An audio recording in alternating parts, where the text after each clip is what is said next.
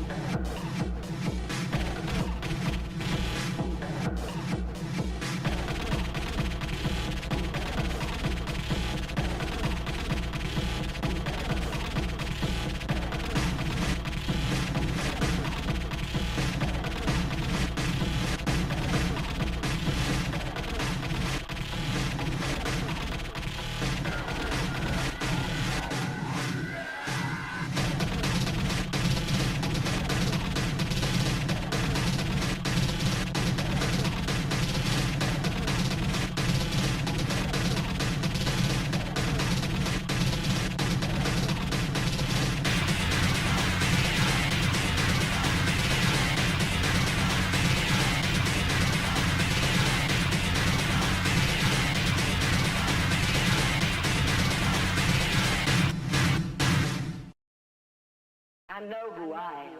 I'm nobody, just like you.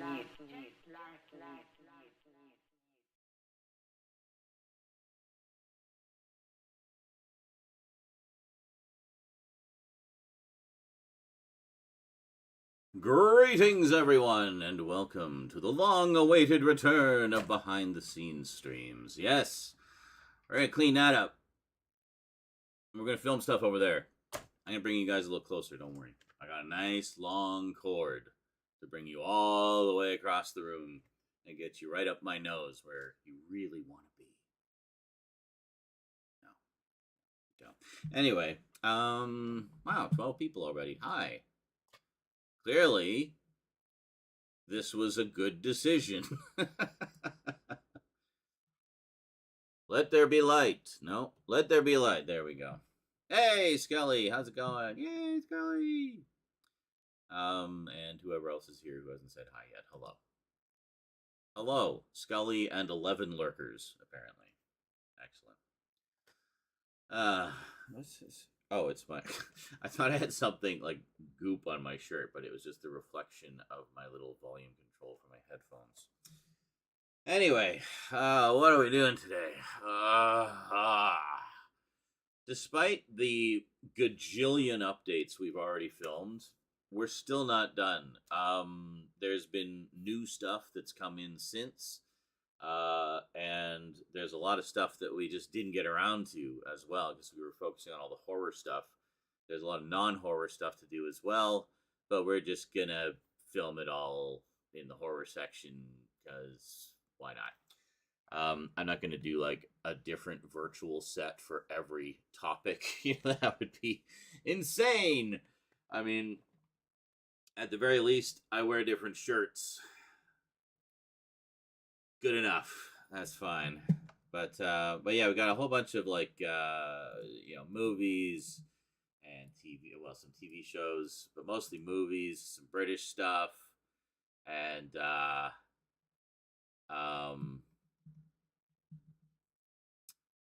Oh, sorry, just a question here. Jonkler is asking if we consider.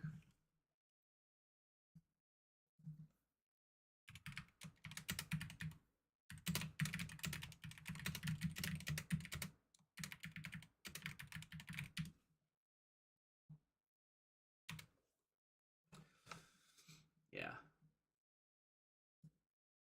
There you go. Just asking if we would consider Duel, the motion picture film directorial debut of a guy you might have heard of. Goes by the name of Steve Spielberg. Little Steve. Yeah, y'all know Steve. Yeah, it was his first feature. He'd done some television, like he directed an early episode, a couple of early episodes, I think, of Columbo. and got an opportunity to do his own film. So he did Duel, which is this wonderful movie about a guy who's out on a road trip and just suddenly gets has no idea why, but there's this like big semi truck that is just like terrorizing him through the whole film, and it just ends up being like a 90-minute chase movie where it's just so intense. Really good film. Highly recommended if you've never seen it. Check out Duel. It's great. Stars Dennis Weaver, and really shows that that kid Spielberg is I think he's going to be going places,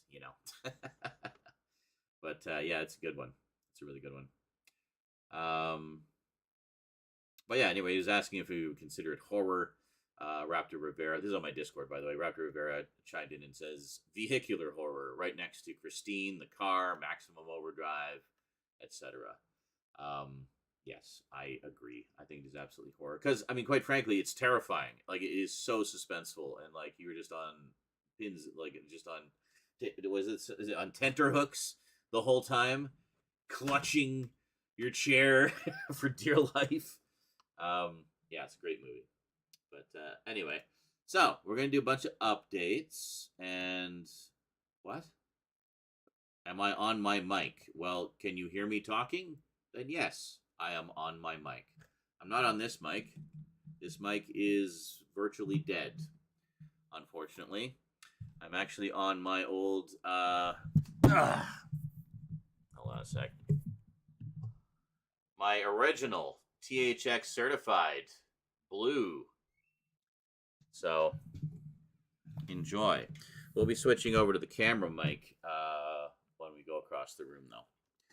So yeah, it's funny. I find the original Yeti is just more consistently good sound quality, in my opinion, than the newer ones. The newer ones, Logitech bought them, and as expected, made them with much cheaper parts. You can even feel just the weight is way lighter.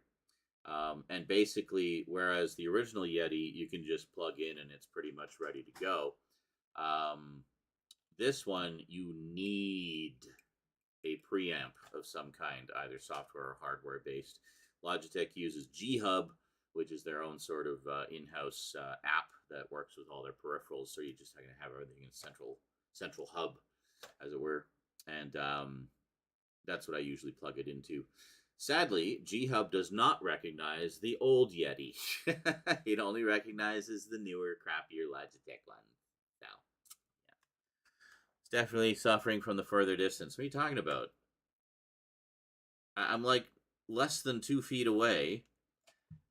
And if I get right up close, then it's like really loud. So, no, we're fine.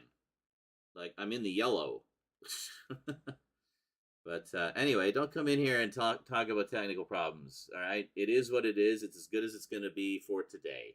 So let's just enjoy the content of the stream and not get too hung up on the technical details, please and thank you, because it stresses me out. I am aware of the technical issues.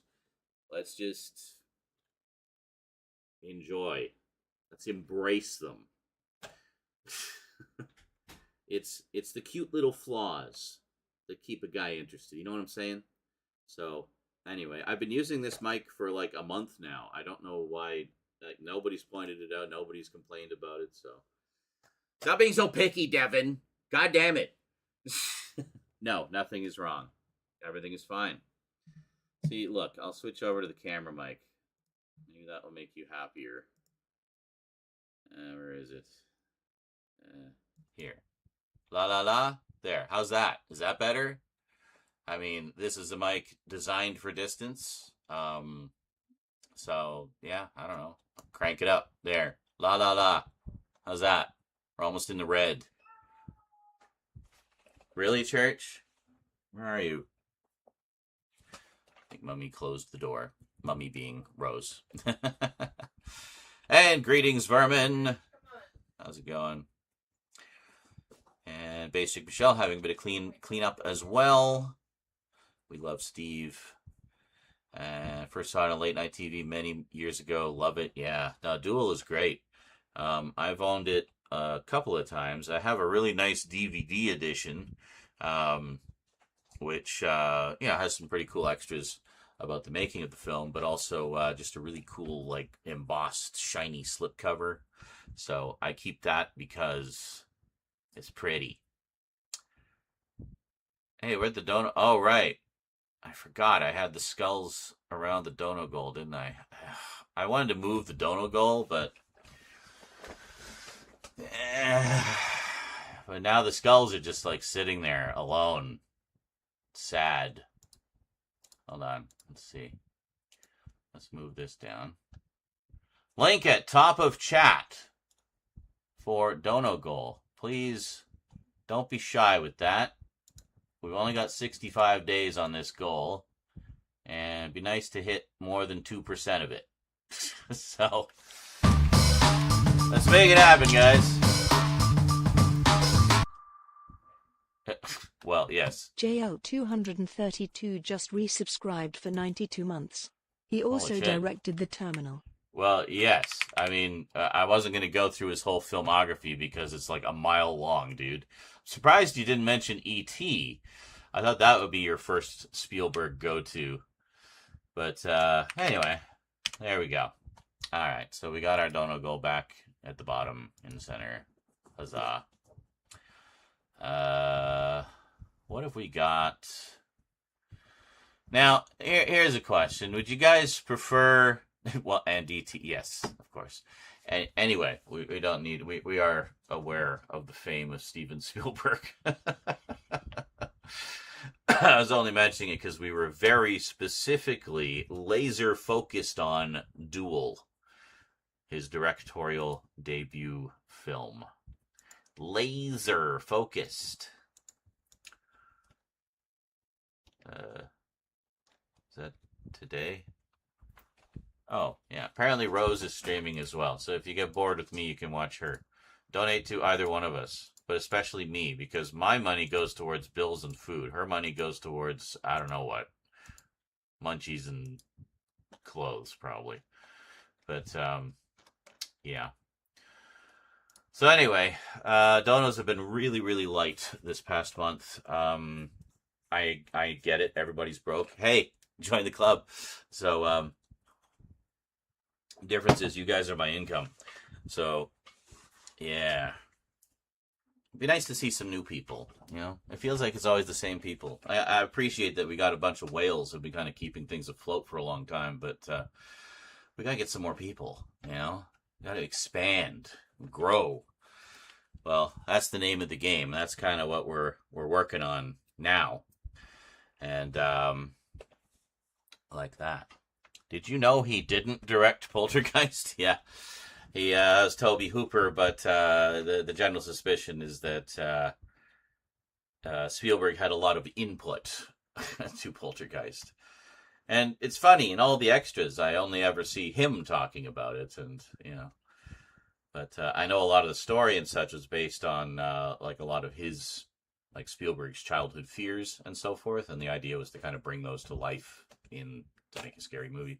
So yeah, I was going to ask you guys, do you prefer full screen with overlays like that and all those and these, this and that and these and those? And, or would you prefer if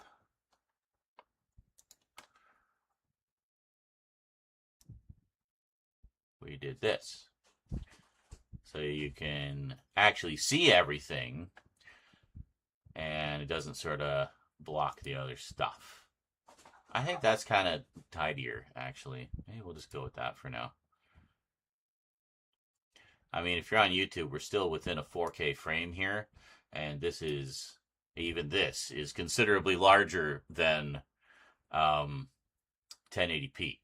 1080p would be about a quarter of the screen, so we're probably... I want to say it's not 1440. It's bigger than 1440. I don't know what my current what this would be, but anyway, he directed the Mr. Burns biopic. Mr. Burns, Boo Earns. Oh wait, no, that was his non-union Mexican equivalent, Senor Spielbergo. Oh yes, Simpsons reference, of course. Saint Scully the Skeptic, I'm not picky. I think the Terminal is a good one. Yes, sure, but I mean that's just based on a real story. But would be the first one with the areas with graphics darkened. Well, doesn't that just defeat the purpose then? Isn't this essentially the same thing? Because I'd still be blocking off. Then I'd actually be blocking off portions of the image and not just shrinking it down. Like half opacity black solids. Oh god. Well, see, the problem with that is then I got to go into an art program and like make black boxes and then go in and fiddle with the features to make them opaque and make sure they're the right shape and they're not blocking anything they shouldn't be. Like it's just a whole process. Yeah.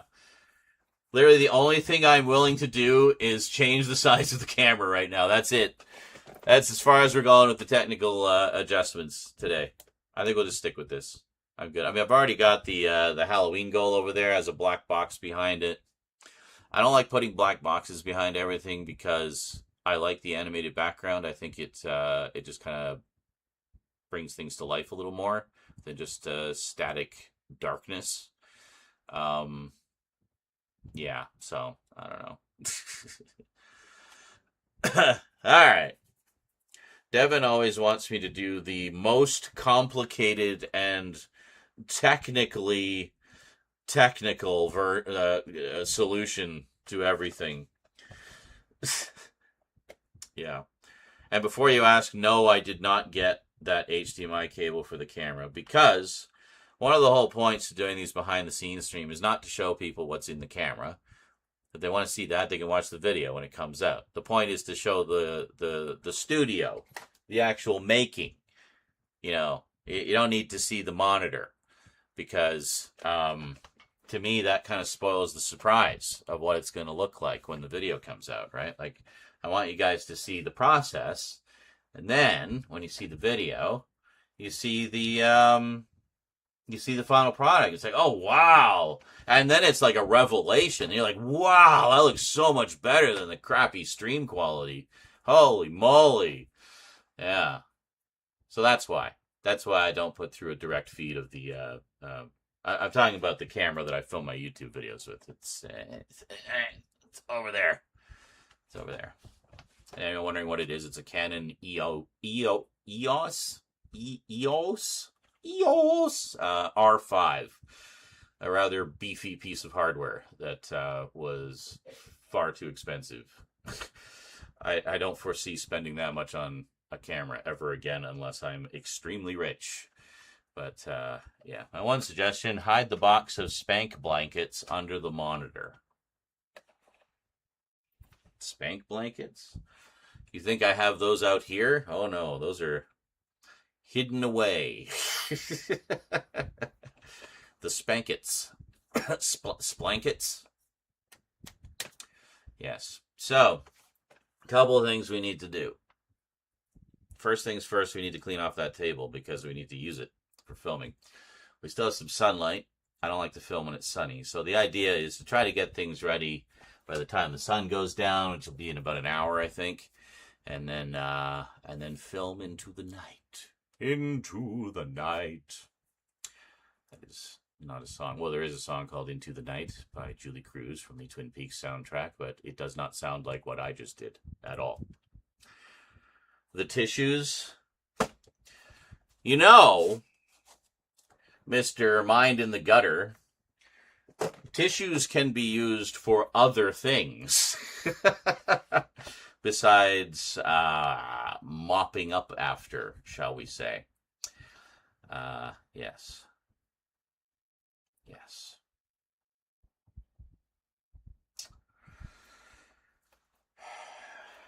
I think a coffee is in order. Would you like to come to the kitchen with me? And we'll make some coffee.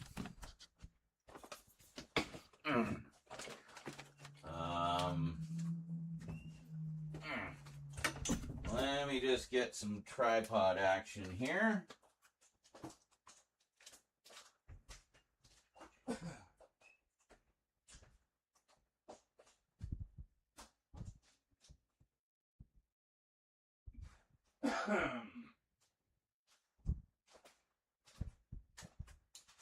remember when I could only take you as far as the dining room? Yeah. Apologies if this makes the picture go a little wonky while we're moving. I will try not to do that.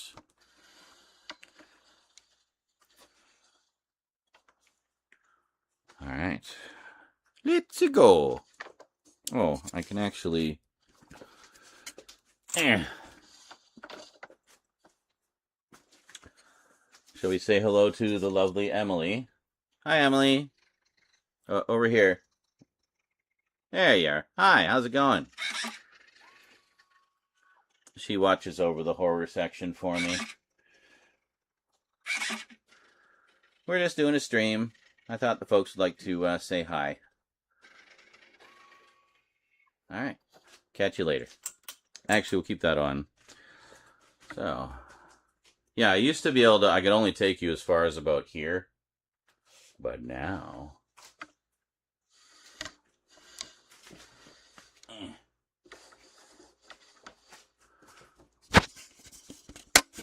we can go right into the kitchen. Sorry, pardon my hand. I'm just putting the screw in. All right.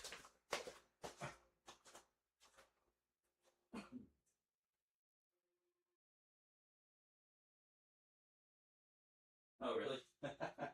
Well, thanks for stopping by and criticizing my stream, Devin.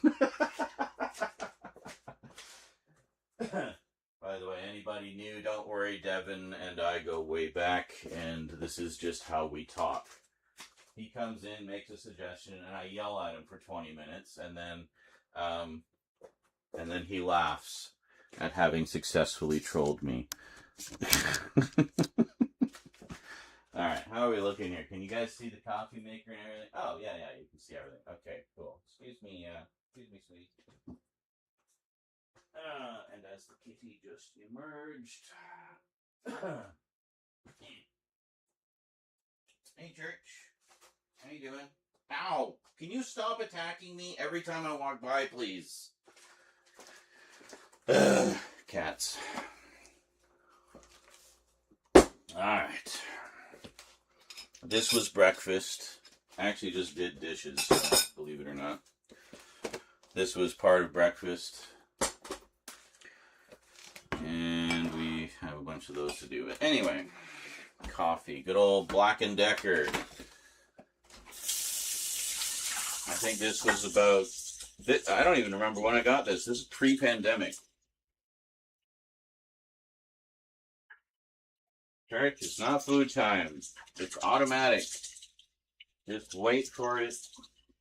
Please don't attack the camera cord.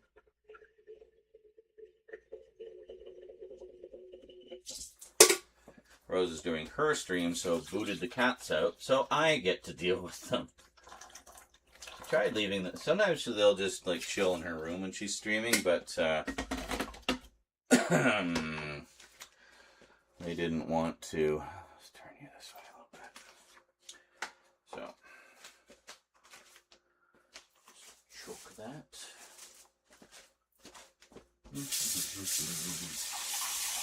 How y'all doing today? You excited?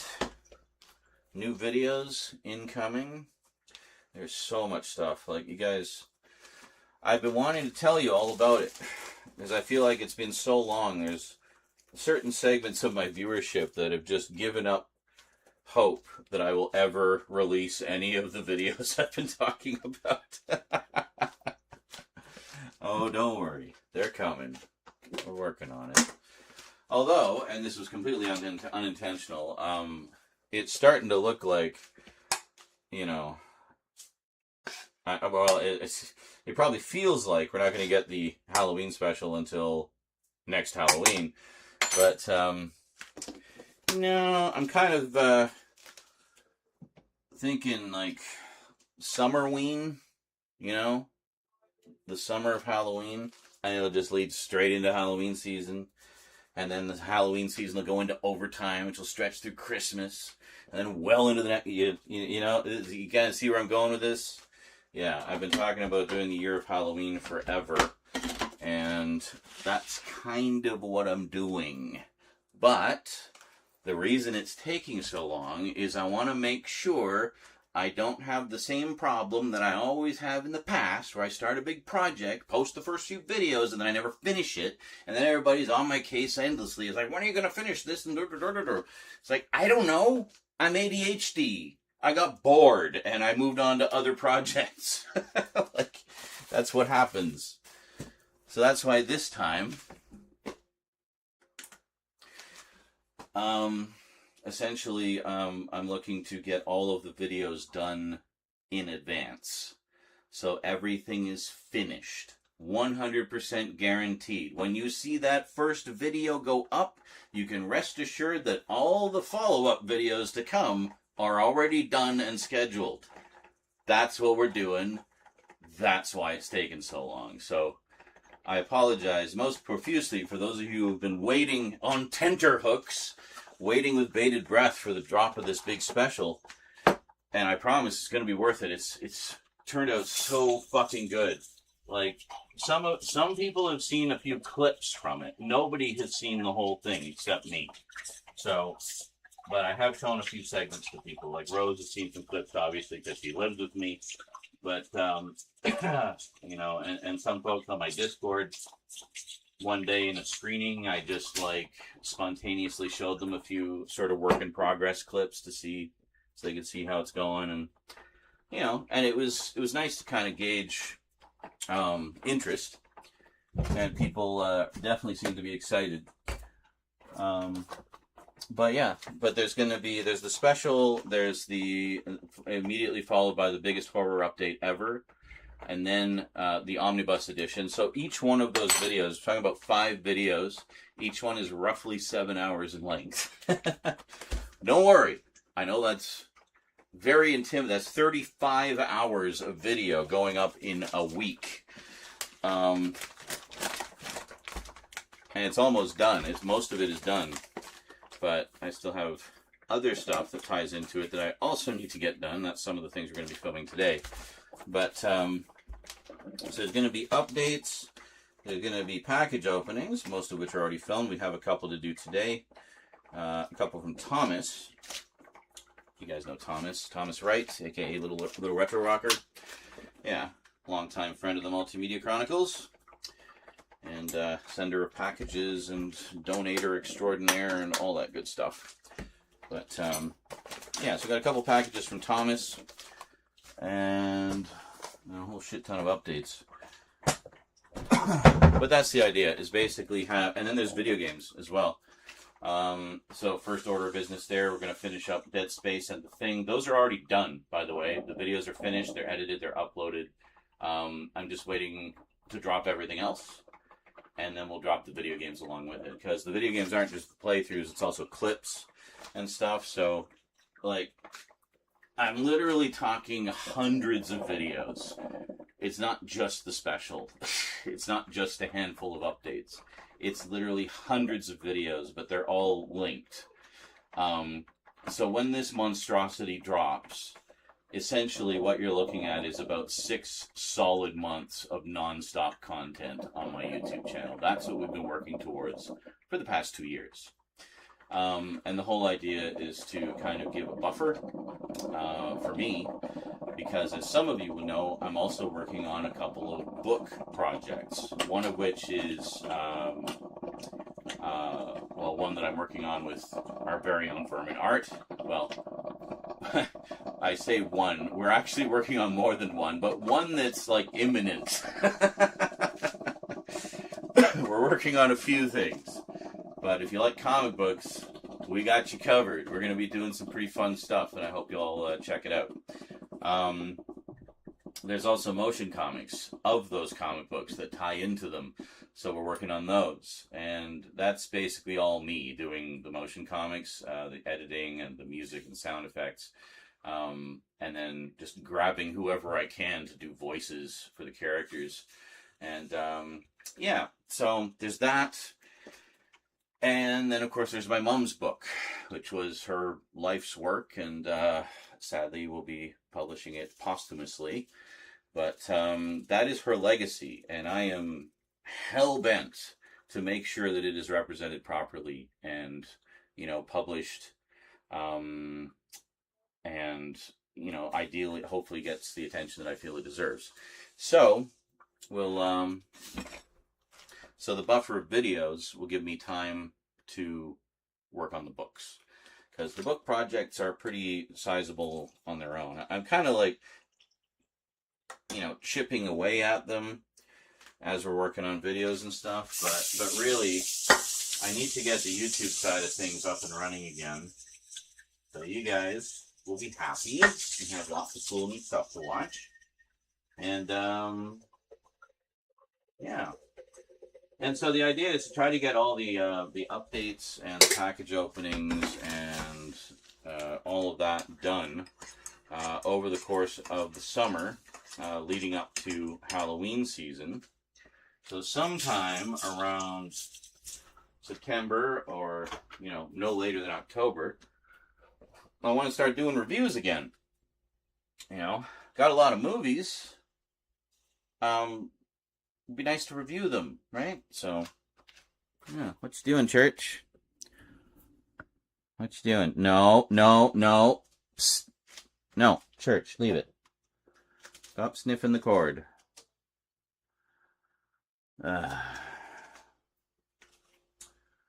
Well then. Cheers.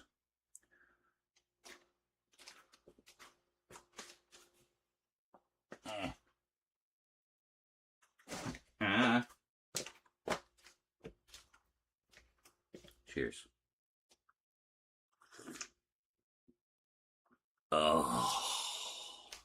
That's good. Excuse me. Stop it. Let me walk by without getting mauled, cat. Wow, look at that view, eh? That's pretty neat. What are you doing? Hey, come on, out of there. Alright.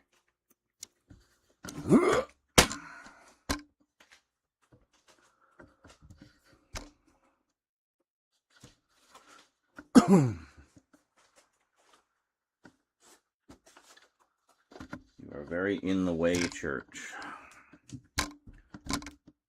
Oh, almost bopped you on the nose with the tripod. Bop.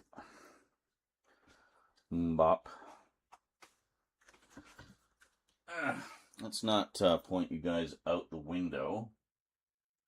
Oh, are we out of sync again? Hold on. I can fix that.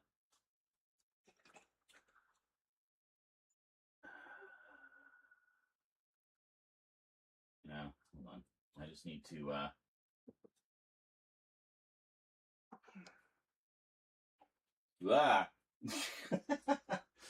Alright. I think we're good now.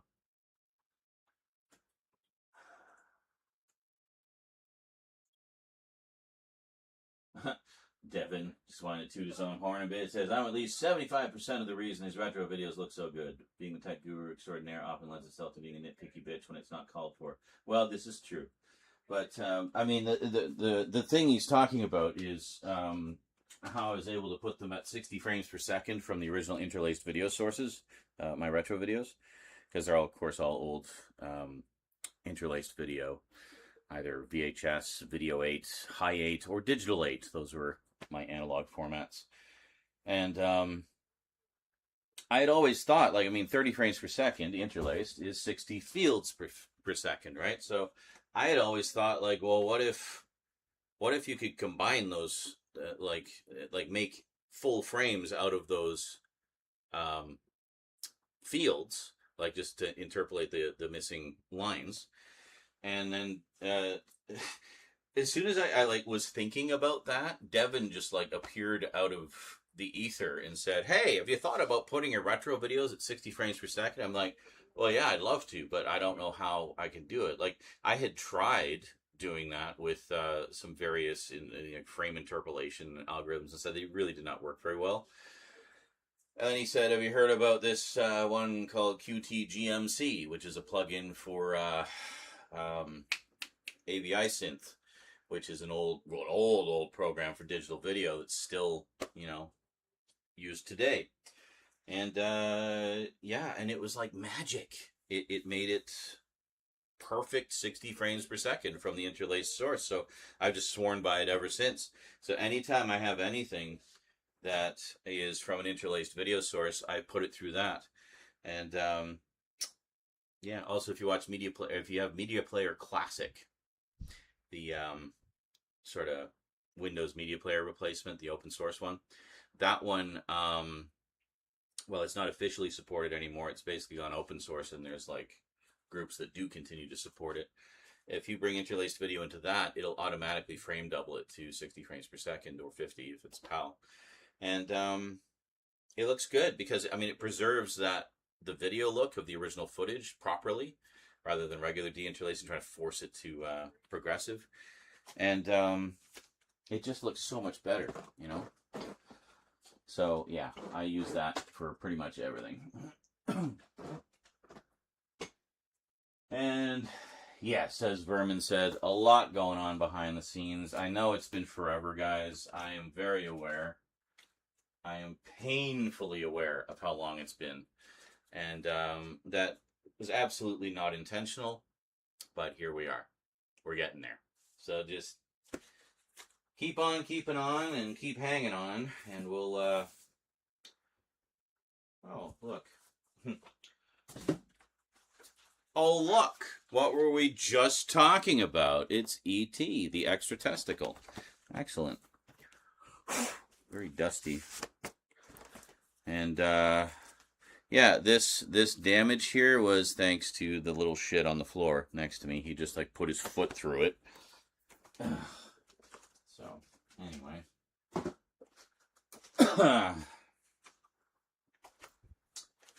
So, let's see what we got here. This is just... What's this? Oh. Wow, have these been here that long? Jesus, alright, we gotta move all this crap. We got, like, recycle and shit.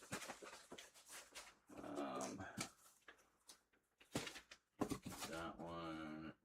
Okay, a couple boxes from Umbrella. Just,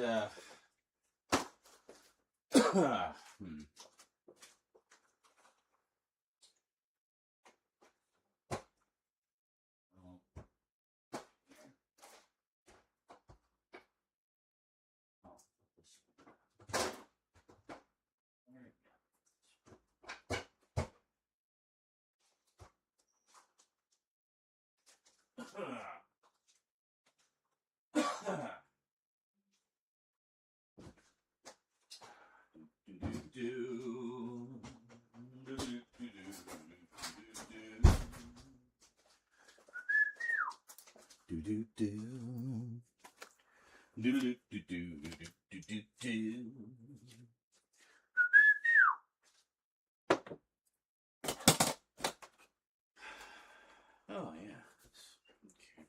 Okay. All right, so we got, hold on. A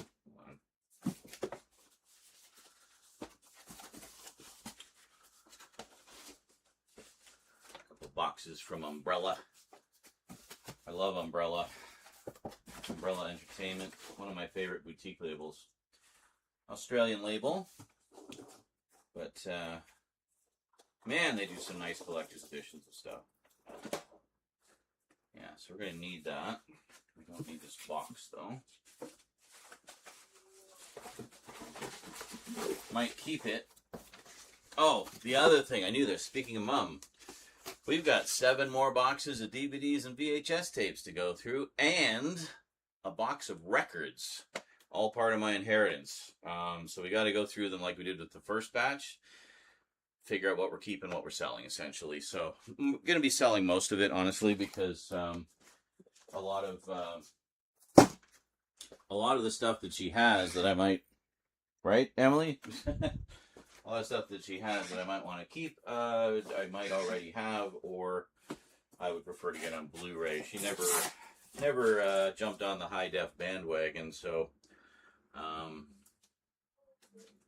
yeah. Rose and I have been watching Twin Peaks, It is a re-viewing for me. I've seen it many, many times over the years, but she has never seen it, so it's been fun watching her first-time reactions to all of the things that happen in that show.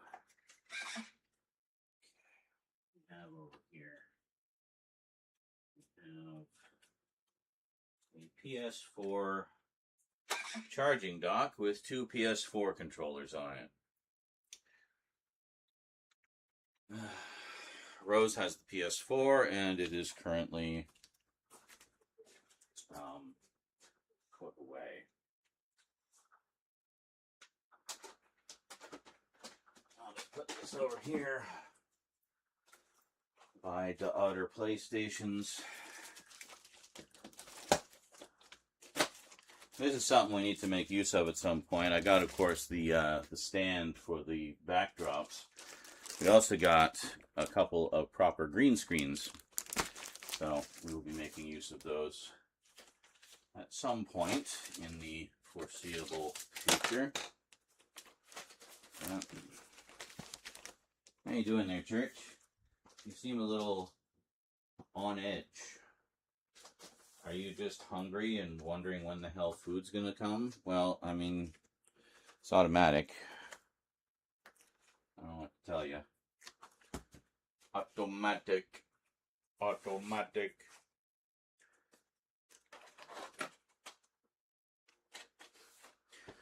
All my British viewers will know this one. Alan Partridge, Alpha Papa. Fucking love Alpha. I love Alpha Papa. I love Alan Partridge. I have a bunch of them, actually. I got a whole bunch of Alan Partridge. So, in fact, that will probably be amongst the updates today. I got a lot of British comedies and mysteries and some science fiction. And hi, Church. Now he's just laying there being all cute. He's like, maybe if I be all cute, he'll give me food. I'm not giving you food, dude. It's automatic. You'll get it when it goes off. Oh, what this? What?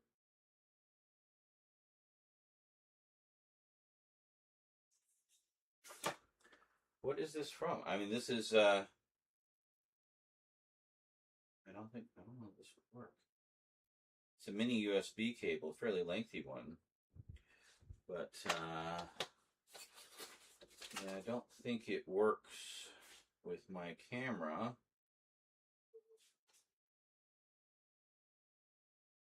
Yeah, that's right. It doesn't work with the camera because it's not a USB 3. It needs to be USB 3 because it's a 4K camera, so it needs the additional bandwidth, I guess. My apologies if the audio sync drifts, by the way. It just seems to be a thing that it does. I don't know how to increase the throughput to the camera. These ones here. Oh, that's the background. And then we got these straps and yet another Allen key to add to the collection. I love how they just give you Allen keys with these things, and then you just end up with a pile of Allen keys. Silica gel. Yeah, we don't want the cats eating that now, do we? Says right on it, do not eat. Let's put those there for now. That's it, Church. Lick your balls. Okay. So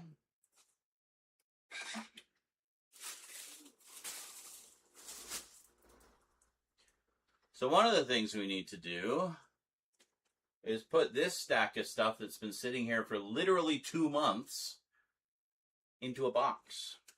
Package it up good and proper. And, excuse me.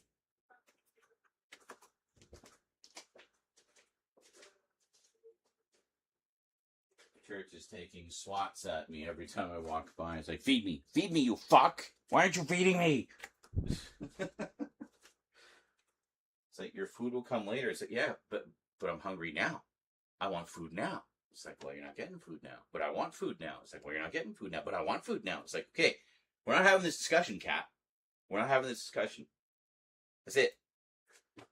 You know when the food is dispensed. You have memorized it by now. You know, you don't need me to circumvent the system for you. Hello? Ah! You finished your stream already? No, I'm taking a shit break. Oh. I have a very uppity boy here who just keeps attacking me every time I walk by. I'll grab him. Thank you. Appreciate it.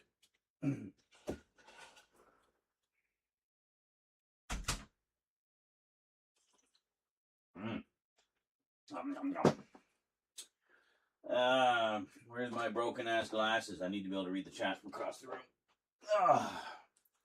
Broken ass glasses. Look at that. Look at that shit. Just snapped right off when I was cleaning them one day.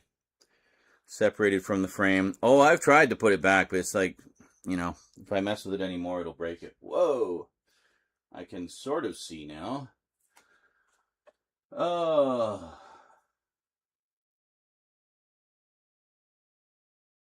Oh, hey, Bob. It took me a second to realize who you were.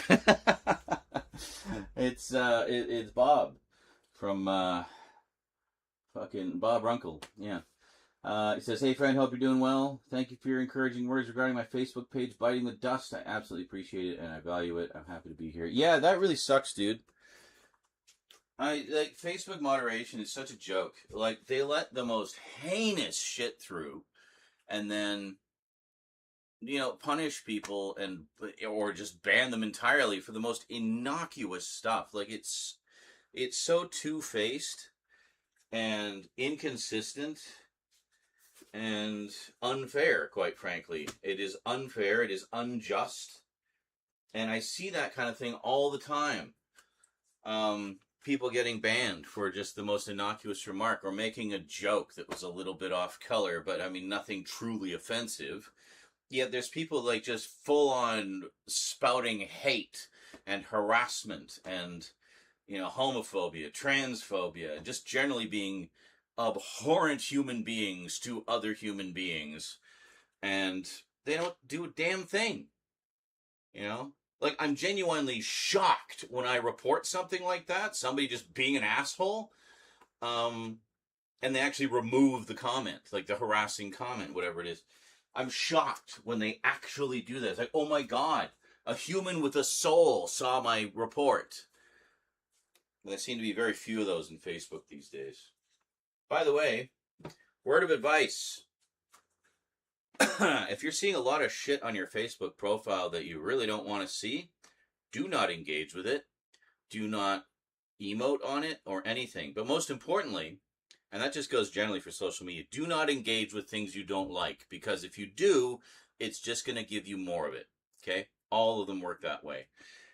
But with Facebook specifically, and this is largely thanks to a whistleblower a few years back who basically spilled the beans as to how the algorithm works on Facebook.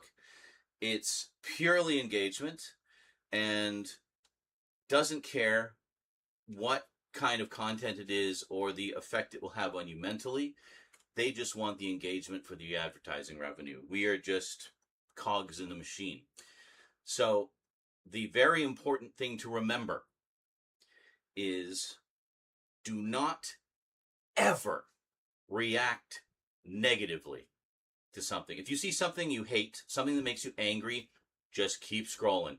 Just keep scrolling. Do not engage. If you engage, the algorithm will say, ha-ha! Look how much he responded to that thing that made him angry. Let's give him more of that. And rinse and repeat. So for the past about 5 years since I heard that, I've been using nothing but love, like, laugh, and occasionally care, because I'm a caring guy. And that's it. I do not touch angry. I do not touch cry. Do not ever use angry or cry, especially if it genuinely upsets you. It makes you angry or sad, because it'll just farm more of it to you, and it's going to just shove as much rage bait in your face as it possibly can, because it knows you will engage with it. So, power of positive thinking, folks. Power of positive thinking. Literally the name of the game with those algorithms. You want positive content? Only react to the positive things. If you react negative and sad, you're only going to get negative and sad. So I stopped doing negative and sad, and it was within a week. It was just all funny memes and hot goth girls. So I was happy. So, yeah. That's why, part of why you got rid of your Facebook account. Yeah, well, unfortunately, not everyone can do that, because a lot of people just refuse to leave, or they're old and set in their ways, or just stubborn. And there's a lot of people who I really want to keep in touch with, who just flat out refuse to use other platforms. They won't go to Blue Sky, they won't go to Discord, nothing. They're just sitting on Facebook and Twitter. I left Twitter ages ago. My account's still there, basically parking it for the username, but and I occasionally log in just to keep it alive. But I haven't posted there in like 5 years. I actually even used I was using a plugin for Chrome that actually deletes all your old tweets, because I didn't want them using my tweets to, educate their fucking Mecha Hitler AI. So, unfortunately, most of those delete tweets things are paid. So I went as far as the free one would let me use, and that was it. But, got rid of most of the stuff. I already archived all my Twitter stuff, so that's not a problem. So, okay. Alright, so we're going to organize everything a little bit, but the first thing I think I'm going to do is I'm going to package this up, just so I can get all this stuff off the table. Excuse me. Burp, burp, burp, burpity, burp, burp, burp, burp, burp, burp, burp, burp. You guys seeing the light there? Not really. Go to the light. Actually, hold on, what I can do is do that. And then what if we put there, a little better.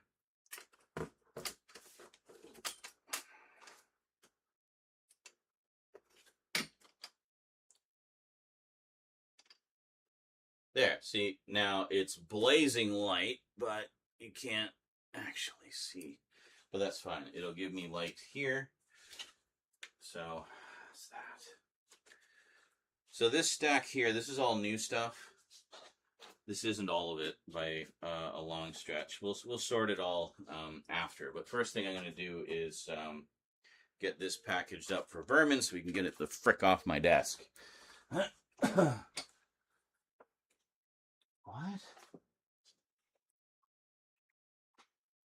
What? That's insane, dude. You're literally just promoting your podcast. Like, hey, I interviewed this person. Also, that is freaking awesome. I grew up with Sesame Street, so like Maria was a huge part of that.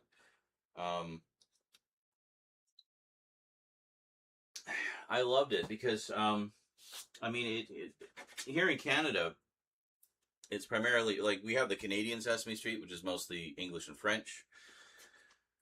But I always watched the US one, like on PBS and stuff, and I loved it because it taught me about Spanish culture, which we really don't hear about too much in Canada. So it was really interesting to me to learn just different words in different languages, you know? That's why I always say agua whenever I want water. Like, agua. Because there was a Sesame Street sketch of a guy crawling through the desert, wanting agua. What's up with this? Like, flip. Anyway. Where'd the chat go? Oh, it despawns. Right. Okay. So, I can't sit yet because we need... Here, we'll just move you guys over a bit. Yeah, see, it's getting dark already, so... Alright, so I think we're going to use this box. Good size one here. Just take the big ol' address label off.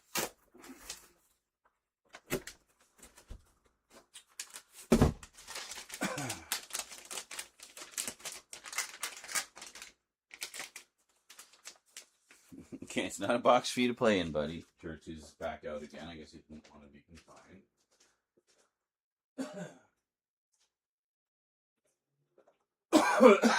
That's okay.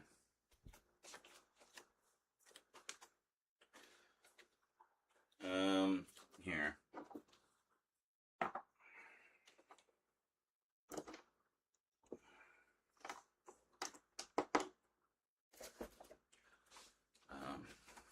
Yeah. You guys over a smidge. I think if we just kind of move all of this stuff over.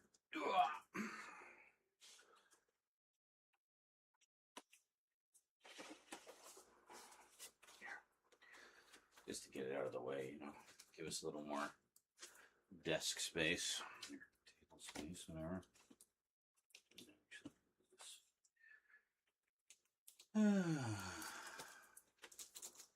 This is all new stuff, by the way. This is all stuff that came in over the past few months. There's still stuff from before, though, that we just haven't got around to, so... Alan Partridge there.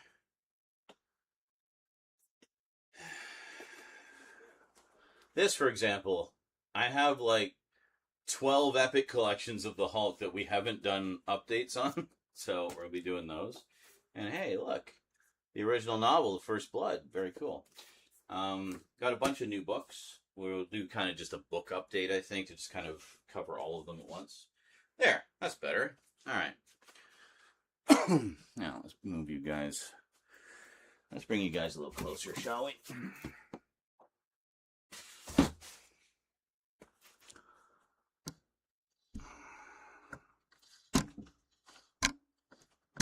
Look out, church.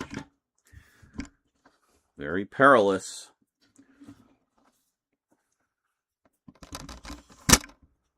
There. There we go. Actually get a pretty nice view. It probably won't keep this view because yeah. Anyway, Bob, yeah, that really sucks, dude. I can't believe they did that. It's so stupid. Like, why would they think you... I don't understand why they would think you were impersonating them. I mean, people post pictures all the time. Do you have enemies? Do you have haters? Lord knows I have my fair share of them. Maybe it was somebody just looking to stir up shit. I'm gonna report him. You should be able to appeal that shit, though. I know it's a pain, but I hope you're looking into your options there because, you know, it's bullshit. I mean, you're just a guy doing his thing. You're not pretending to be anything or anyone that you aren't. You're, like, about as genuine as it gets. So, here. Now, I have more of the popcorn. Excuse me, church. Was that you? Grabbing at me? Being grabby? Grabby boy? Okay. So these ones are packages to be opened. I'll just set them down here for now, I think. And this was going to be the original box that I put Vermin Art's package in. But is it the same? They're the same. They're identical. Okay, cool. Anyway, this box has more shit in it, so we're gonna yeah, do that. So I think this is another, yeah, here we go. Just want all of the popcorn in there. You're gonna have this stuff's gonna be everywhere, dude. You're gonna love it. I just want a nice firm layer on the bottom. And then, actually maybe what we'll do is we'll move this back. Put this here. And yeah, actually we'll set this aside for a moment because now I want to put the stuff in. So as to what all this stuff is, obviously I'm not going to tell you. Where are you? I'm not going to tell you now. But Bourbon Art will be doing a package opening video. And you'll be able to see everything then.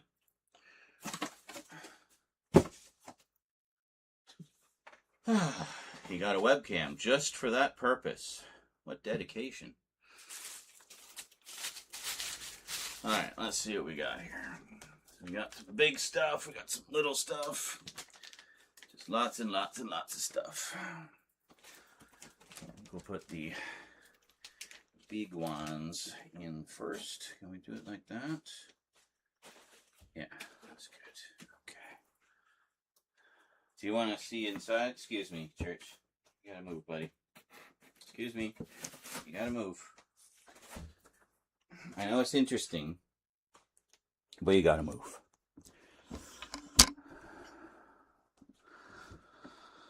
Okay.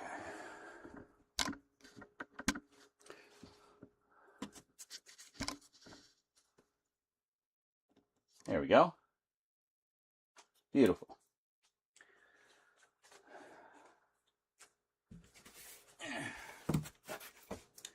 Now you can kind of see as we're going. This should be good. Maybe here. Do that. And as you can see, I got like Halloween wrapping paper and stuff. It's very cool. I love it. I love it. And Vermin always sends me lots of graphic novels, so we got him a nice stack of graphic novels. Some of my personal favorites that I'm sure he will enjoy. Alright. And then what do we got? Then we got movies, movies, movies. We got some DVDs, we got some Blu-rays. It's kind of a mix of stuff. Mostly Blu-rays. I think it's like 2 DVDs. Alright, so let's do that. Let's put those there, I think, to kind of make it flat.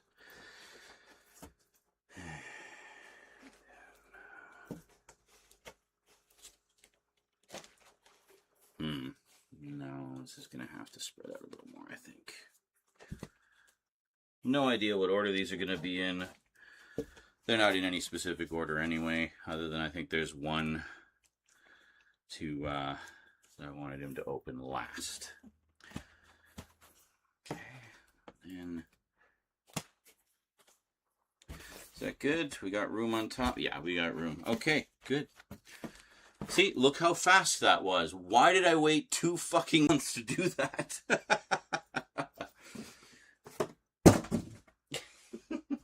Sorry, Terry, couldn't resist, buddy. He jumped out of his skin when I did that. And now, let it snow.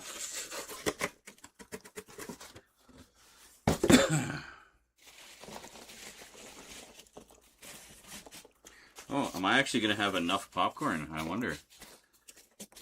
It should be good.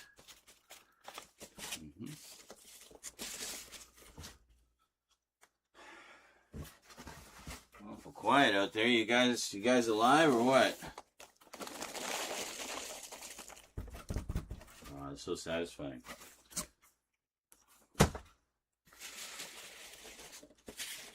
Actually, I think we're good. I think we had just enough. See, that's why I waited so long. I had to order more stuff from Umbrella, so they would send me more of this packing popcorn. Because I totally couldn't just go to the post office and get a big frickin' bag of packing popcorn, right? That would make too much sense. All right, and then official Canada Post brand packing tape.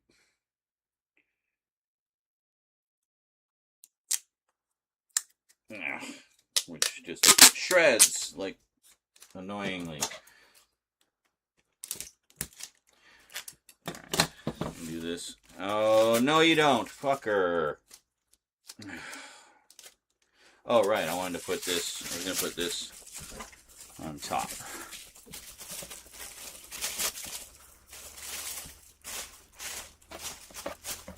Look at this. I mean, you can see how much I planned this damn thing. But, of course, now I'm broke, so I can't actually send it. But we'll get it packaged up anyway. Yeah. All right. There we go.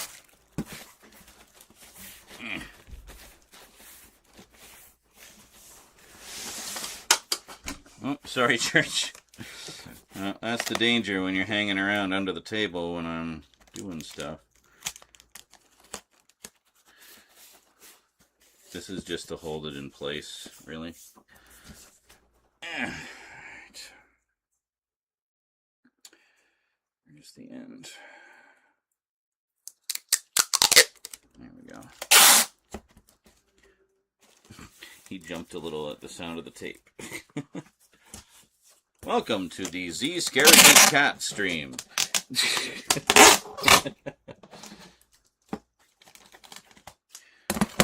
Now, Vermin likes to mummify his packages, but I'm not going to do that because that's just ridiculous.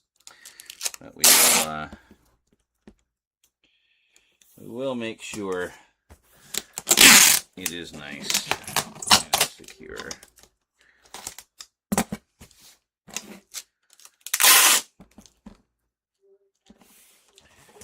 There's, I was wondering about the total item count. I think there's around 20 items in here. That's usually what about what he sends to us. Like, he'll send 20 for me, 20 for Rose. I think that's what the count was last time. And, yeah, it's good.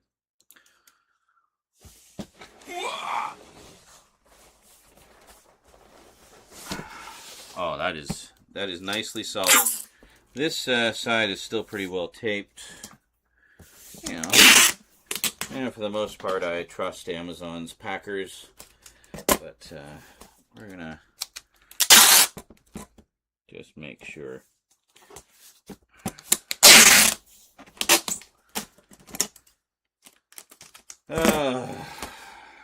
Flashbacks to my warehouse days. I worked in a few warehouses over the years. Best shape I was ever in my life, let me tell you. All that heavy lifting and being on your feet all day, every day. You know, it's good shit. All right.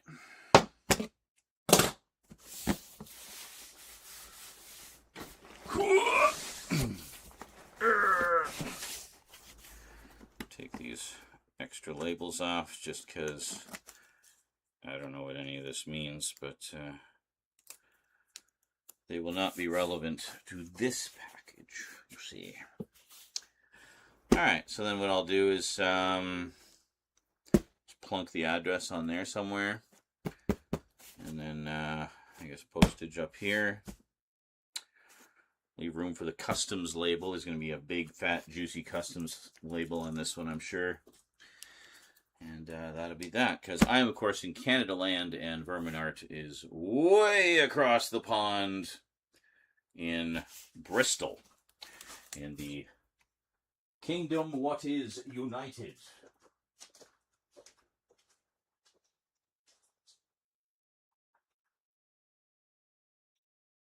Oh, that's right. It's been so long since we filmed those other updates, I forgot.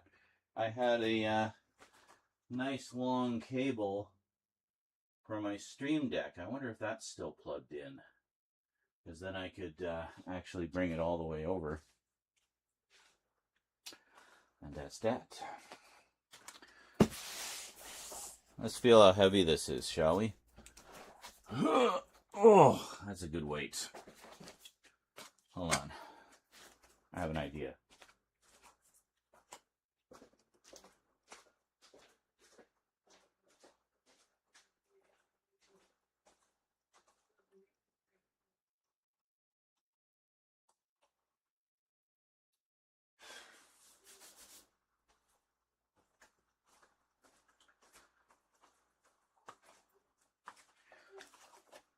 Well, it won't be the most accurate. Well, let's see what it actually weighs.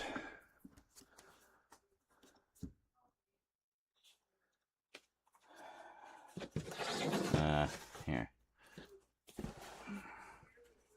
Let's see if we can do this.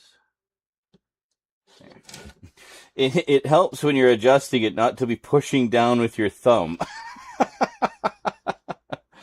Oops. Okay. So I think what I'll do, I'll tip it up on end and just put it there. And we'll see how much this bad boy weighs. All right. Hey, greetings, Jet Blast.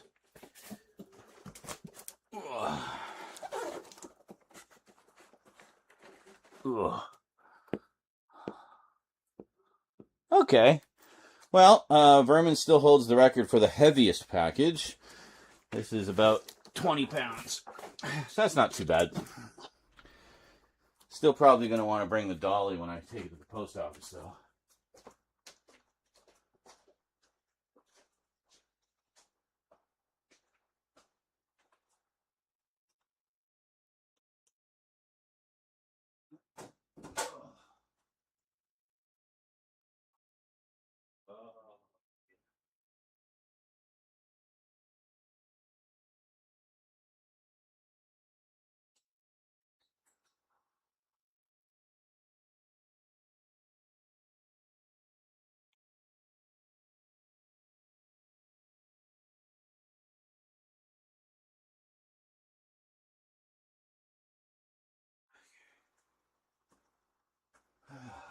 That felt nice.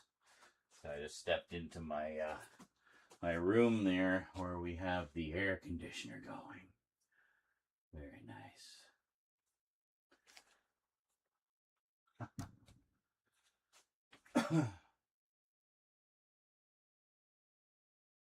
nice. Frosty Tools. Oh, where are you going, Church? Yeah? Are you checking out how I did? Did I do a good job? Do you approve? Did I do a good job? Hmm? Thank you for helping. You were very helpful. Yeah, what you doing? Oh, there it is. That's what he's been waiting for like the past 2.5 hours. He's just been harassing me for food. It's like, dude, it's not time yet. Sorry that you ate it all, but you know, you get so much at a time. Anyway, okay. Well, now we've got a bunch of boxes that I don't really need. What? Wait a minute. Did it not go? Is that the problem? Let me check. Stop attacking me. I'm trying to help you, dumbass.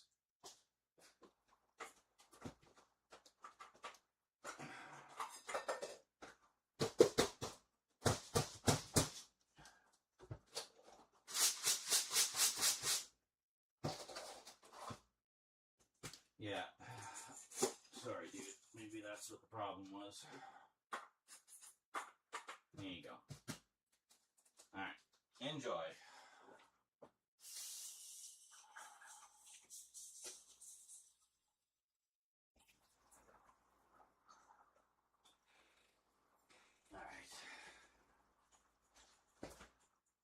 Yeah. And here's the problem. I think our cat feeder is dying. Because sometimes it will dispense and sometimes it won't. Today, I gather, was a won't day. It was working earlier, like I heard it dispensing food, but so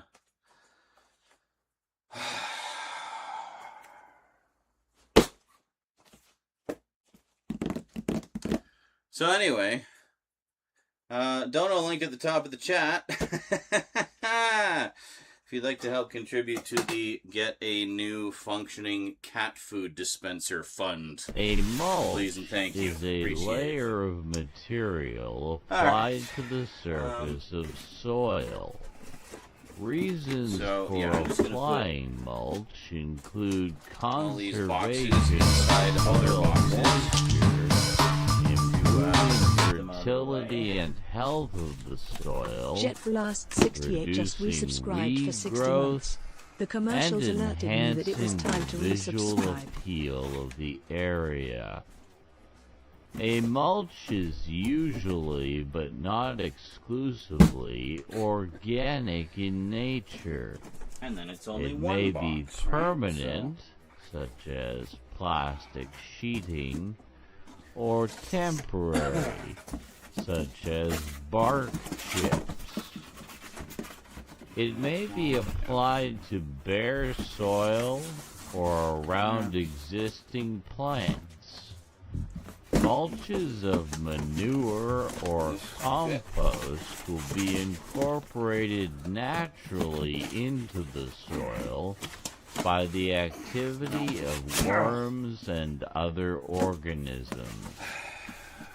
The process is used both in commercial crop production and in gardening, and when applied correctly, can dramatically improve soil productivity. Goodness. See, now I just got one box. Many materials are used as mulches, which are used to retain soil moisture, regulate soil temperature, suppress weed growth, and for aesthetics.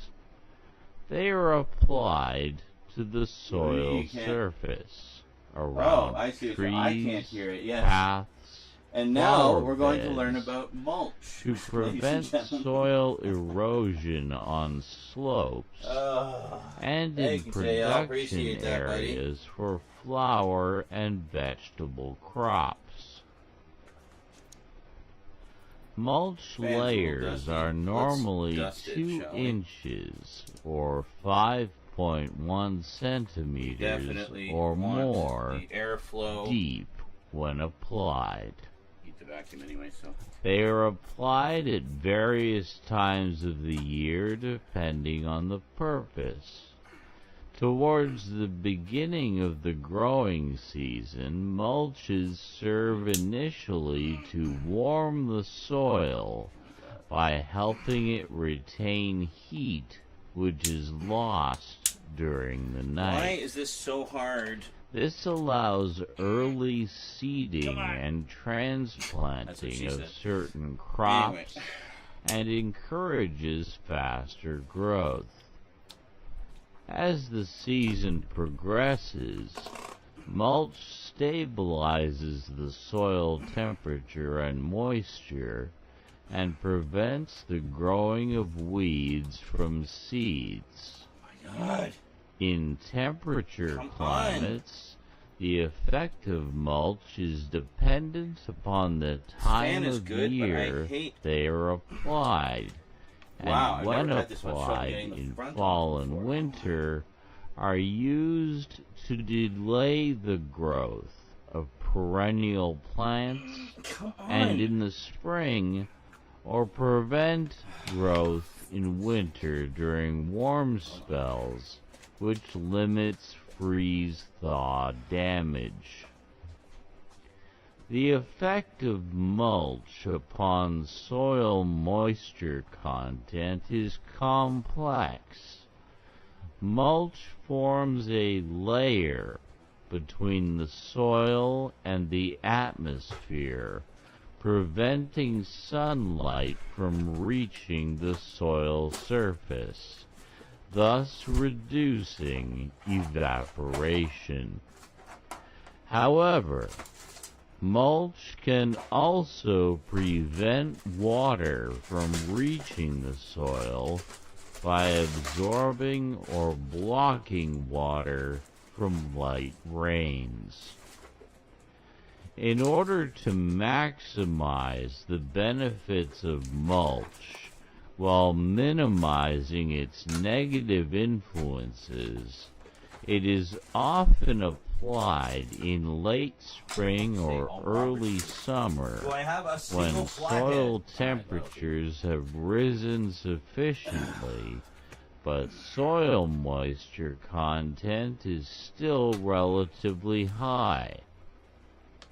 However, permanent mulch is also widely used and valued for its simplicity, as popularized by author Ruth Stout, who said, quote, "My way is simply to keep a thick mulch of any vegetable matter that rots on both sides of my vegetable and flower garden all year long.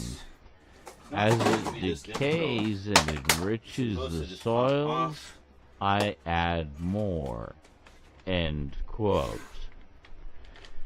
Plastic mulch used in large-scale commercial production is laid down with a tractor-drawn or standalone layer of plastic. Why is this so difficult? This is usually part of a sophisticated mechanical process where raised beds are formed, plastic is rolled out on top, and seedlings are transplanted through it. Drip irrigation is often required, with drip tape laid under the plastic, as plastic mulch is impermeable to water. Materials used as mulches vary and depend on a number of factors.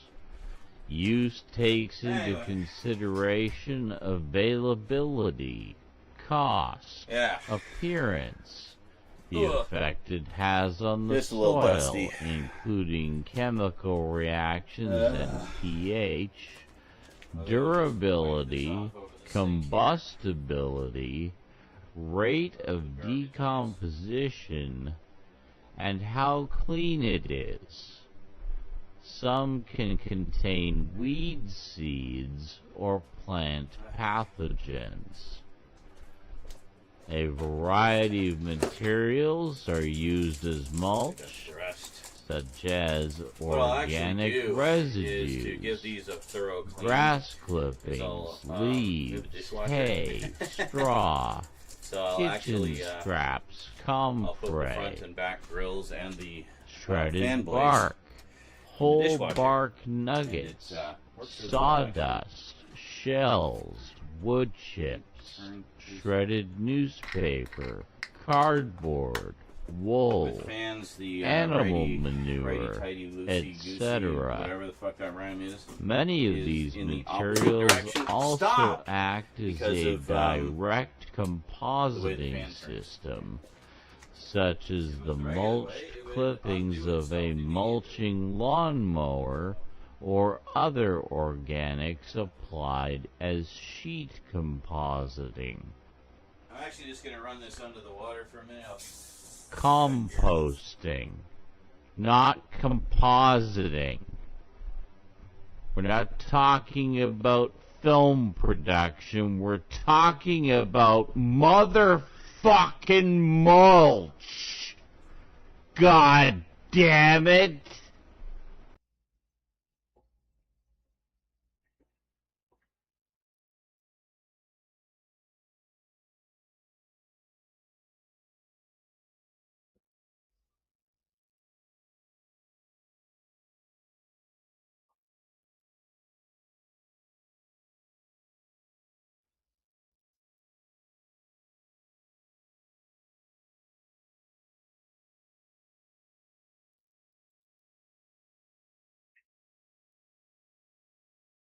Go.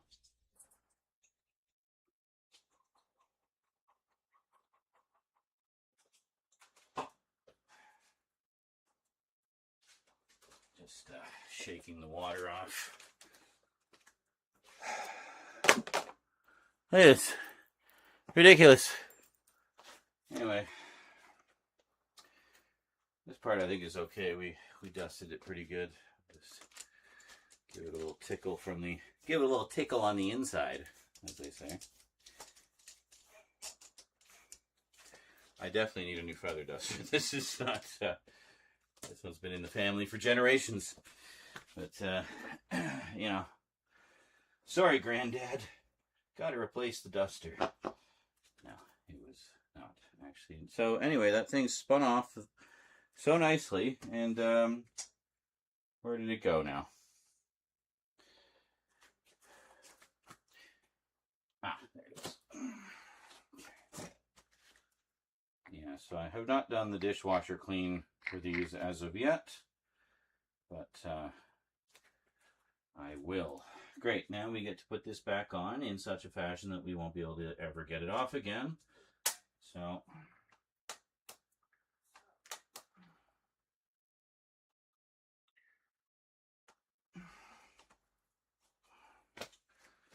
now I can't get it on. It has this stupid clip at the bottom, which is so difficult to get over the lip.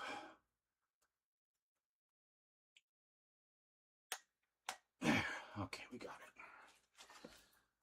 Put the rest in. All right, I think we're good now.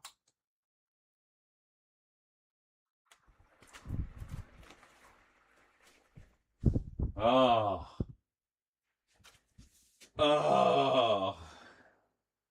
Yeah, that's what I'm talking about. Okay. We're good now. Thank you so much for the mulch, JL. Why are we zoomed in on my freezer? Oh my god, it thinks that's a face. The bag? It's like a smiley face from one of our supermarkets. It thinks it's a face. That's not a face, you stupid AI. Hello? Actual face here. Watch, we'll do it again. Yep. Searching for faces. That was the face it found. Let's see. There he is. Look at that. Actual, real face.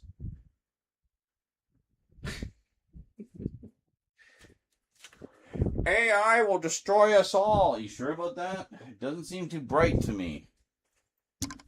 Just saying. Just super saying.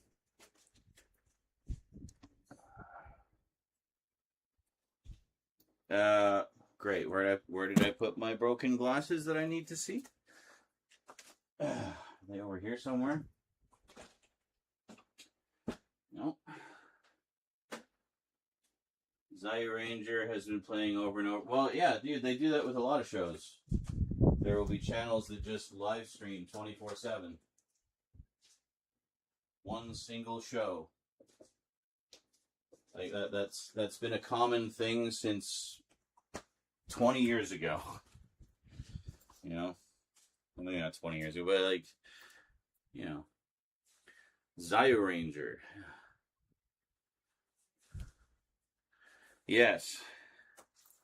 Correct, Jet Blast. Correct. Oh, man.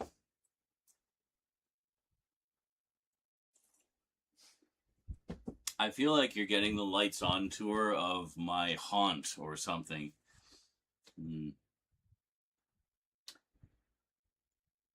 See, that's something I'd love to do someday, is a haunt, like a proper one. Actually hire people and stuff. Yeah. That'd be awesome. Well, if there's any locals to me who would like to help make that happen, let me know, and maybe we can start brainstorming.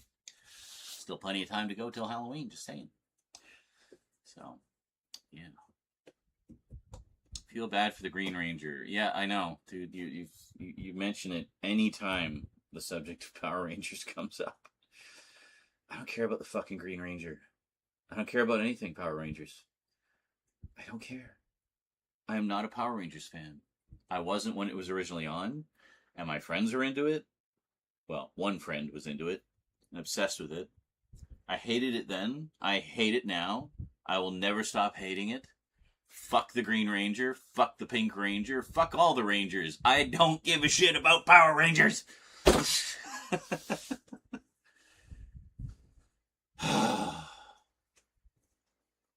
Oh, Green Ranger died? Good. Good riddance to him. Oh, he came back as White Ranger? Did he die too? Yeah? Good. Good riddance to him too. That's it. That's the connection.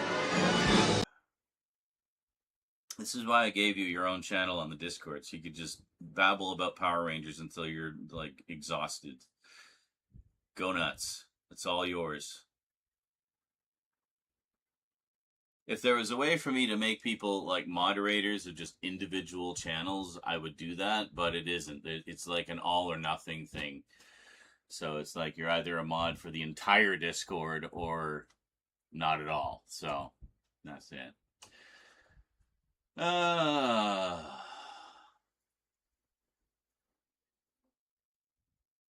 Yes. But hey, if you like Power Rangers, that's your thing. Cool. Great. I'm glad it brings some joy into your life. But just know that very few people in my community are into that. Now, that said, I don't want anybody new to think that I'm shunning all kids programs. No. I'm Generation X, all right? So I'm naturally cranky. But more to the point, I grew up with, like, all the great 80s cartoons, like Transformers, G.I. Joe, Gem, Thundercats, Mask, you know, Jason the Wheeled Warriors, Adventures of the Galaxy Rangers, the Mighty Autobots, Starcom, the U.S. Space Force, Visionaries, Knights of the Magical Light, and the Humanoids, the Evil Within, etc., etc. That's my jam. I'm all about those 80s cartoons. I've got them all on the shelf behind this backdrop. I've done many videos about them.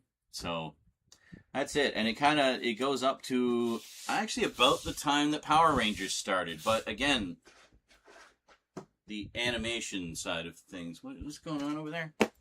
So there's stuff like, no, Church, come on. I know it's a box. Well, I guess it doesn't really matter. It's a box of boxes. You can't fit in there, dude. There's no room. It's just boxes. He's determined to get into that box. Here. Of course, you can't see him because the fan's in the way. Hold on. Let me move that a little bit. Here. What are you doing, Church? See him just rummaging around in there. You can't get in there, dude. It's a box full of boxes. Yeah. I don't know what to tell you.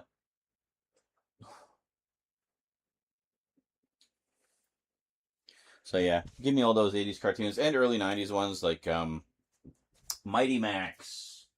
Good old Mighty Max. Love Mighty Max. And, well, Batman the Animated Series, obviously, and all the DC ones that started around that time. And, Botsmaster. Anybody remember Botsmaster? Yeah, in 3D, no less. Not 3D animation. It was 2D animation, but they used the Pulfric 3D system that only works on interlaced television. Yeah, this is pretty cool. So the battle sequences are 3D. Battletech. Battletech is another good one. And, of course, we had X-Men the Animated Series, which has recently had a revival on Disney+, which is really good. Wow. Zoom, calm down. I'm right here. Don't worry. It's okay. So, long lives 80s Saturday morning and weekday afternoon cartoons. Hell yeah. That's the good shit, man. Unfortunately, that was also the era that we are now in the end stages of, i.e. the collapse of civilization as we know it. Well, all of that started in the 80s. That was like the start of the big capitalist nightmare that we live in now. Hooray! But at least on the plus side, back then, things were still fun and relatively affordable.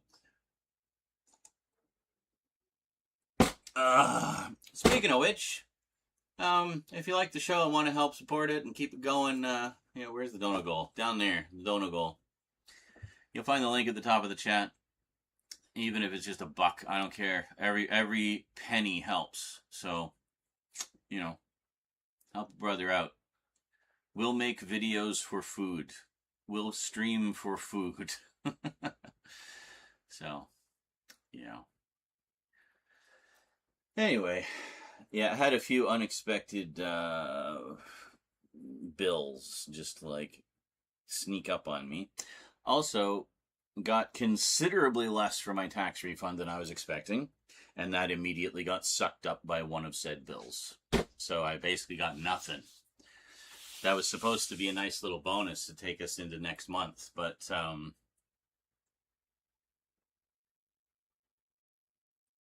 we got nothing. I think Rose is getting about $50 back if she hasn't got it already. I don't know, but anyway. If worst comes to worst, we do get GST next month, so rent will be a little late. But yeah, fun times we live in, huh? Isn't it great? I love the times we live in. I do like the technology. No lie there. I mean, the fact that we're able to do what we're doing right now is actually pretty cool. But what this wonderful internet and everything that we have been enjoying for so long has well, I want to say devolved into is just awful. Awful. Just, all the AI shit everywhere and social media algorithms just destroying our mental health. Yeah. And people who just seem to live to make other people miserable online. And largely for the engagement, for the attention, whatever. Because like I was saying earlier, the negative attention tends to get more traffic. So, don't feed into it, guys. Be smarter, be better, be healthier. You will be happier if you follow the advice I suggested. Don't engage with things that upset you. Only engage with things that make you happy, and then that's all you'll see on your feed, is things that make you happy. I'm not saying live in a bubble, obviously stay informed, but I mean, if you want to read the news, go to the news wires, like AP News and Reuters, because they're the only bastions of unbiased, unfiltered media left. No spin, just here's the stuff that happened today. I'm in danger. Good old-fashioned journalism, the way it used to be. I'm old enough to remember when the networks actually had reputable journalism. Mike Wallace, Dan Rather, Walter Cronkite. Where's the modern equivalent of those guys? I'm in danger. Well, yeah, like Jail says, the good news is physical media is making a comeback. Yes, it is. Hence, the videos we were filming today. Yeah, well, because people are sick of the whims of streaming and the expense of streaming, At least with your own physical media collection, you have total control over that. You can watch that obscure movie whenever you want, the one that none of the streaming services will touch, Well, and a lot of them aren't even that obscure. They just, I don't know, they just don't touch them. But, yeah, so, anyway, what do we want to do first?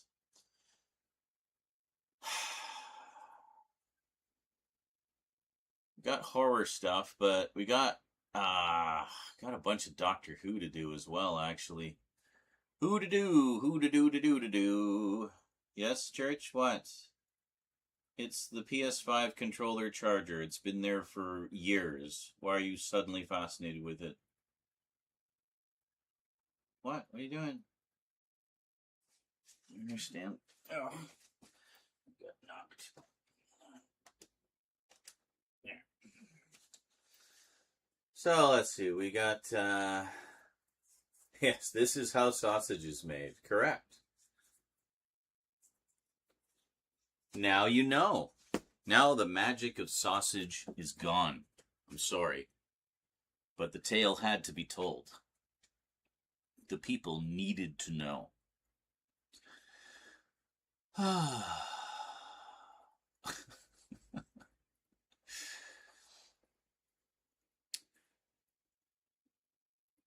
What is this? We need both. Streaming for bad weather and physical to get out of the house. Isn't that the other way around? If you have bad weather and knocks out your internet, how are you gonna watch anything? So the magic has deepened. Oh, there you go. See? The endless pursuit of knowledge is a magic in and of and unto itself. Never too old to learn.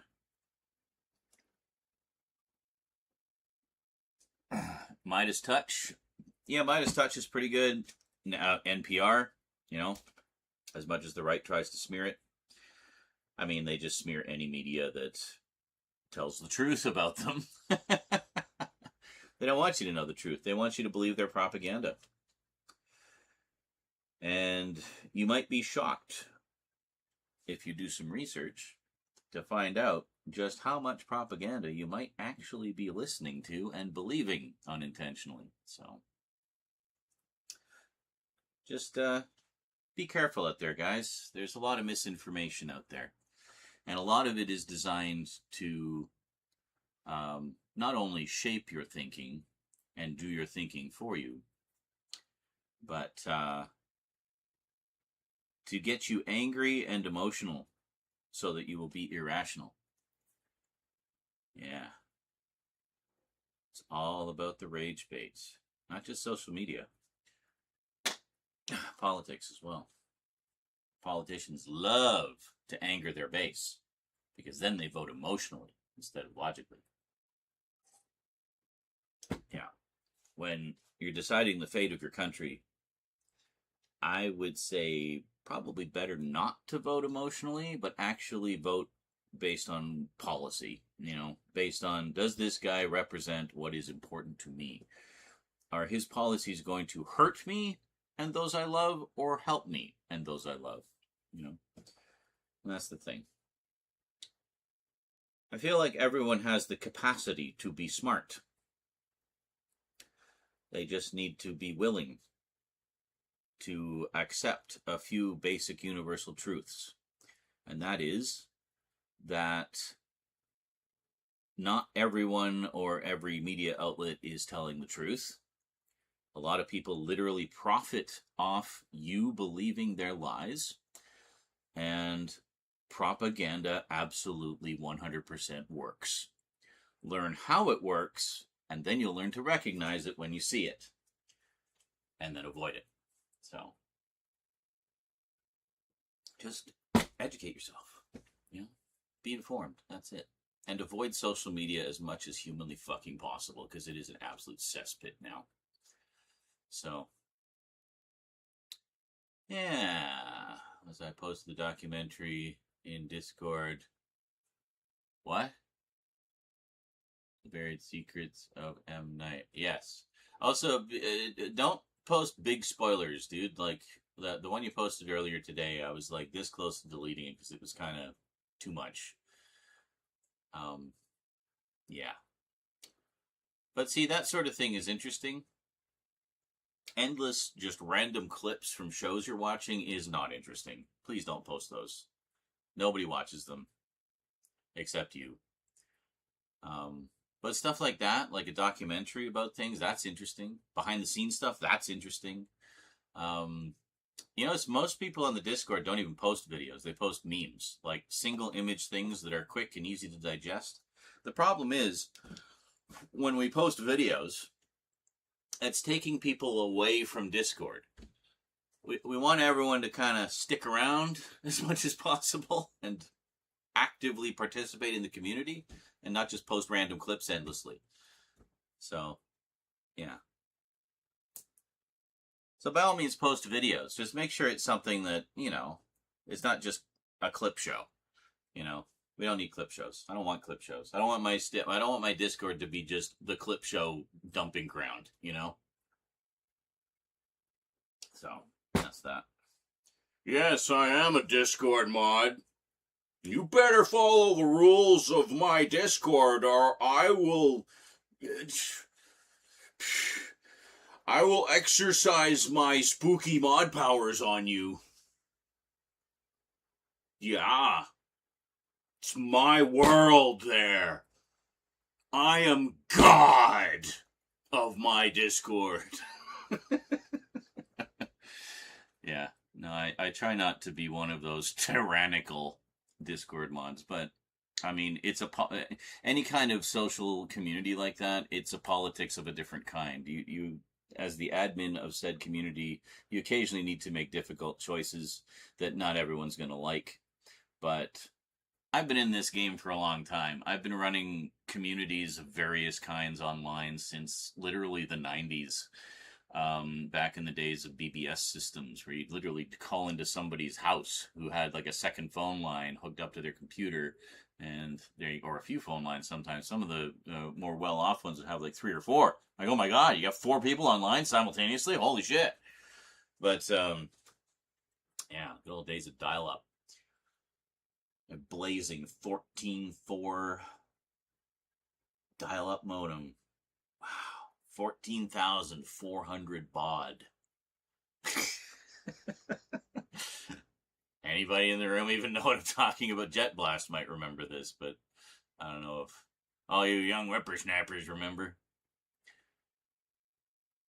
Shut up, Rat Trap. Actually, I prefer his "We're all gonna die." I think that one would be appropriate for many of the games that I play.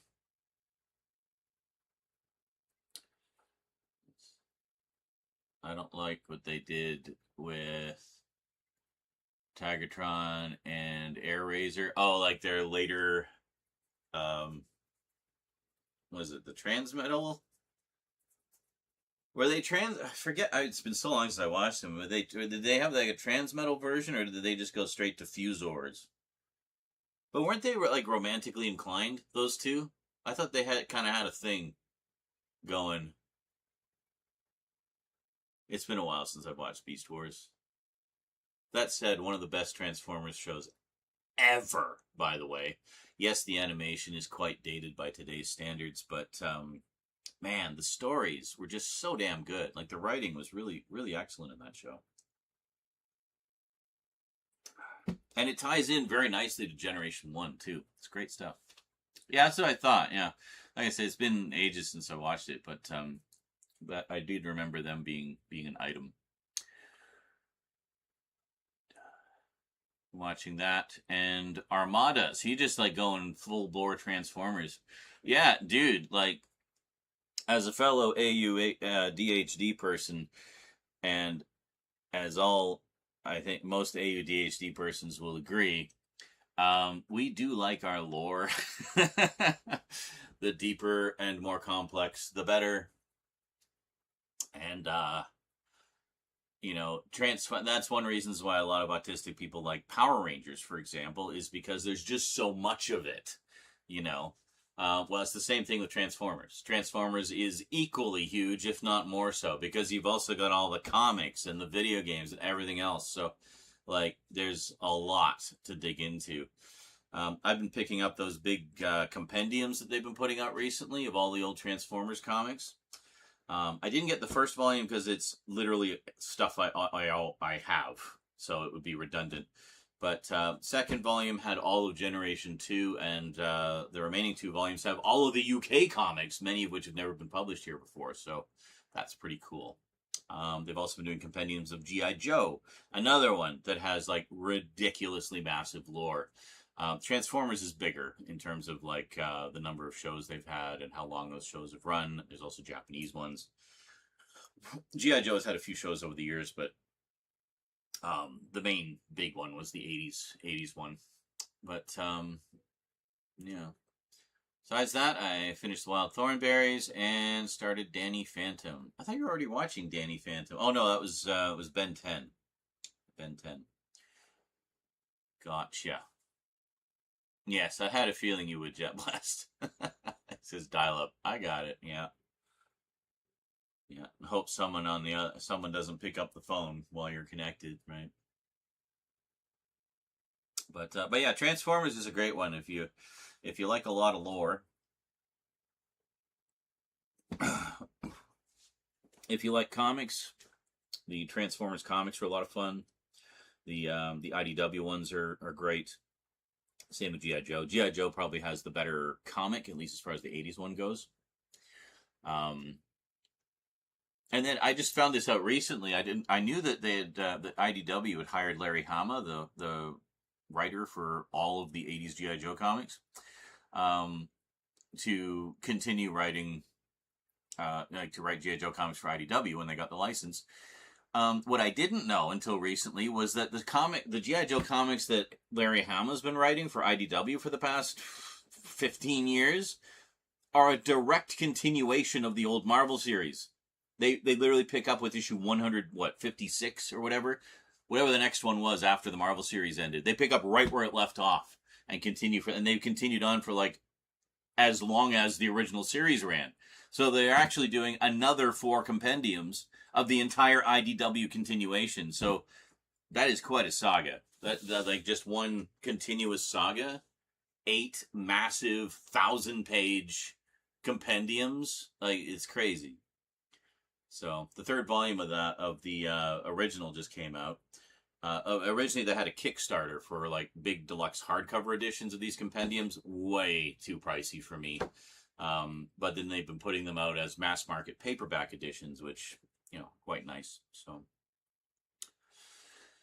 is this Transformers Great Even Beast Wars? Silverbolt liked Black Arachnia. I barely remember that. I'm at the point where Dinobot is gone. Ah, yes. Dinobot was great. I love how it started off. You just kind of think like, oh, he's going to be the Starscream character. But no, he actually became so much more over the course of that series.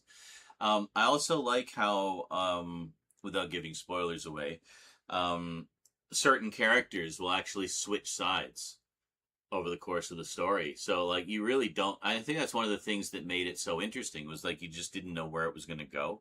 Good guys became bad guys became good. Like you had no idea what was going to happen next, and that was one of the things that made it interesting.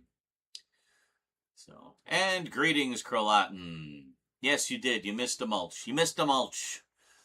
Yeah, so I was talking about big thanks to the whales who've been keeping the show going. JL is our biggest, fattest whale of them all. Even though he's neither big nor fat. But anyway, metaphorically speaking, yeah, he's been like dropping bits and mostly with the soundboard and stuff. So big thanks to you for that, dude. I know I give you a hard time. I don't know why you still put up with me, but thank you. You are a highly valued member of this community on many, many levels. So thank you. And now G.I. Joe with Hama has moved to Dark Horse? Really? I didn't even know Dark Horse was still around. I thought they were basically done when they lost all the Fox licenses to when Disney took them back. But interesting.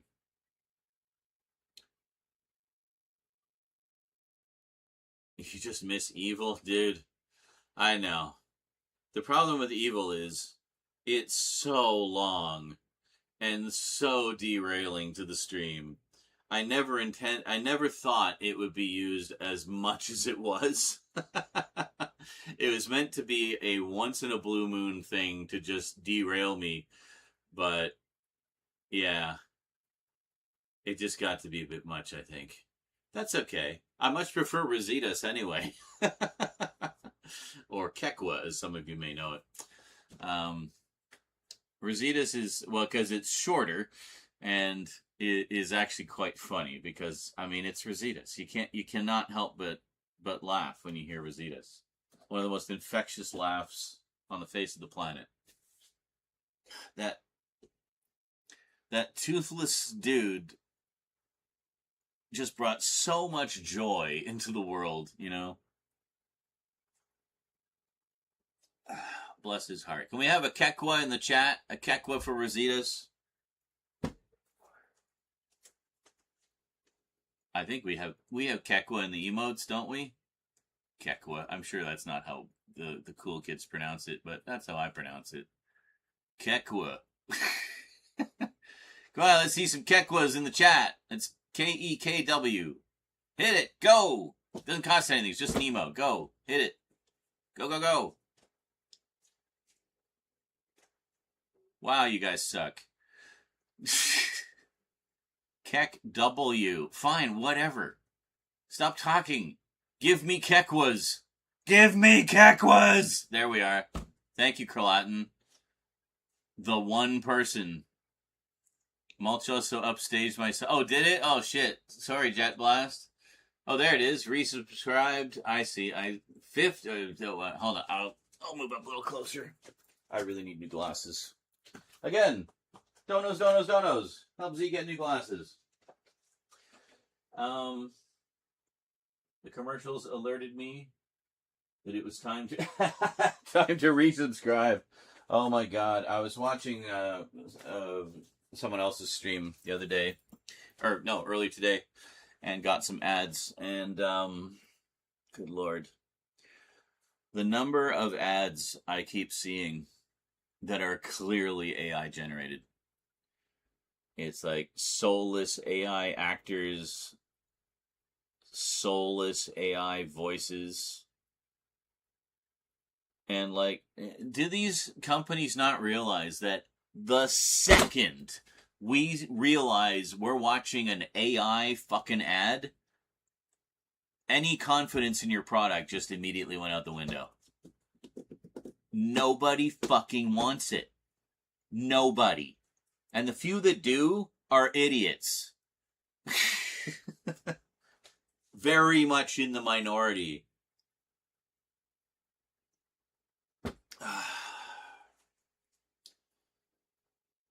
I actually found an artists community recently, run by someone who I'm pretty sure is local-ish to me. But, yeah, very cool lady by the name of Abigail Roscoe, also known as Coyote's Den. And she runs, another Discord community, but specifically for artists, and very, very anti-AI. Because, I mean, she is an artist for a living. You know, it's literally how she makes her bread and butter, you know? And she's got a lot of projects on the go, and there's a lot of collaborations, but it's a wonderful community for artists, by artists.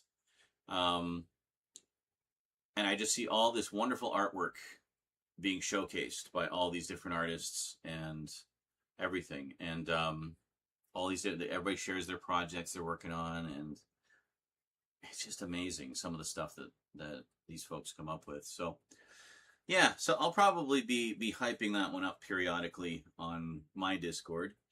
And, yeah, and I also just kind of put out some feelers saying, like, hey, if you guys need, like, a voice actor or something, because they're doing some motion comics and audiobooks and things like that.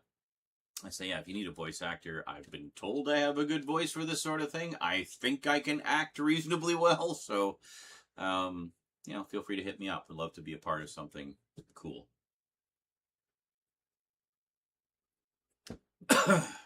Oh, I know. Yeah, JetBlast says I'm seeing AI ads on broadcast TV too. It sucks. Yeah. The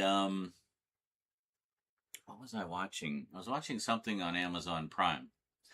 And I still have the same level of Amazon Prime I've always had, because I refused to give them more money because they weren't making enough through ad revenue. So I have the version that has ads. Which, honestly, I don't know how much longer I'm going to keep it. I've already canceled so much shit over the past, just the past month. Because I'm just sick of all the bullshit. I canceled my Fortnite crew, which sucked because I've been a member since it started. I was happy to support the game because I loved the game. I do not like what Epic has become. It seems like since Donald Mustard left, it just went to shit. This new guy, Tim Sweeney. What is it? Yeah, Tim Sweeney. Just a jackhole. Typical corporate stooge. Money grubber. I just hate what that company has become and what they've done to what used to be a great, community-focused game. So, yeah, canceled that. Canceled I paused my YouTube Premium because it was just an expense I don't really need. And yeah, so Amazon Prime might be next on the chopping block. I got to see when it renews. I'll see when it renews. But that one is one that you pay for in advance. It's like you pay for a year in advance, so it's a fair chunk of change whenever that renewal comes up. But, I mean, I haven't actually been watching Prime because of the fucking commercials. Last season of The Boys came out. I'd love to watch it. I don't want to watch it with commercials. Especially when the last time I watched something on Prime, it's around Christmas, I think, there were so many AI-generated commercials. There's one in particular that was like the scammiest scam thing imaginable for like some gambling site. And it was some grandma, the AI grandma with like just magical explosions of candy and treats for the grandkids. It's just... It was such crap. And it was on every single ad break. I saw that fucking AI grandmother probably 50 times over the course of I don't even remember what I was watching. All I can remember is that fucking commercial. And it just made me so angry to see that. I'm like, okay, this could have been a bunch of actors and camera people and sound people and editors and everything. But no, let's just type a little prompt in and just like, fuck you. Sorry, I hate this shit. As someone who's been trying to bust into the industry basically for my entire fucking life, to see this shit. Not only taking jobs away from people who are in the industry, but making it virtually impossible for people to break in now because, we'll just use AI. Yeah. So I'm really happy to see the backlash, in particular from the younger generation. The younger generation fucking hates AI. They hate it. And, what was it? This something I heard, apparently there's this expression that sprung up amongst the youngins where if they think you're lying or think you're like bullshitting them, they'll just say, oh, that's AI. It's like become a saying that means bullshit. So the post was basically, if you've got your target demographic using your product as an alternate term meaning bullshit, maybe your product isn't so hot. Maybe you want to rethink things a little bit.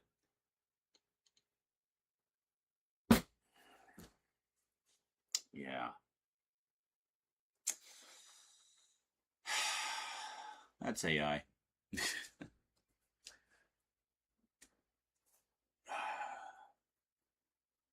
Hey, Mike Crawford. Hello. It says my comic store was able to get the first 3 Transformers. Oh, compendiums. Oh, there you go.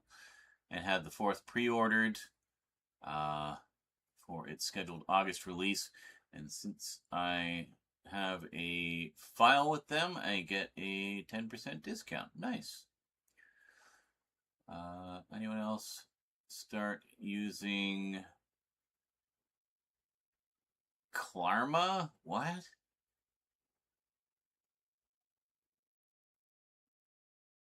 Sorry, I can't. My eyesight is going. I'm old. What is this? Anyone else start using Klarma and went overboard? I think the Stranger Things set will be the last time I use it. I don't know what that is. What is Klarma? Oh, yeah, I pre-ordered that Stranger Things set. I'm going to have to cancel it because Arrow, in their infinite wisdom, does not charge in advance for pre-orders. It's like, okay, fine. So what they do is reserve the funds. So the funds will be set aside. And then that's that. The great in theory, except I paid by PayPal. The Stranger Things set releases in July. It is currently May. It was announced, I think, in March. And that's when I placed the order. PayPal does not hold funds for longer than 30 days. So the order's already fucked up anyway. Because Amazon or Arrow just refuses to take the money in advance.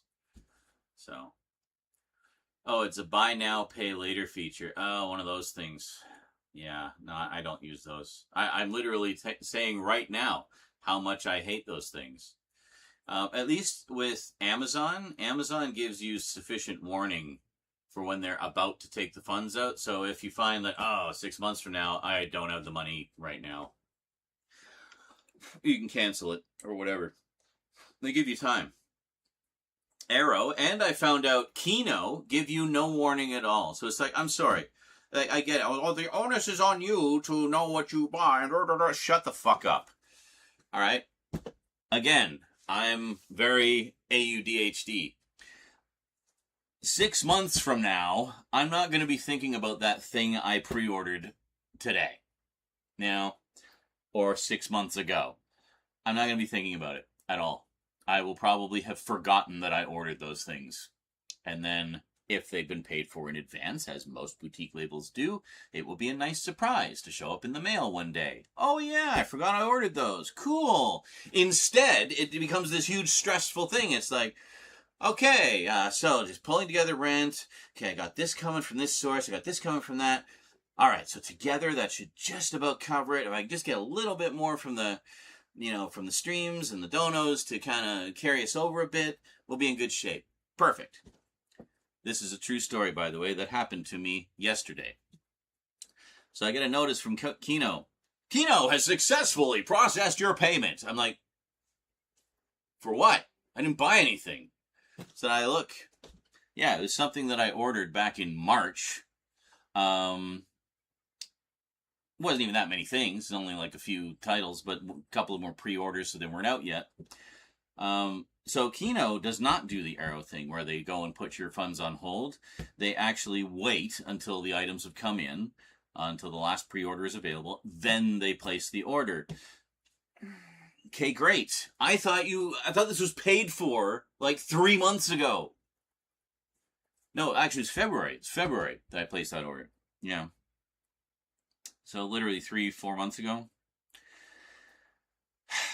So I had everything very strictly budgeted for the end of the month, and sucks $200 out of my account. Now I'm in a negative balance, and rent's due in a few days. We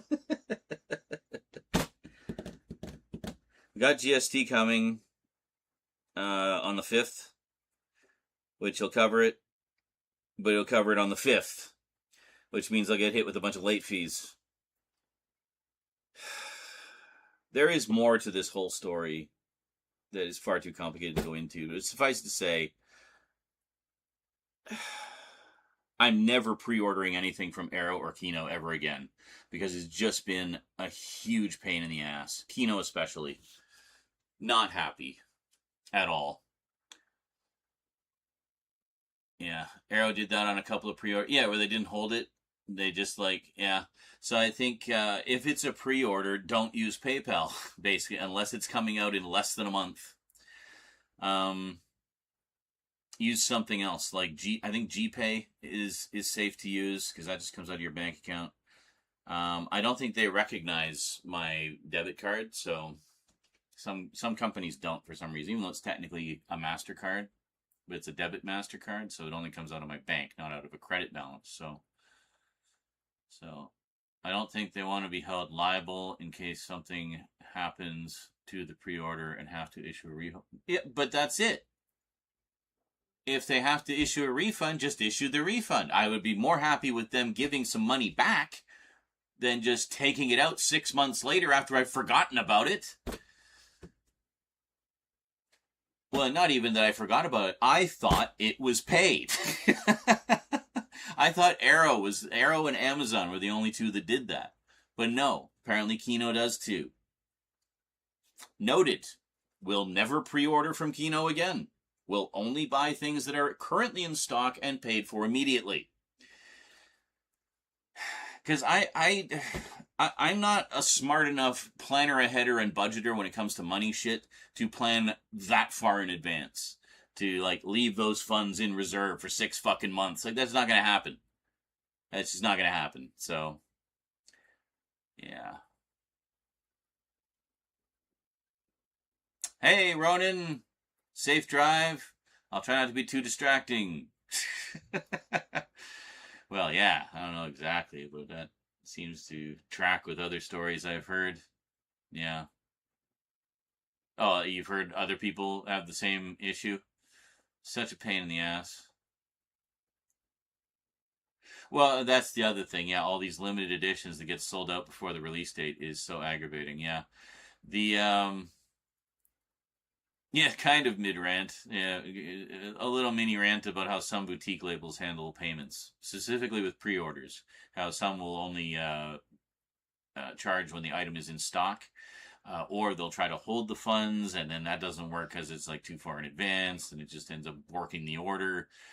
Yeah, so there was a couple of things that came up that unfortunately I had to cancel because the money just isn't there. You know, I will get them if and when I have the money and if and when they are still available. One of them was that Man with No Name trilogy, 4K from Arrow, the box set that just came out. Yeah. Thought we'd have the money by now. Apparently not. Anyway, I'm going to go have a smoke. Hopefully I'll come back to just an avalanche of donos. And then everything will be well and good with the world again. All right, enjoy some clips. I'll be back shortly. Oh my god. What? Ah, that's so good. Hmm? Got the Nice. partner. Good job.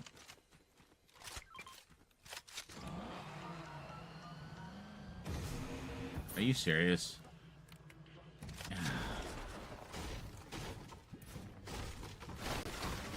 Stuck on the goddamn rock. Oh, lovely. Really? Okay. There we go. I was a little concerned there.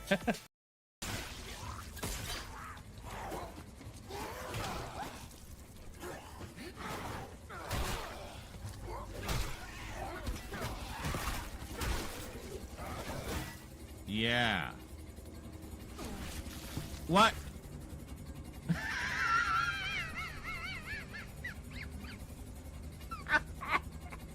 And then he walks into the fan.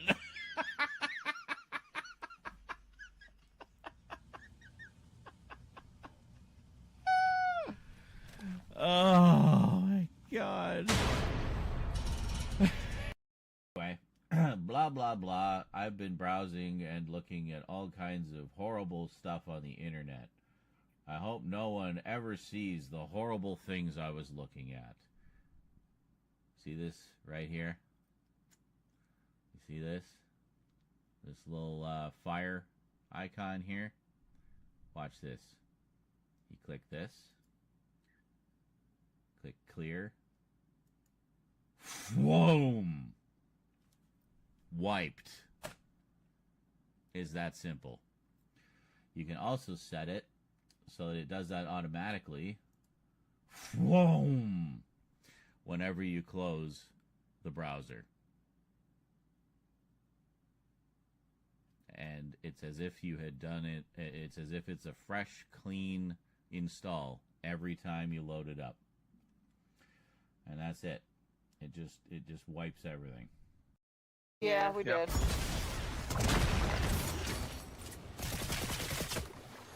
Excellent. It's taking out the last few generators. Ha!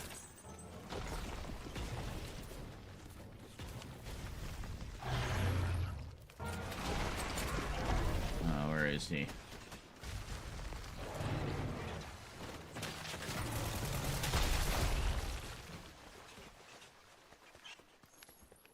Ha! I saw a bug using the zip.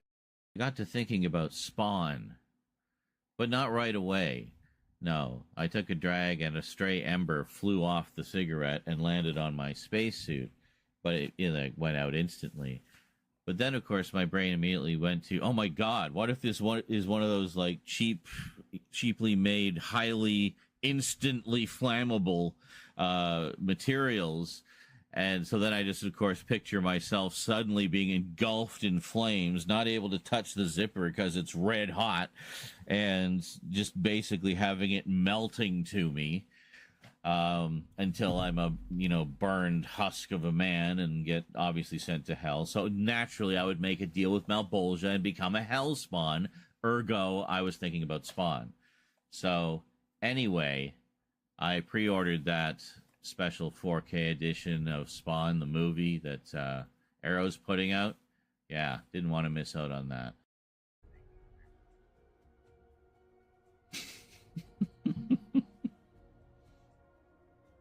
Carline is still going. It's like, then people at the bottom watching pukes upwards. Straight up like a fountain.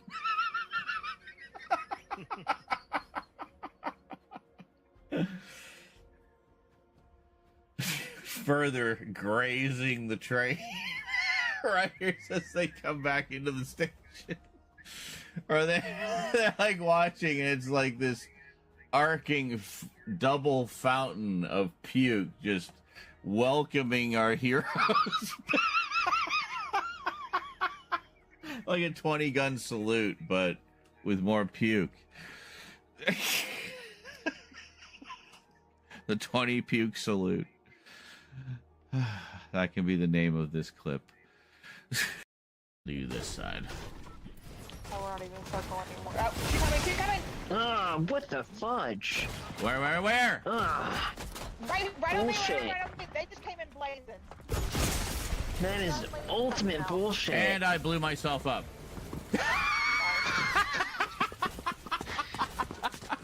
Went to leap off the roof to the rescue and shot the wall right beside me and blew myself up.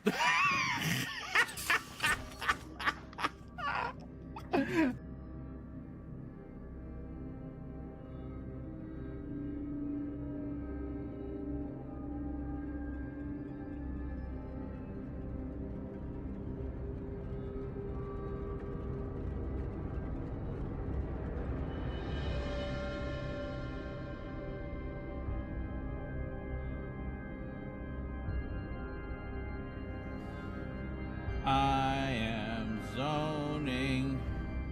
La la la. I am zoning. La la la. I am zoning. La la la. I am zoning. La la la.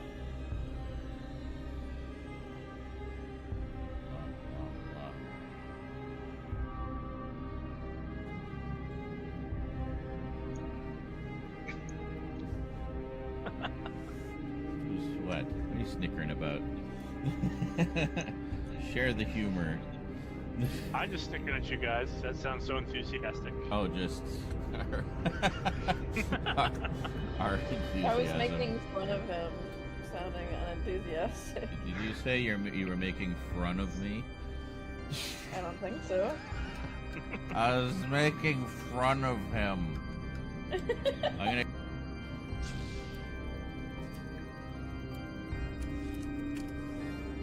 Yeah, that was nice. Nice! Beautiful! Thank you. Oh! You hit him for 150 with that boulder rain. The most important thing is you destroyed their Cybertruck. Good job. Yep. Mission accomplished. Absolutely. Fuck the swastika car. Look.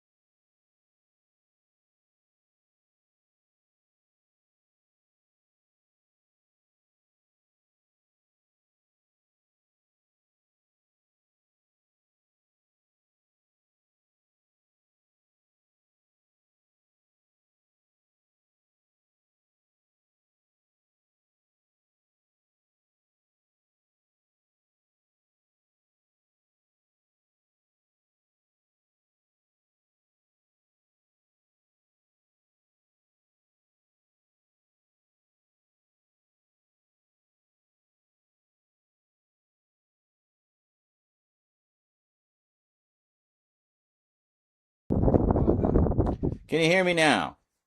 Alright. Anyway, what I was talking about was the USB connector. So they said when the guy who invented USB dies, they're going to lower his coffin. Yes. And then lift it up again, turn it around, and then lower it. We've all felt that. Did you see my message? Well, I saw it now. We made it to room 810. Holy shit. We're almost done. She's been playing Spooky's Jump Scare Mansion. We started at like room 4 or 500. I played for 2 hours and made it that far. Nice. And then Spooky locked my sprint for like 30 rooms. Oh, great. I was like, fuck you, Spooky. Yeah. And we ran into this cow guy, and now we're in a mansion within the mansion with a guy that's like stalking. He moves between rooms. I see. Yeah. What you doing, church? Being Being a lump. Being a lump. Wolfden said, "It's a mime show. Now jazz hands." Jazz hands. Yeah, what I was saying is, I was just saying, look at this Cooper pretending to be asleep, but his tail betrays him. And I knew if I came anywhere near him, he would just attempt to destroy me. Oh, oh.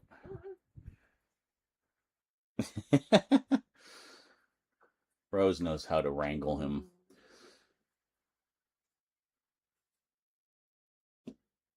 It is probably blowing right on you guys, eh? You like it?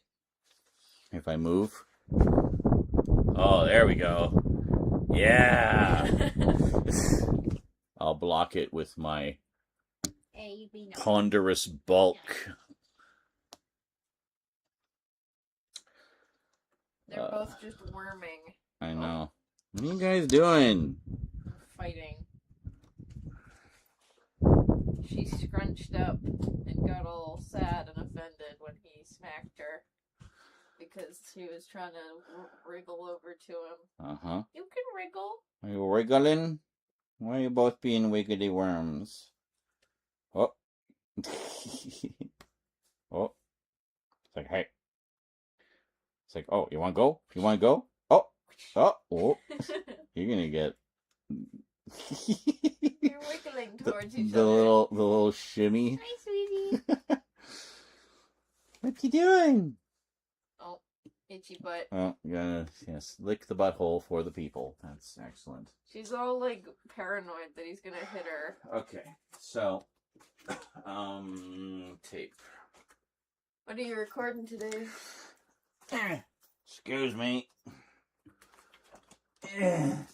Well, at the very least, horror updates. Yeah.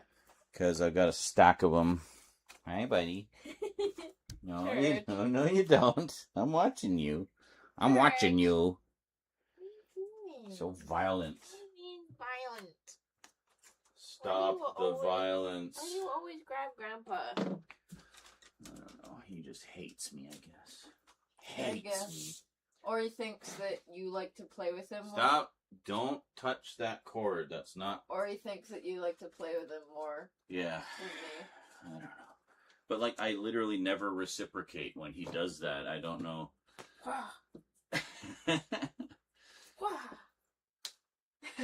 comes the other one. Hi, sweetie. It is now a cat stream.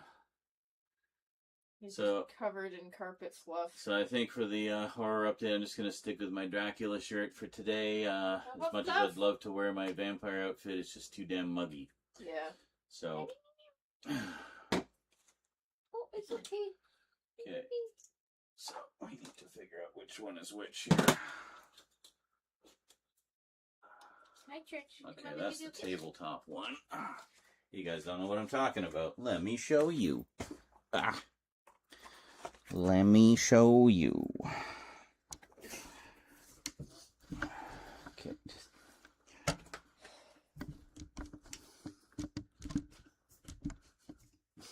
Cats are like, what are you doing?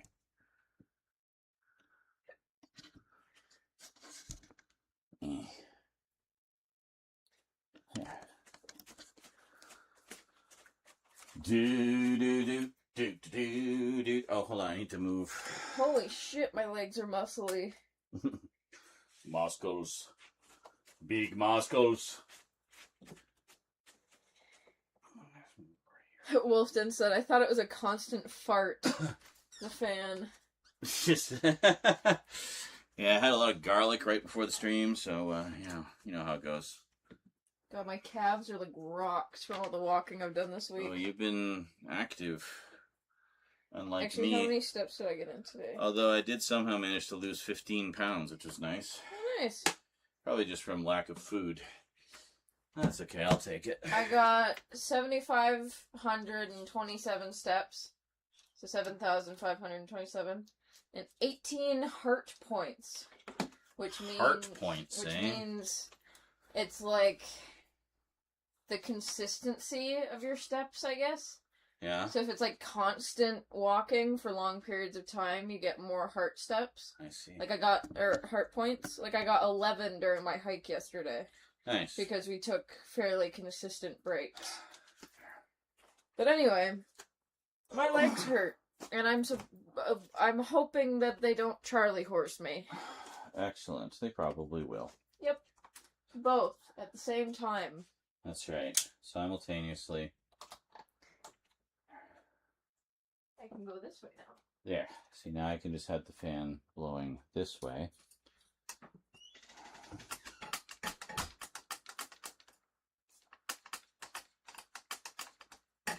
What? Why are you going over there? That's not a good place to go. It's actually worse in many ways. Okay, so what we need to do is he gone now? Okay, good. I can give you guys the view of humans. There. Okay. So.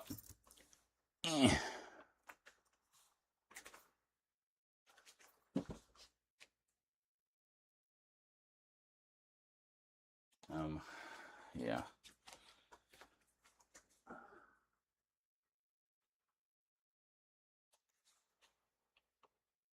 Okay, we're still good. Juicy garlic bubblers. Indeed. Just in time, Commandy. Your favorite subject. Juicy bubblers. All right. So I think this is the center. So.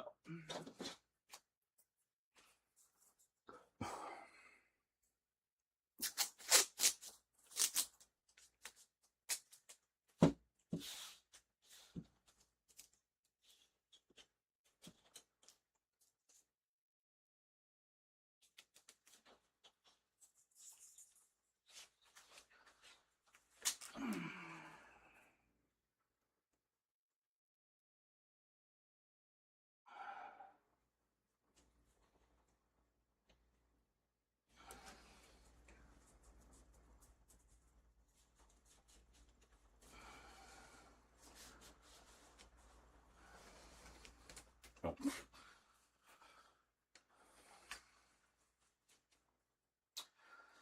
I know it looks janky. Just hold your arses. I'm working on it. Takes a little bit of setup here.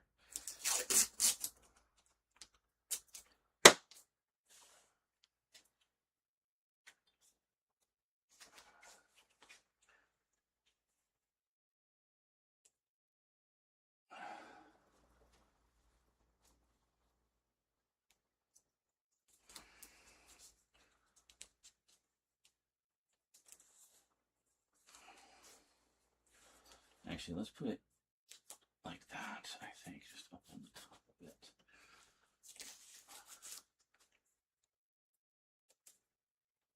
Yeah, right on the there. There we go. Oh, I have to give my face a wipe after this. Sweating buckets.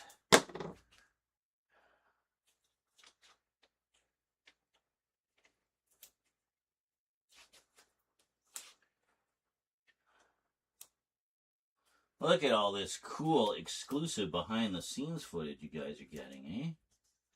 Wow. Seeing the magic as it happens.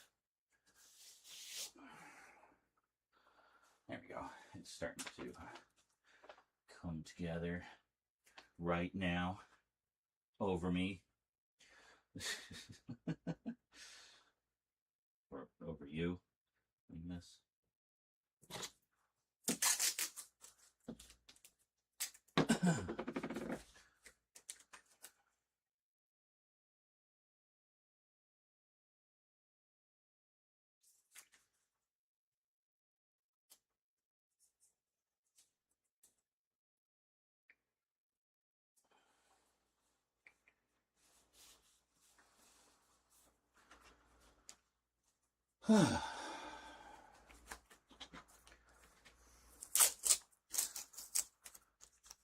Set literally held together with masking tape.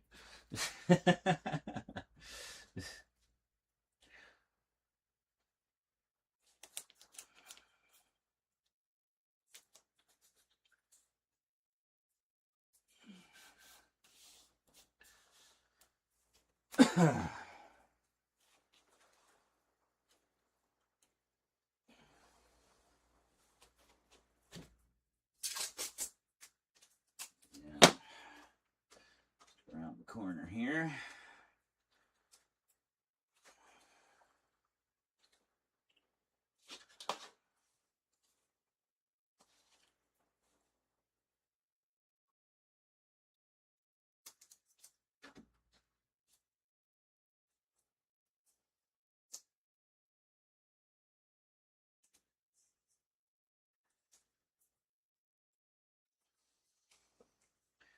See, this will make sense once it's all together. You'll see basically why I do all of this the way I do.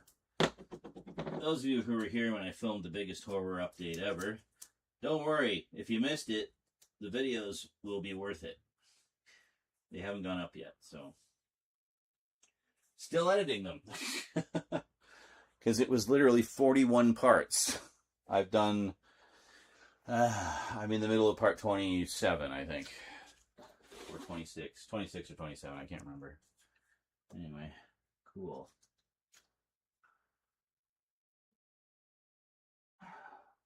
Okay, so why is this going all the way over here?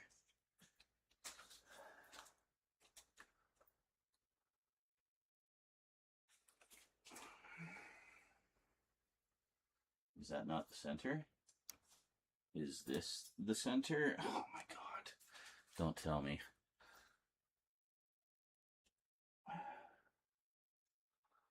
That's gotta be the center. I don't know. Anyway. Excuse me, church. Please don't attack things. Thank you.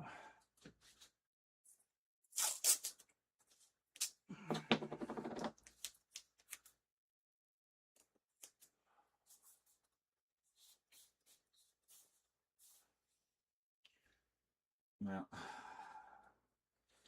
shit.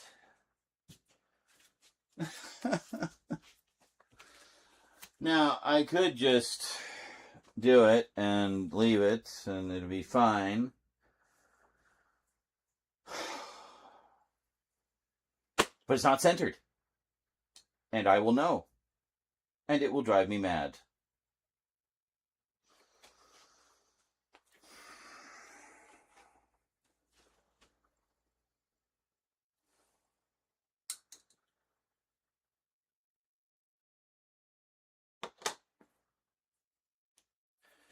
Yes, kitties, can I help you? Why are you hanging around? Oh, it's because what I'm doing is interesting, of course. Well, I guess I can't be too mad about that.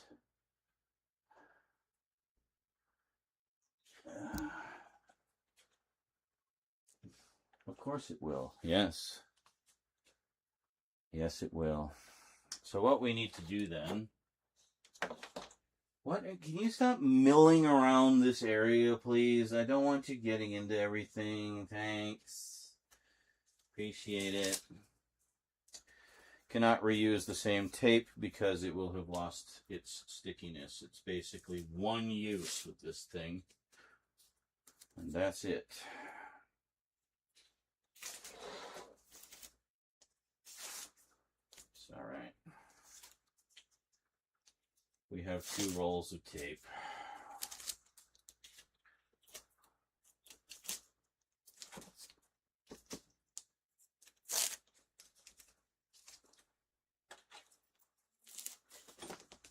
What are you freaking out about, cats? Or Eclipse specifically?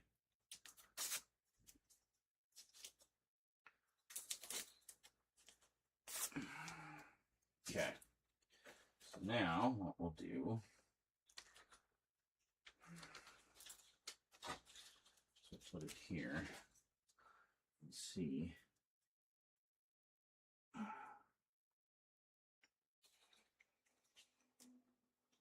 How it goes.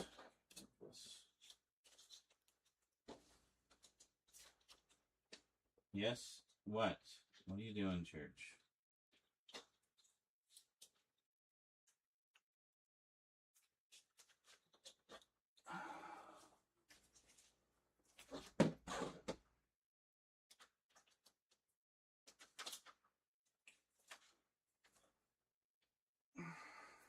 Ah, that's what it is. I think.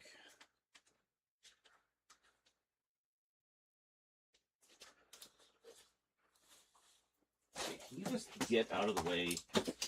I'll deal with you in a minute.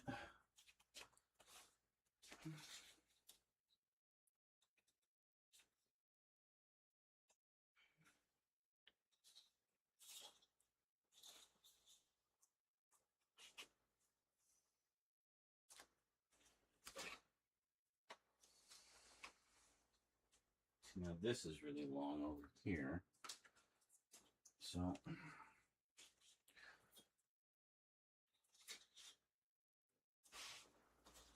this has to be the middle here. And it's about that long on this side. And yeah. Okay, I think we got it.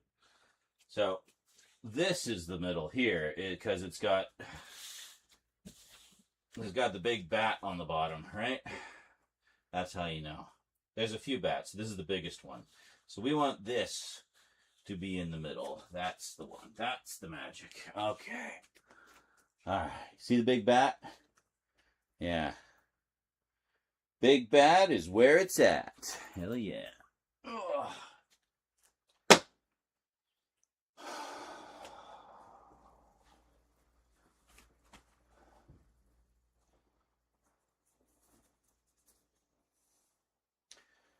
Okay, so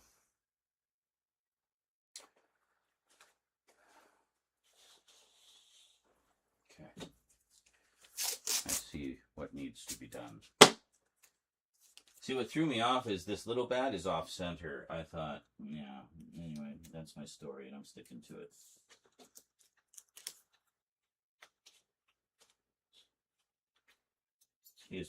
Excuse me, both of you. Can you get away from my feet? Thank you.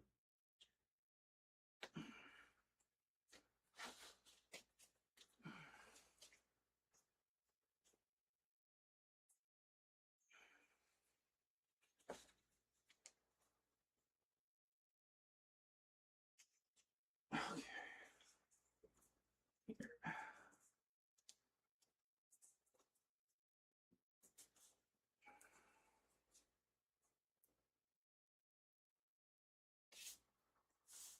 I don't think people truly appreciate what a perfectionist I am.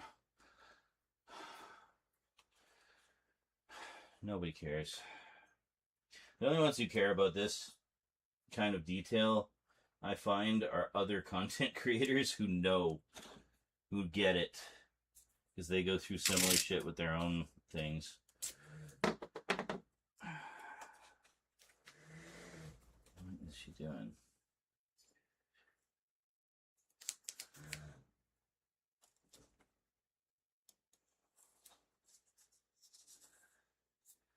Oh, cats are all hyper. So we'll just let them get that out of their system.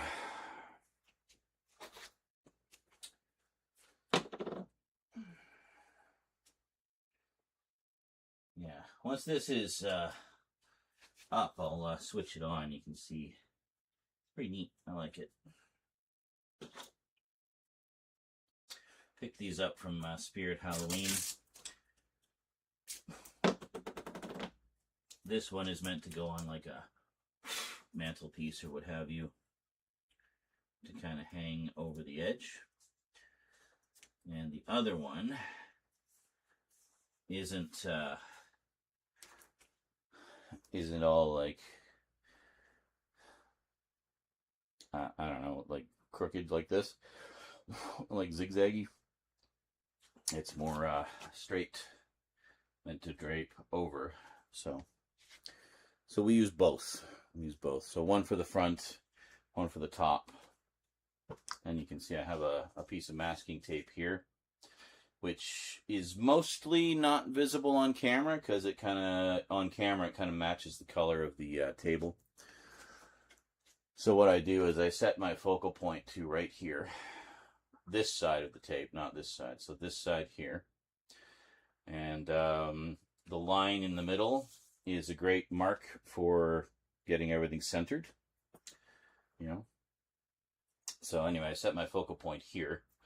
I film in 8K, but I master everything in 4K. So what that means is, filming in double the resolution, I can actually digitally zoom rather than having to do separate insert shots like we used to. So it saves a bit of time.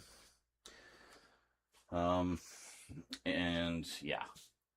And 24 frames per second, because I like the nice filmic frame rate. Used to do 60. Can't do 60 in 8K. Not yet, anyway. Can do 60 in 4K. And I was filming like that for a bit. But I find the 8K just gives a little bit more freedom in terms of the editing and such. Rose trimmed my hair last night in preparation for today's filming. Thank you, Rose, if you're watching somewhere. It's still blowing in my face from the fan. That's okay. At least it's keeping me cool. I do have the air conditioner on and the other fan blowing the cool air into the hallway, presumably, hopefully to reach us here eventually. And here we go. Oh yeah, I can see already that looks better. Yeah. Okay, let's bring this around. Cover the side nicely. Yeah, it's been a while since I had this set up. Basically since the last time we were filming updates. I just kind of forgot where it all goes. That's okay.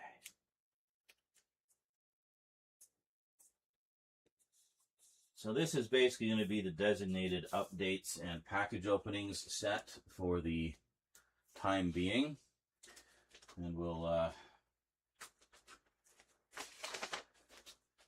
switch it up as need be.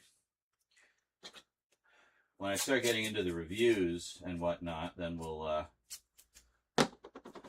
try some different things. Maybe bring out the green screen, very cool.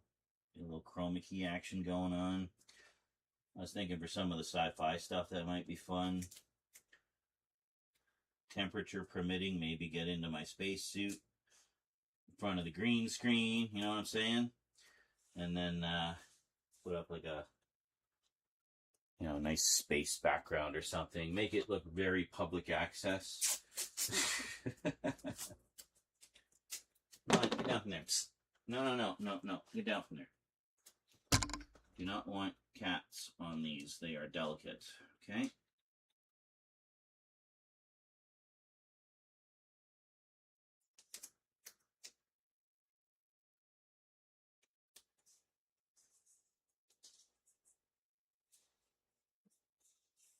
Okay, looks good.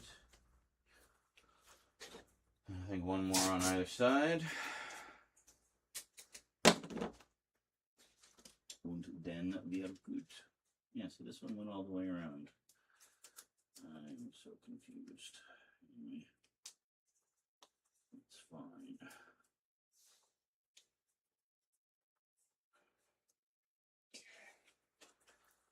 And then finally, one more over here. Yeah, actually it does. It like properly wraps around both sides. I didn't realize it was quite that long, but hey, here we are. A couple here, I think. Very nice. So that's actually perfect, is that it fully wraps around, which is good.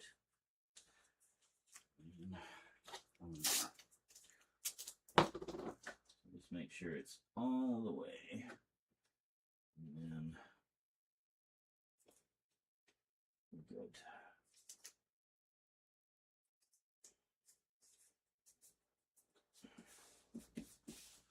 There. That'll do.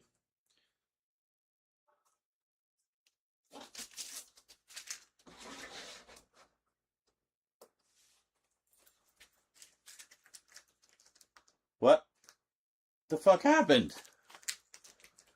Where'd the camera go? Hold on.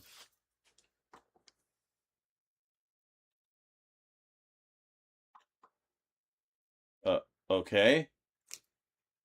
What's going on? Okay, I don't know what happened there. I literally pressed the button on the Stream Deck and then it was fine.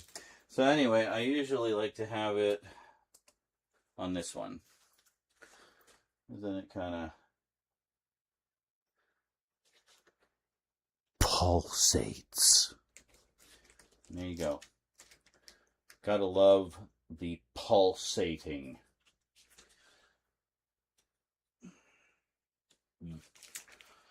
Could have hung it. There's not really any way to hang it sort of loose. Because the this is basically like a giant doily, essentially. And then the lights are all connected via a network of very small wires, which are kind of bendy, so you can kind of reshape them a little bit, and then that's that. But anyway,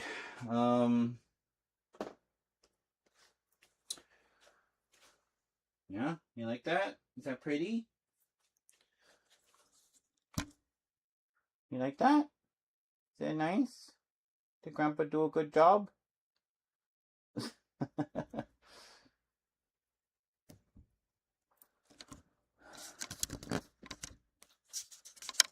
Yeah. All right. Okay. And now this one.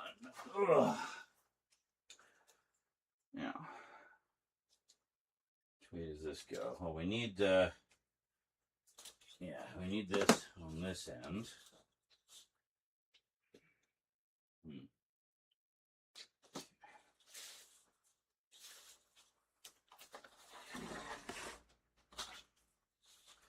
So this one we just kind of hang loose, bro.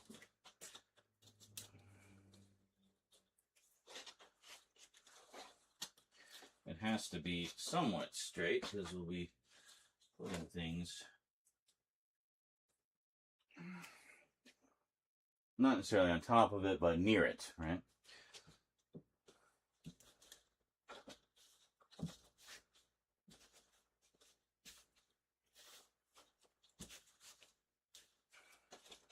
Little wires and shit. And I'm sure the cats have, like, played with them at least a little bit. It's just too interesting not to, right?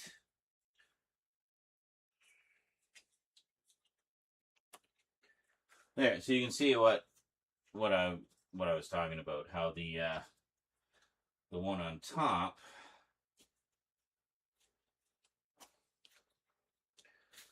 kind of helps to cover up the masking tape.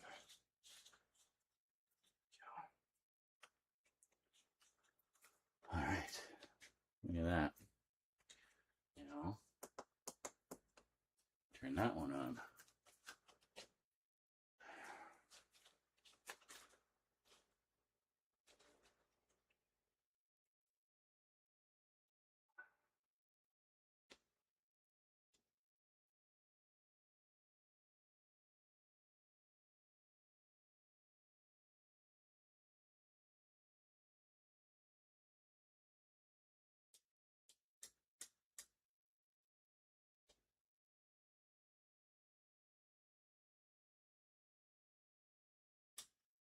Go.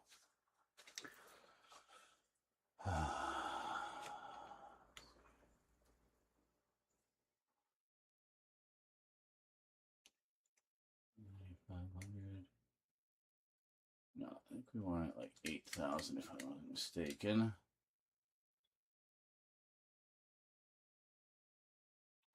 Okay. And this one.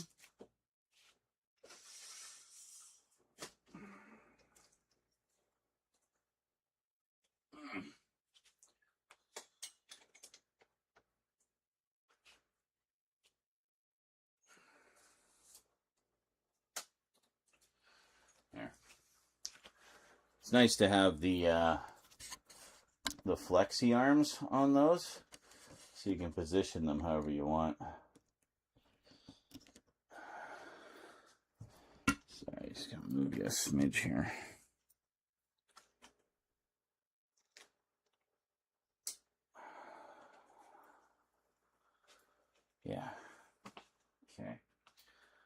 then I think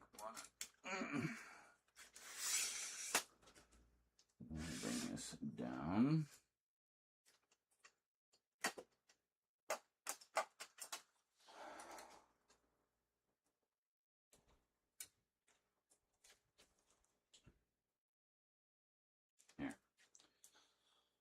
There we go.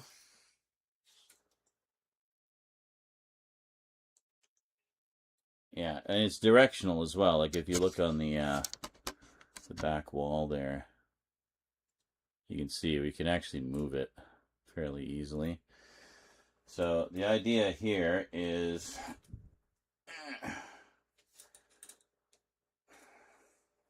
we just kind of wanted illuminating the table, and then we have our spooky red in the background, right?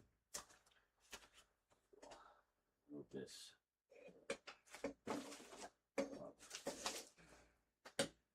Just a smidge.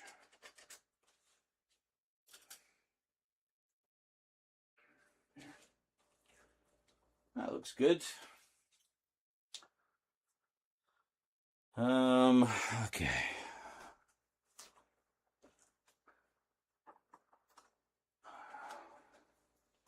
Yeah, I don't know what happened with the camera there. That was kind of weird.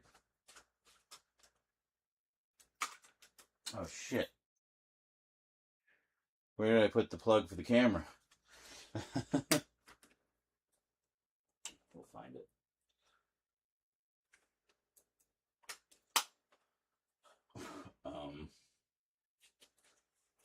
Is it? Yeah, this is it.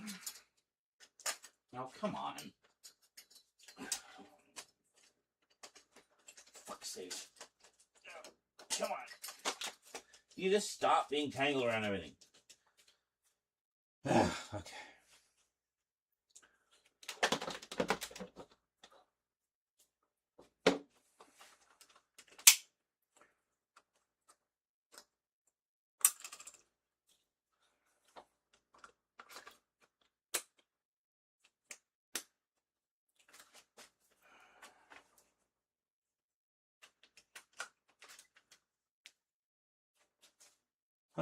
So glad I got this power adapter, so I don't have to keep using batteries all the time. That was such a pain.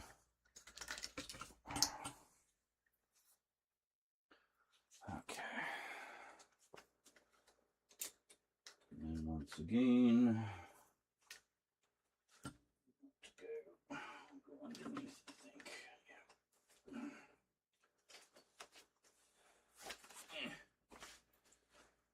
Yeah. Fuck. Okay, hold on a sec. What all do I have? What is all this stuff here? What the what? What do we, what? What do you want? Okay.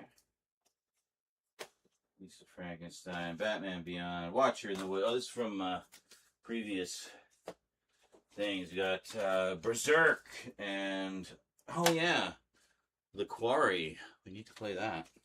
Should set that aside somewhere.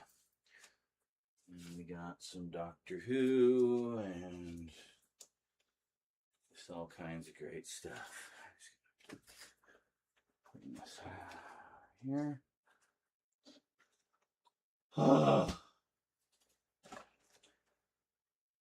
Setting the atmosphere. Megatron, yes. The original Megatron. Well, so did Optimus. And, yeah. Other characters. I think there's a few other characters that return. I can't remember.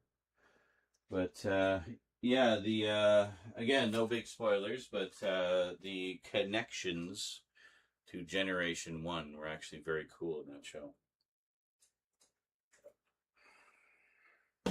Okay. Alright, so table is clear. Let's grab all our horror movies, shall we? Excuse me.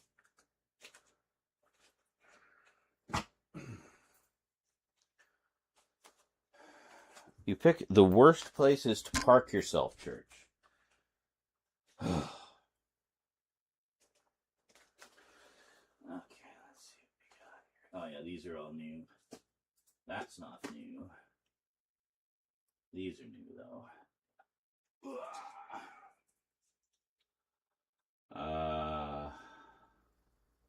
Some of these are new. Fuck. Alright. I need to get organized here.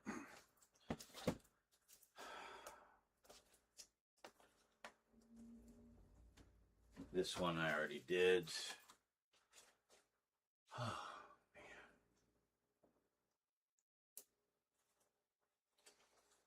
man.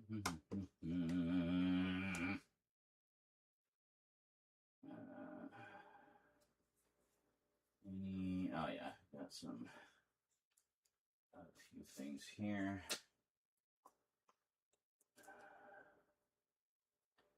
Yes, here we are. Mostly Doctor Who. Ugh, got a lot of Doctor Who stuff to update.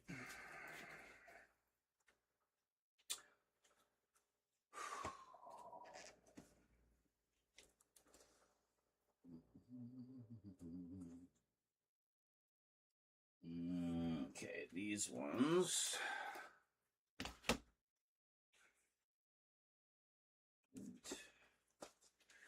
This one.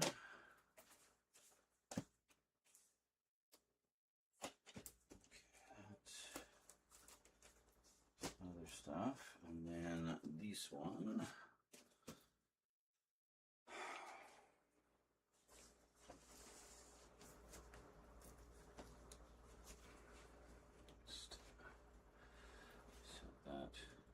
It's on a insert. It's not on the thing. Don't worry. Don't worry. It's okay. All right. So we got a few other things here. I have to take shit. I'll be back. So the little thing on this was changed. Like, are they that mean? Like, would they do something? Oh, Jesus. What the? Okay, that's an anomaly. Holy shit. Excuse me, sir. There's an anomaly over there. Yep. That was definitely it. Oh. How did I manage that? I just plopped right down in this spot, and I'm not stuck. I can get out of here, but that's hilarious.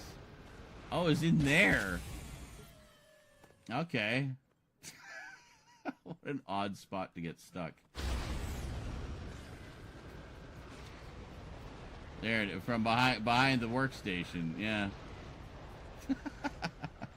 Random.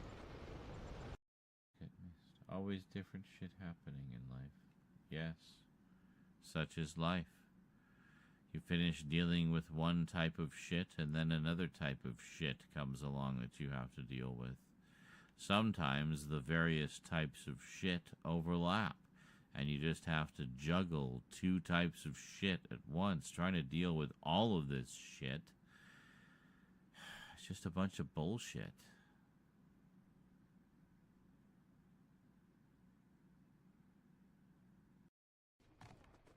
Oh, here we go. Been around like Back since here. the 70s, guys. I mean, jeez. Hang on, I got a little dude here. I'm gonna go inside.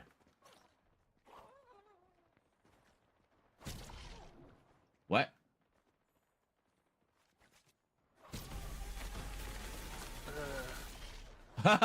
Okay, I got a little dude that gives me laser vision.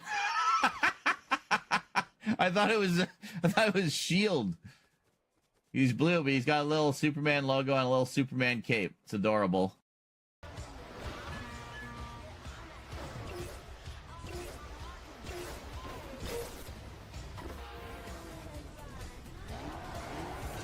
I don't need to be this high. Why am I in the storm? You put me so high. In the storm too. You put me so high, it threw me into the storm.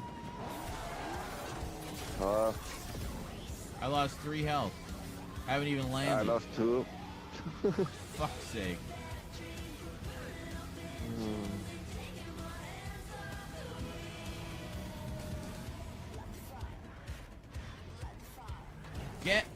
Oh my god, get up! Fucking bullshit, man.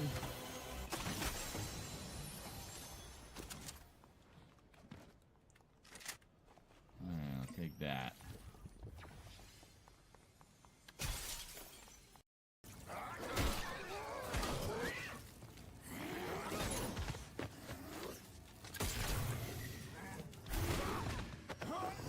Oh shit. Oh my god.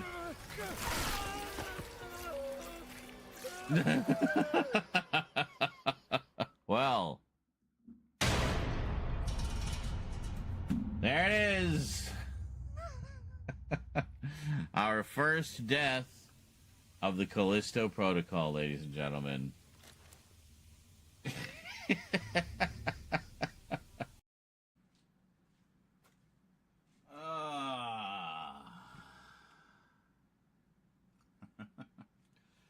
Good old Ben's.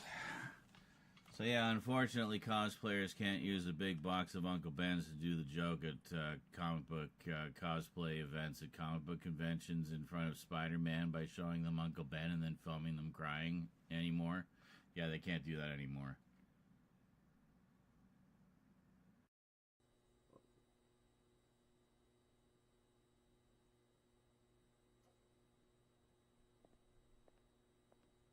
Are you guys from the Matrix?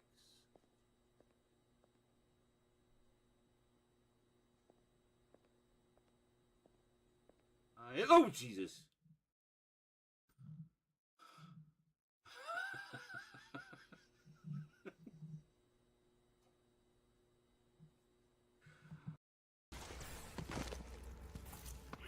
Stun baton, yeah. And those things do pack a punch, though. And we are gonna need it.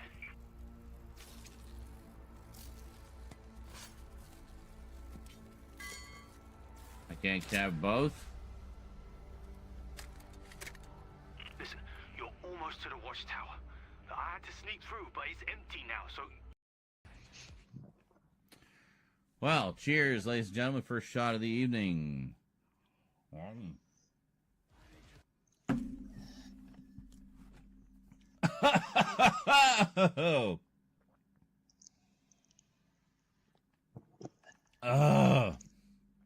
I've just got to return a phone call. I'll be back in a moment. Okay. Huh? What? Oh. So apparently you're calling me. I wasn't aware I'd left a message, but okay. Glad you're getting back to me. He's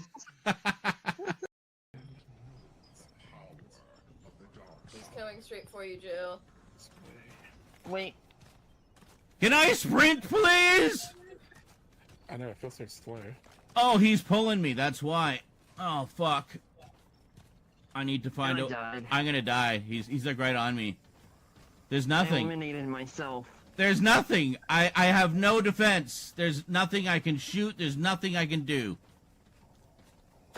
The last fucking thing. No!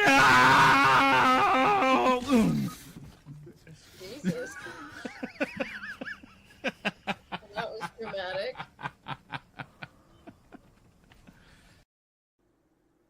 That's insane.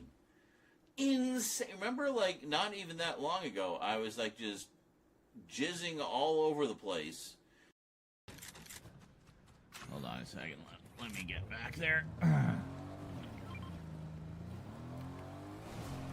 Where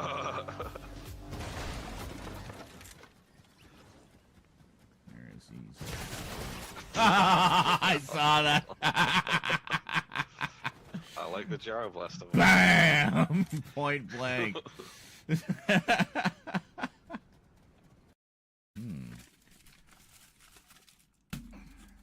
Actually been coming to really enjoy. I actually like dark chocolate covered nuts. Those are good. I like chocolate covered nuts too. What? Well, I hope for Derek's sake, it's not too hot when you pour it on.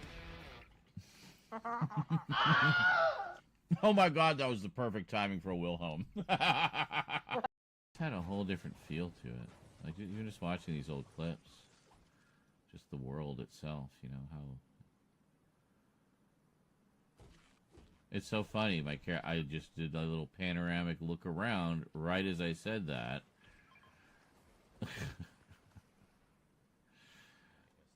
Wow.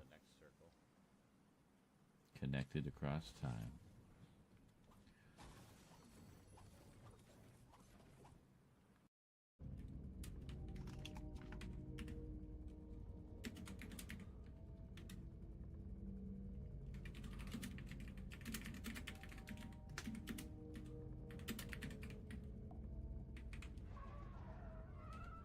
Just typing the response to Kerlatin because he's having trouble with the video, you see. I'm nice that way. I try to help my mods. Yeah, you'd think Twitch, being a streaming site, would be, you know... Ooh, and better pistols. Excellent. And there are no lightsabers. It's great. You can barely even see the Star Destroyer from it. Are you serious? I just saw that. I just saw your silhouette. Oh my god. I was trying to jump for the launch pad. Oh, that's funny. I'm reviving Wolf. Get on the res, quick. He's gonna know where you are. Get underneath. He's hitting you with dynamite. Look out, it bounces. He's just unloading with everything he's got. You have to get up there. I'm going right now. Come on. Don't forget you're in build mode as well. You can ramp up there if you need to. This is the last guy. There he is. Yeah. Ah, damn it. He's up right there. Yeah, Scully! Fuck him. Fucking A! What a money shot! That was pretty good.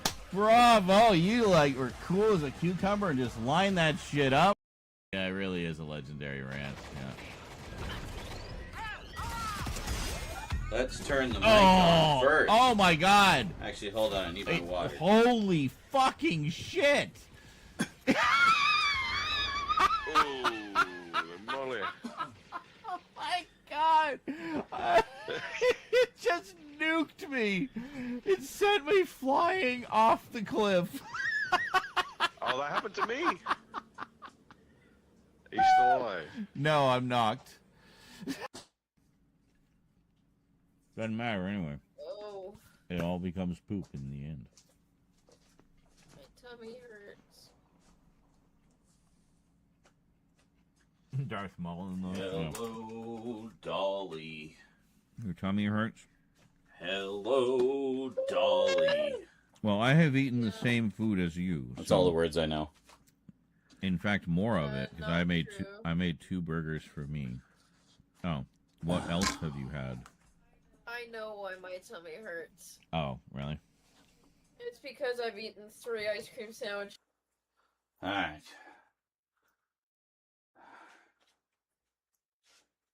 Now, where did I put my glasses?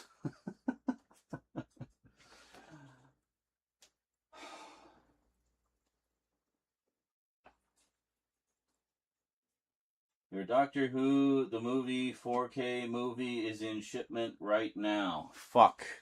I think I have to cancel that pre-order too. Hold on a second, guys. This is what happens when the donos aren't flowing. It means I can buy less shit to do videos about for you. This is how it works. When you support the show, I can do more. I can pick up more. I can review more.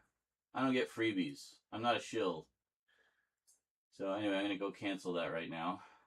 Thanks for reminding me.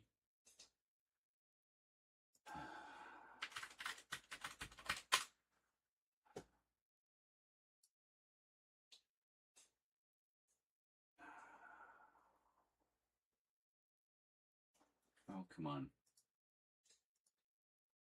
Jesus. Ordered so long ago, it doesn't even show up in my list.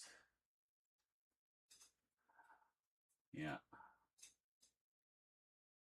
I will pick it up eventually. I will find a way, but can't afford it right now, so.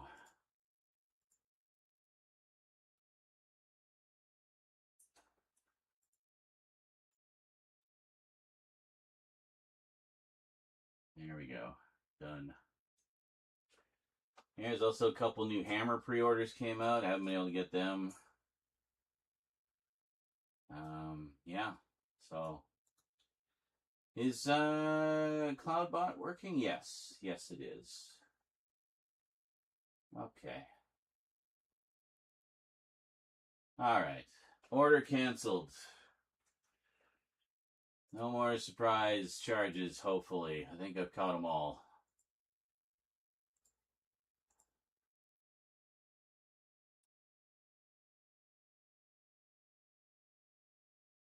Oh, for fuck's sake.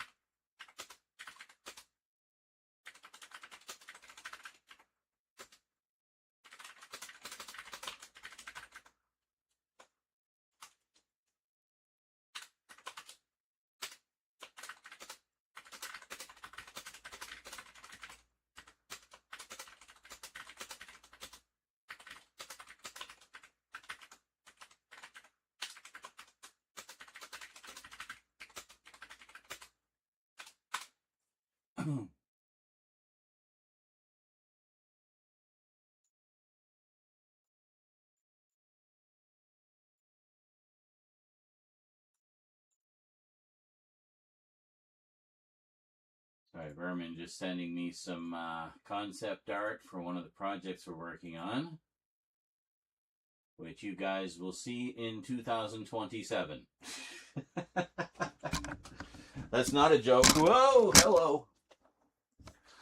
That's not a joke, by the way. We are planning that far ahead. So. And where the hell did I put my glasses? I need to be able to see the chat. Oh, they're on the floor. Because of course they are. They were on the table. All right. Now.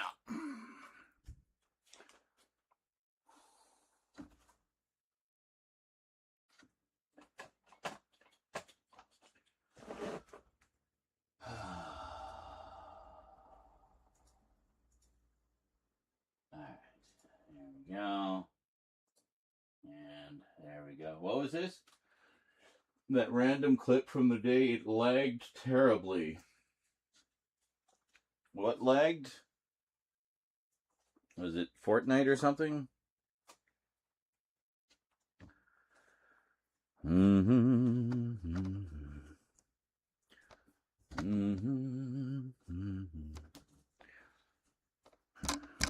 Kurt, you are sitting right where I need to put the camera.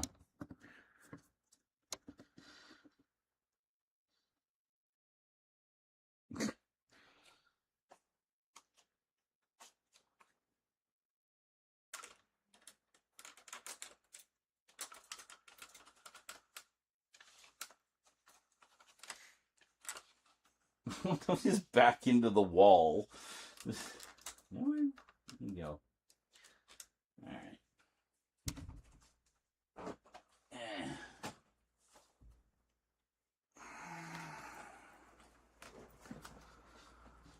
Please don't make me crank up the ads again, because that's what I'll have to do.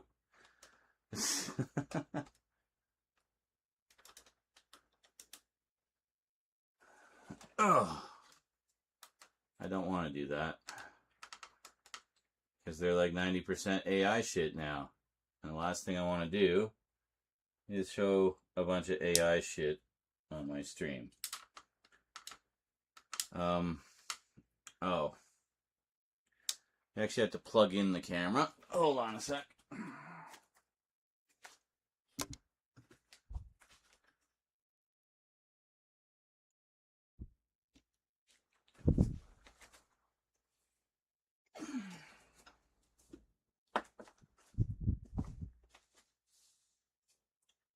Well, at least with all those movies out of the way now, it's a little easier to reach the plug. Set that one aside for now. That. Come on.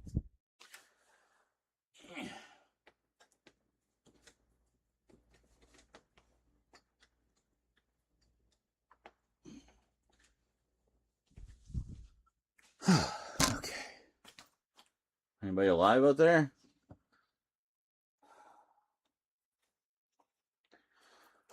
Oh, did the chat die? That happens sometimes. There we go.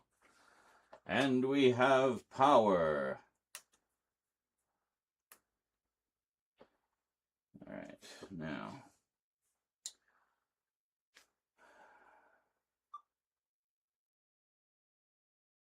Huh? Yeah, that's fine. Yeah, there we go. Okay. It's formatting. Still had all the stuff from our previous filming, which was, what was it? The Vermin Art package, I think. And a few other things.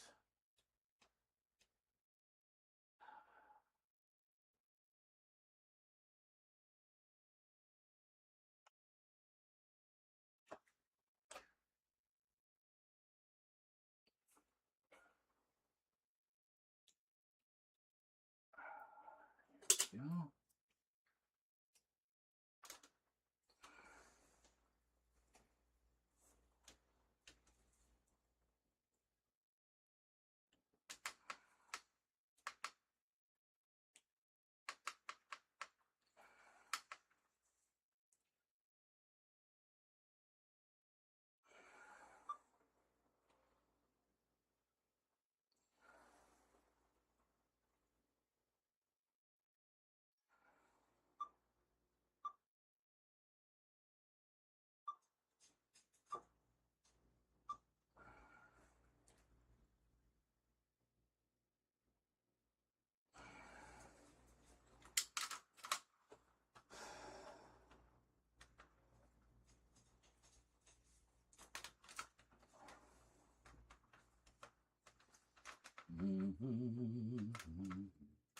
I don't know why I have Hello Dolly stuck in my head. It's very strange.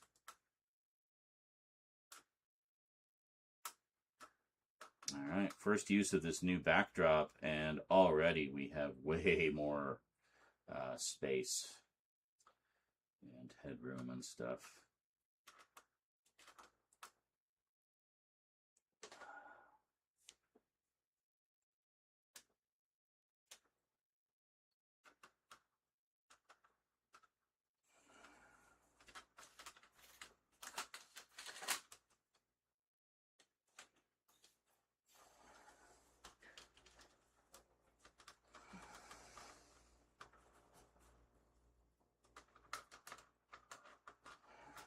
Well, a little bit.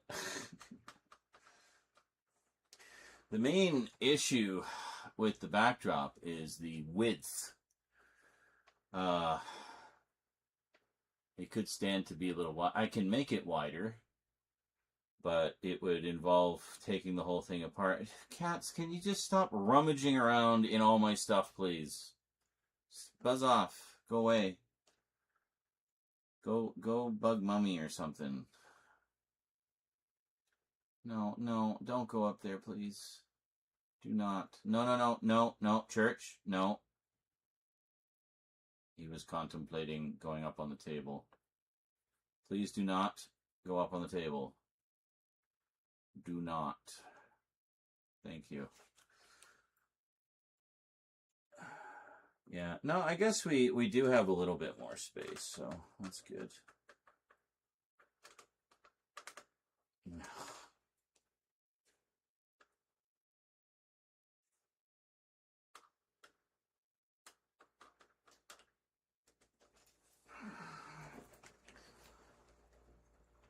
The angle is so annoying on this.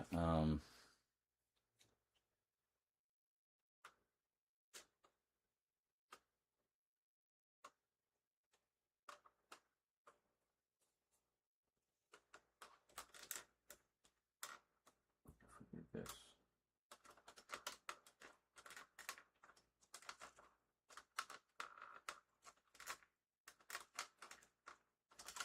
Yeah, like I still can't get the full.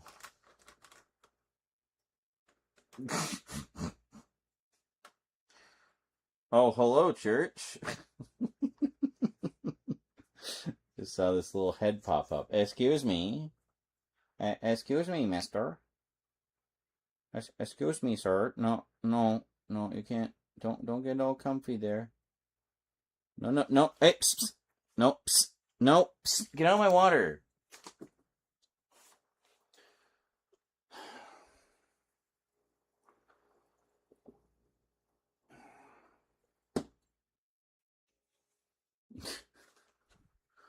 They're up to their usual tricks. Well, part of the reason is Rose has her door closed, so they can't get in. Normally they would just go in and like snuggle up and go to sleep with her.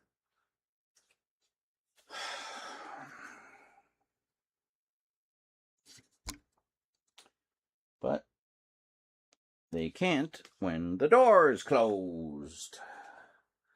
You see.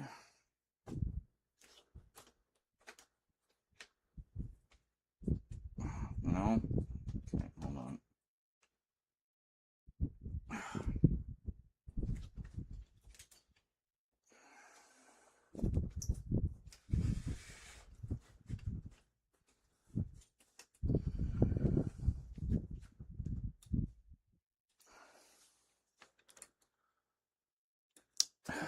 God. Wish I could bring you guys down a bit, maybe. Yeah, there we go. And now the light isn't right in your face. That's better.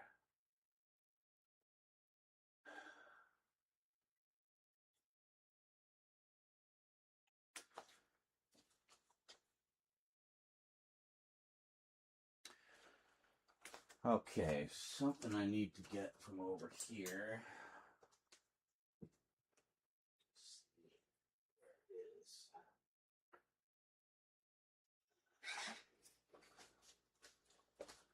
Alright, hold on a sec. Whoops.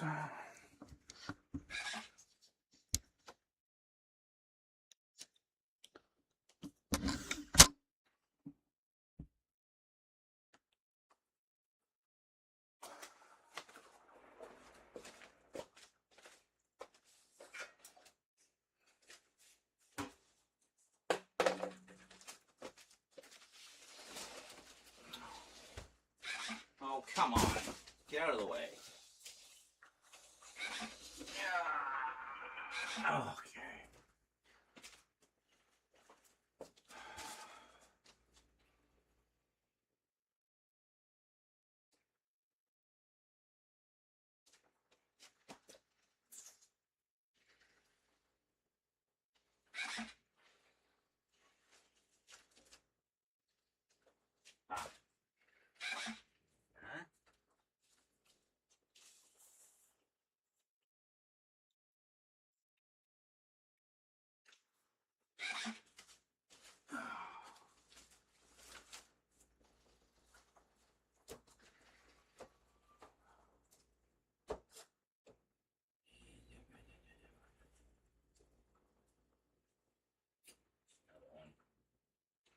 Need to reorganize. Ah, here we go.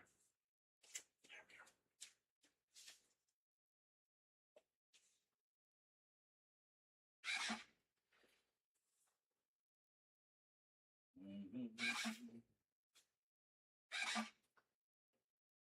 You good? You can hear her, but you can't see her. Emily's just going crazy over here. Alright. Sorry to intrude.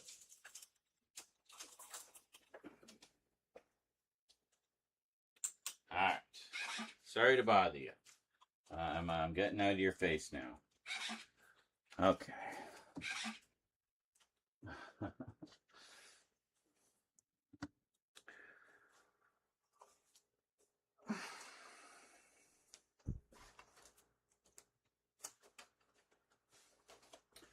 I think maybe this should move up a little more.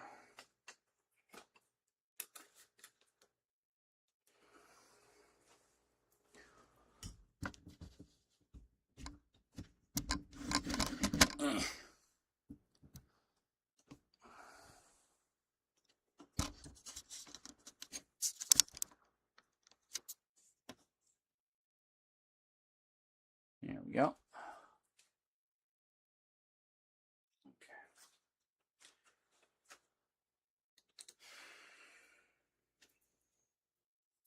So something here that does not belong. Yeah. I'm pretty sure Spaceballs isn't a horror movie. I could be mistaken.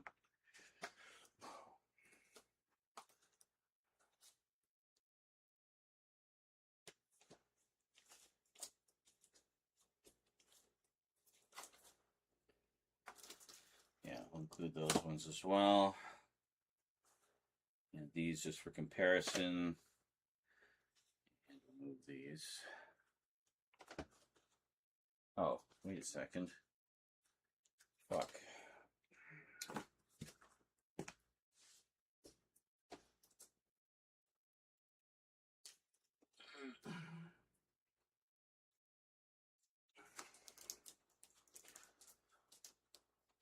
There's more.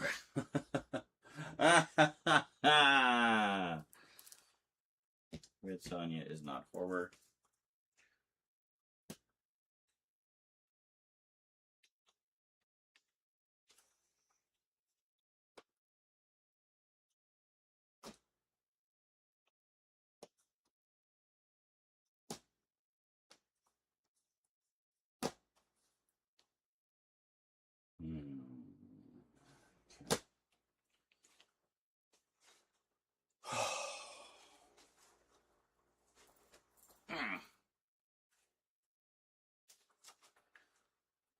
Oh, did I miss a dono?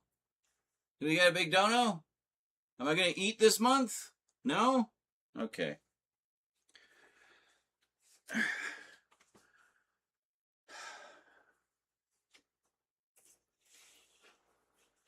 These were all bought when more money existed, just so you know.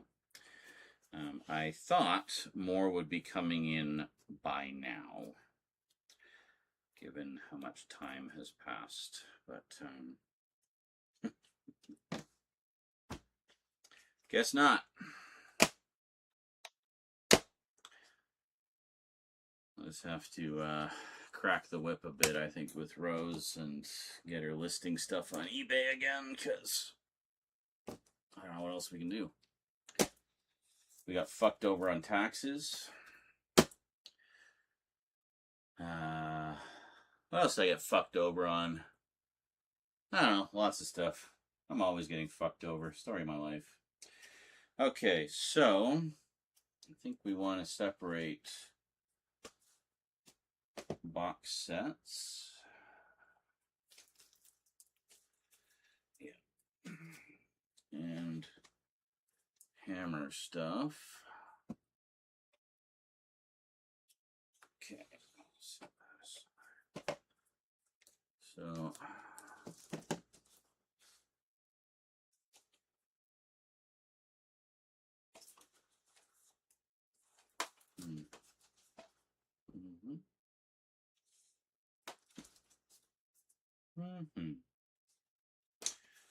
couple of upgrades there because there are a couple of faves. More box sets. Those would count.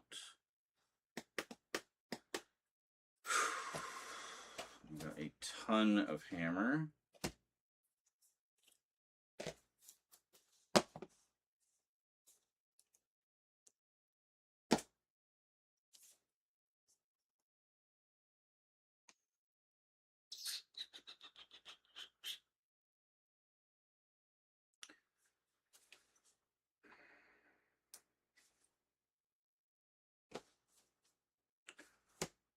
Okay, so we got hammer stuff.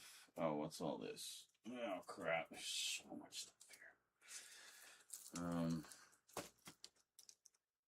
What be all these?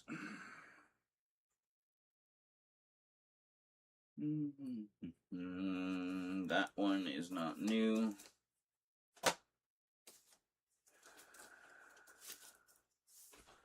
This one, maybe?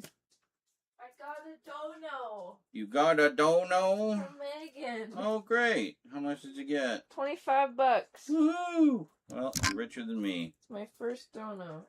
Well, these deadbeats haven't given me a single cent. Come on, guys. You want me to stream more? You know, give me some incentive here. Okay. That's, oh, we got some, yeah, some Asian stuff.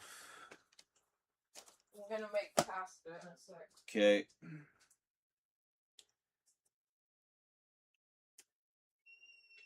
Oh, yeah, we'll put this with, how's the other one?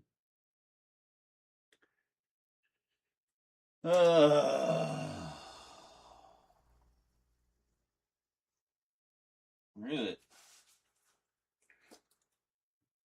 Here it is. Here it is.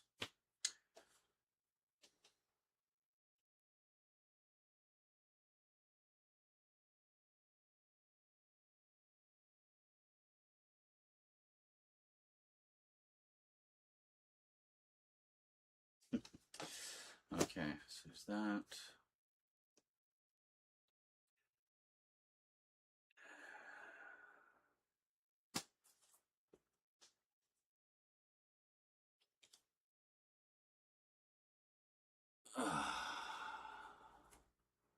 Too much fucking, well, except for JL. Well, obviously, yeah. JL has been the hero of the day, well, of the month, really. Unfortunately, I don't see a cent of that until next month, so it doesn't help us now. Right? So, yeah. Alright. So we'll go put this with this, I think.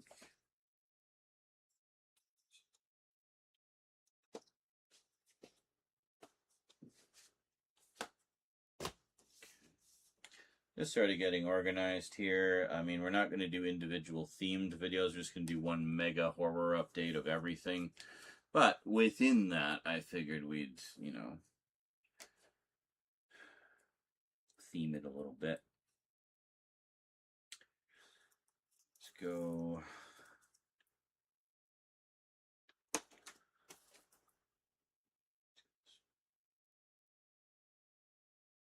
Yeah, I don't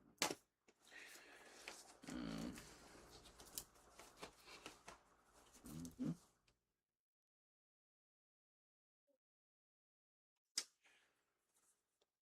Any other classics? Not really. We'll put that with the zombie stuff. Have a little auteur section.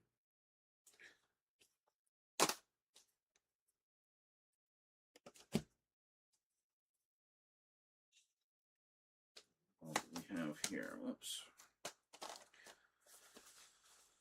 That was an upgrade. Oh, yeah, no, it was, I know what that was. Okay. We'll do a little vinegar syndrome section, I think. Okay. And we'll do an arrow section. We got a couple of Arrow titles. Mostly Vinegar Syndrome and Severin, I think. Okay, let's put those there, and then let's go. Let's throw that into that.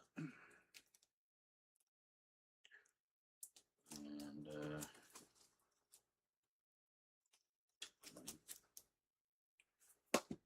get all the Vinegar Syndrome stuff together.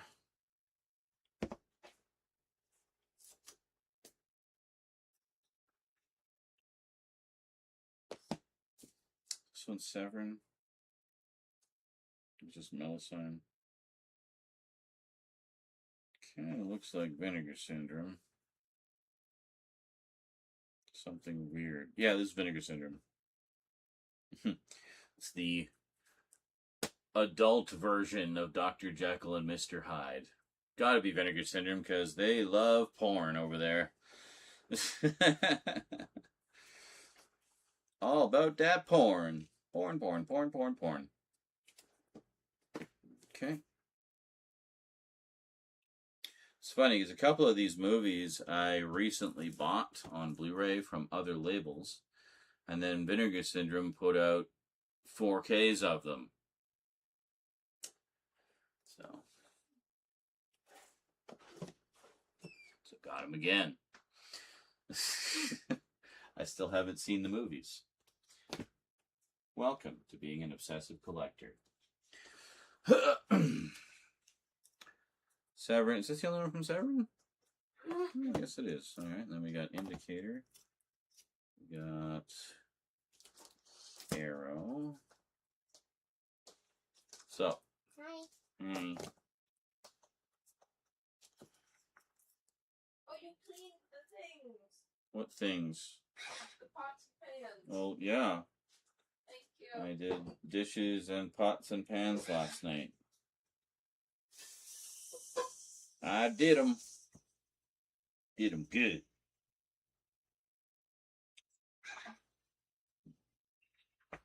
Here, remove them.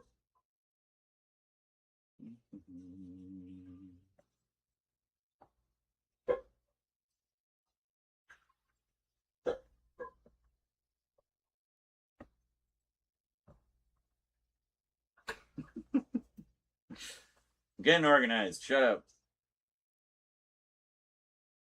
Okay, where we got this. Actually, all three of these are upgrades. This 4K.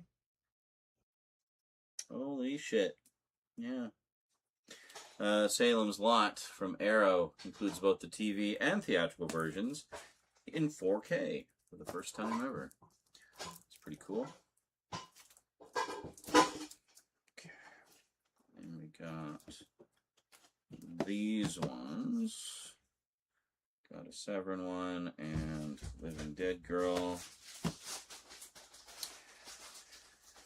Can I just make all the noodles? Yeah, I think there's only half the thing left, so it should be enough. What? Did you boil the water first? No. You gotta boil the water first. I'm gonna add salt.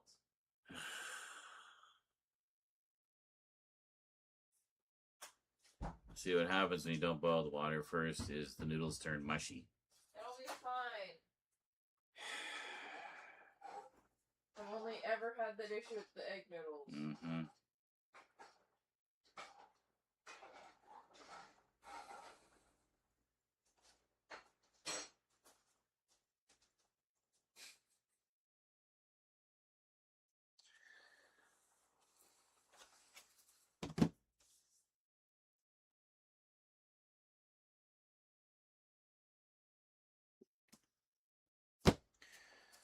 Alrighty.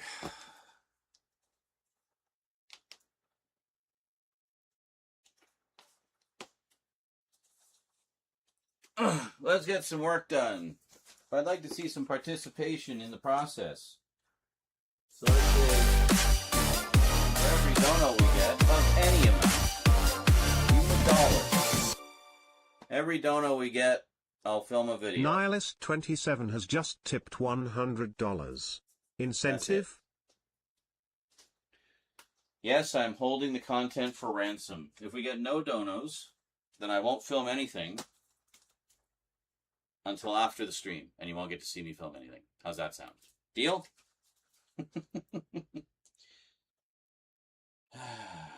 Oh, vinegar syndrome. That goes with... So for now, I'll just organize everything endlessly until we get some donos going. It's been far too long. So...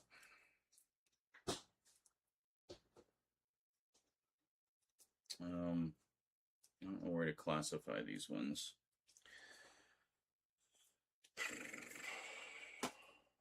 You have any other sci-fi horror? I'm kind of put it there, I guess. Actually, yeah, we'll put that. And that's technically there. Okay, it's good. Sure. We'll go with that.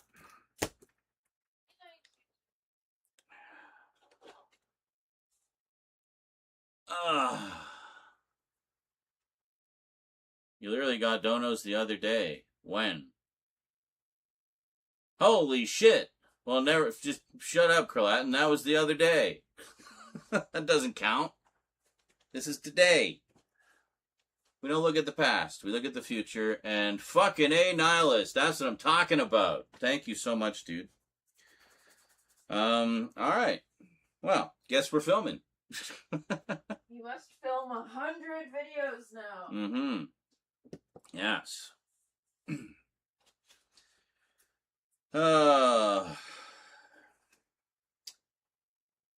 Yeah, 100 videos. I probably have enough stuff to do 100 videos. Alright, so that's all. Is that all the Arrow stuff? I think it's all the Arrow stuff. That is all the Arrow stuff. Then this Severin one ties into another set. I should pull that out just to illustrate.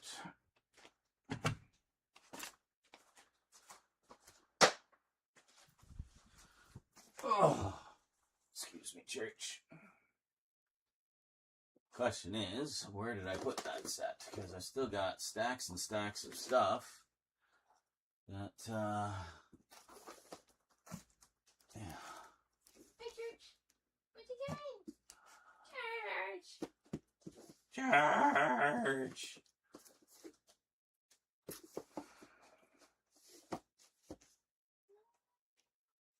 He doesn't like being held. Well, he can suck it up. This is why he gets violent with us. Where is it? Oh, there it is. I found it.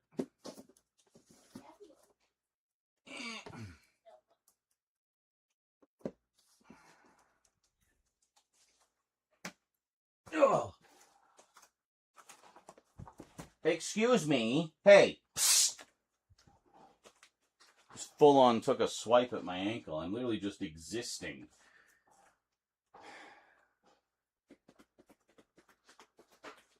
Kralatin, be more supportive, please. You're supposed to be my king mod. Jesus Christ.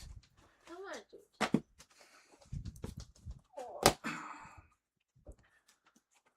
Anyway. Yeah, this one.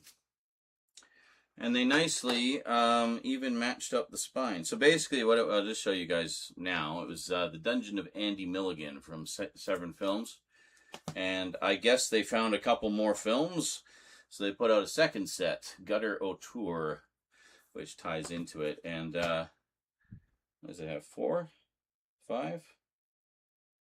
5. 5 movies. Yeah, and this one has 1, 2, 3, 4, 5, 6, 7, 8, 9, 10, 11, 12, 13, 14 movies. Yeah, 14 surviving films. And then I guess they, yeah, there was 2 that were thought lost forever, but I guess they found them. And then, discovered in Brussels. Another one found in Amsterdam. And then a documentary about him. And a couple of other films. Cool. Anyway, that should be a fun set.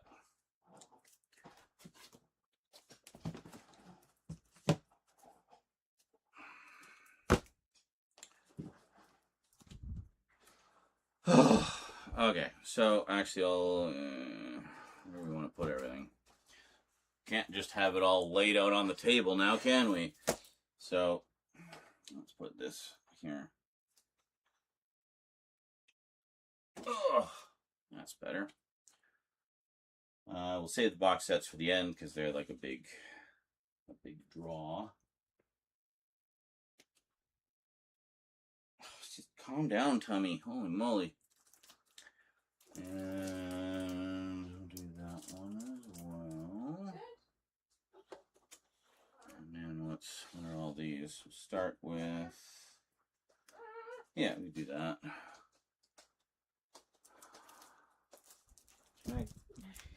What? Try to grab her. Yeah. They've been like... not going bananas, but being... fancy. Yeah. Because they don't like being locked out of Mommy's room.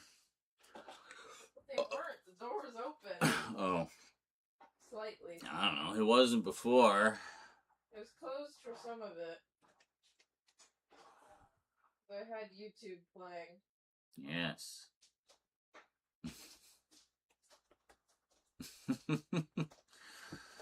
What have you found? Anyway. No. Thank you so much, Nihilist. You are a prince among nihilists.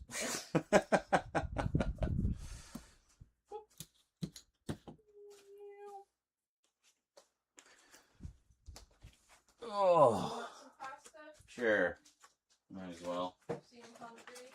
Oh.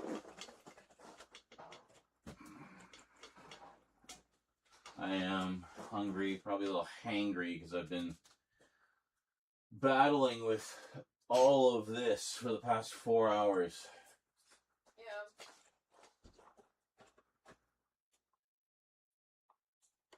Oh, right. There is more. Yeah.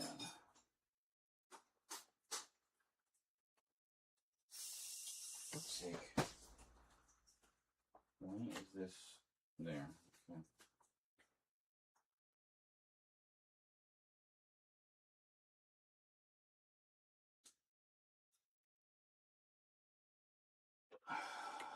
Why are you giving me a lecture, Culloden?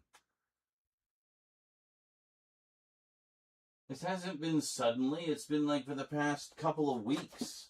I haven't exactly not been present. This is the first stream you've been at for a prolonged period of time. You don't know what I have or haven't said. You haven't been here. Anyway, just let it go, dude.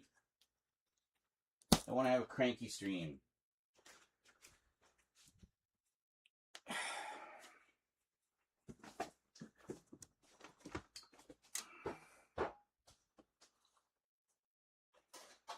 And I thought I was solid for bills.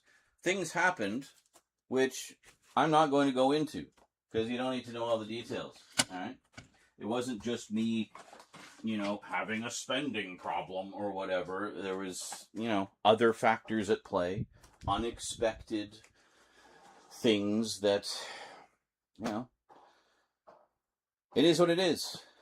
The things that happened, happened, and here we are. This is where we are. Right here, right now. So we can lament about what coulda, shoulda, woulda, might have, did, didn't happen, or whatever, or we can just focus on the here and now and look forward. And that is what I'm doing.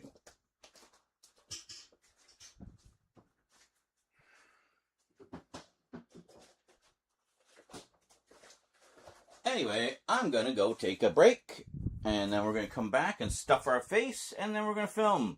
Enjoy some clips. You're floating away. Oh my god. What? Ah, that's so good. Hmm?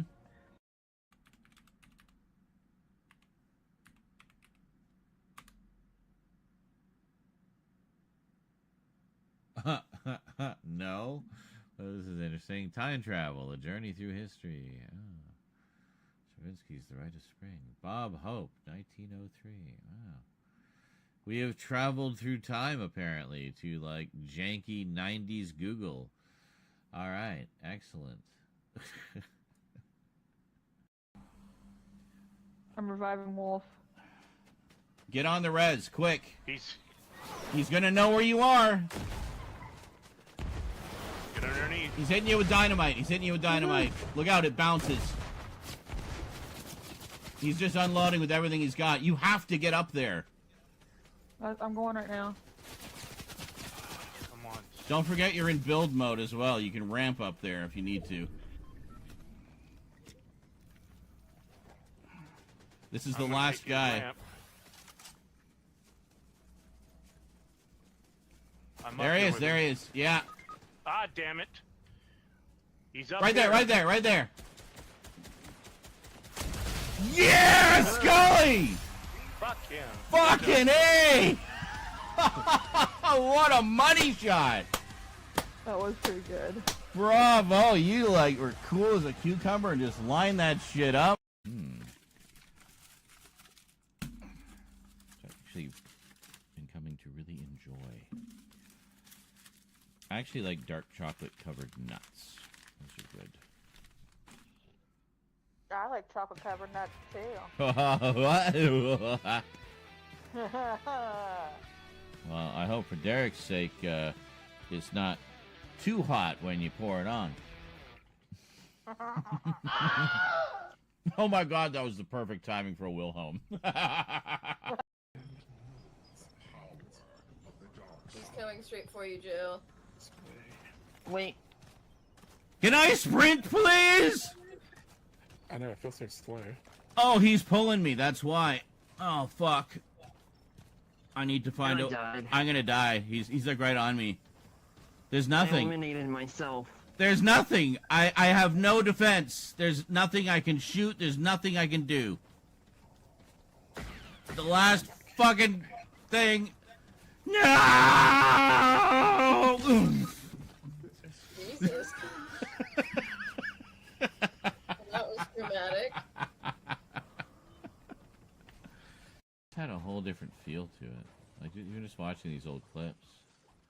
Just the world itself, you know, how... It's so funny, I just did a little panoramic look around right as I said that.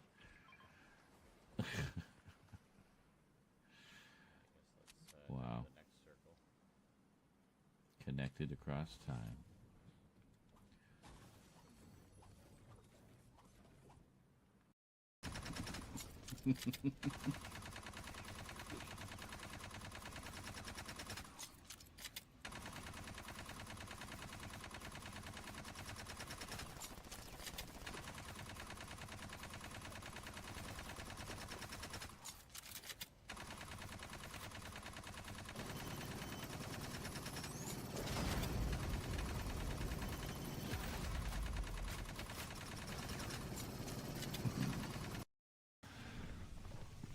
Shit.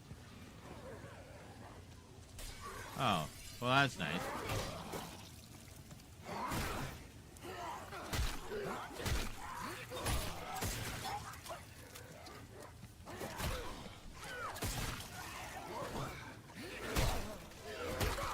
Ow. Oh my god.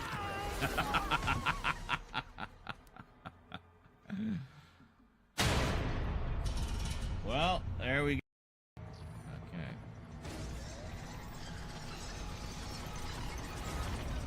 Yeah, we gotta get it to go this way.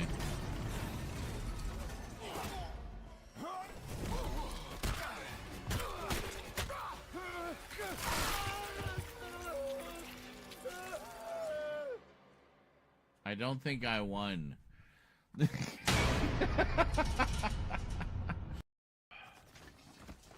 I just replenished my wingsuit, so you can grab that if you want. Actually, Deadeye Assault, I'll take that.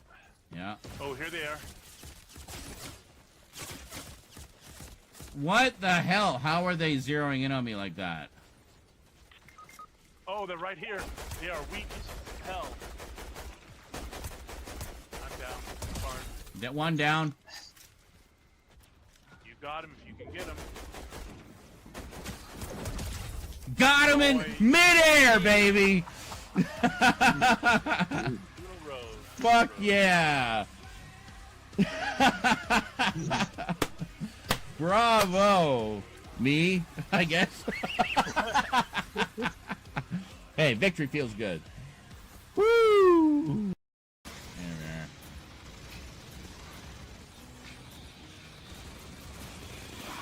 Fuck. Yeah, fuck you, baby.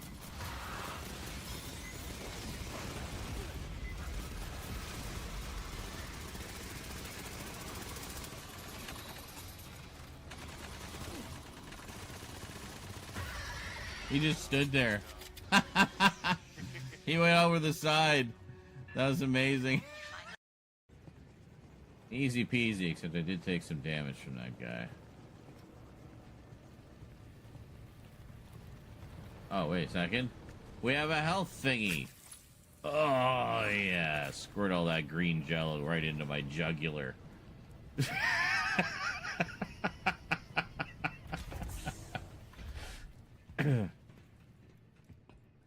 good for you.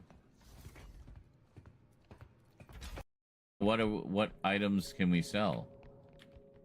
They'll be highlighted in a yellow square. That means you can pick them up. Okay. We already have quota. Okay. So what do we do now?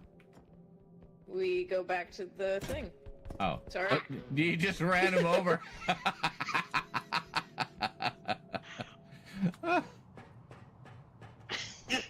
Okay. Oh, we put it there. Ta-da! Tax return.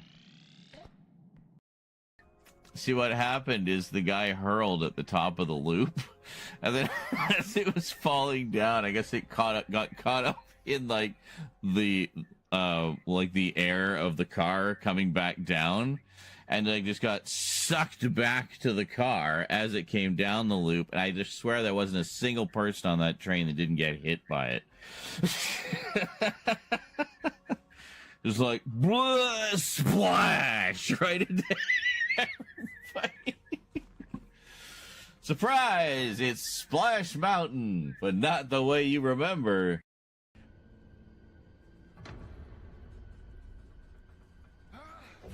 Oh, you got company over there.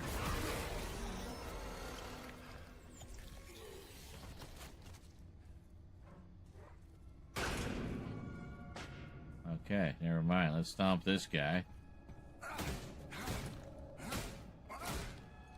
You don't count? You're not an actual... Oh, wow. Really? Come on.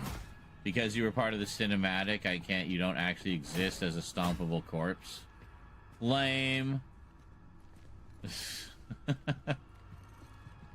should have been a gimme. Oh, well. He's coming to get me. Careful, he's got that shotgun. Yeah.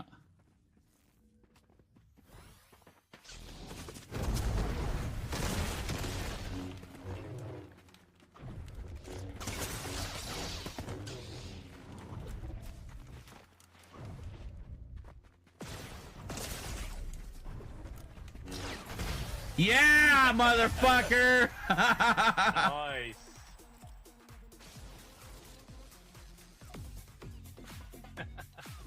That's right. I've been practicing my force moves, bitches. This is the strategy I was talking about. You double slash, jump over him. Turn around, double slash again, jump over him.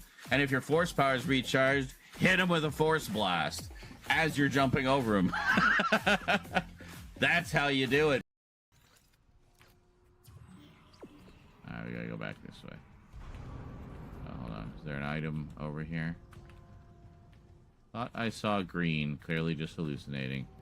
So we'll get as far as chapter 2, and then I think we'll call it there. But definitely, I can see having some fun with this.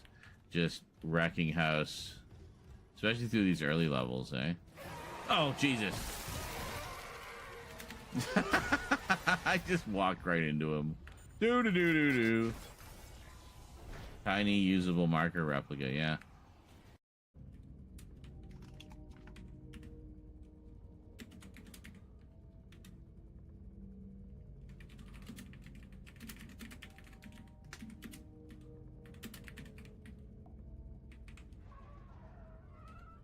Just typing the response to Kerlatin because he's having trouble with the video, you see. I'm nice that way. I try to help my mods. Yeah, you'd think Twitch, being a streaming site, would be, you know... I've also noticed they don't really skimp on the meat like a lot of canned soups do. They give you a fair amount in there. You get like the spaghetti and meatballs. You get like 6 meatballs in there. And they're big. You know what I wish they still had was roller coasters. It was like a wavy pasta. Yeah. And then they'd have meatballs. Mm-hmm. That was good shit. I don't think they have that anymore.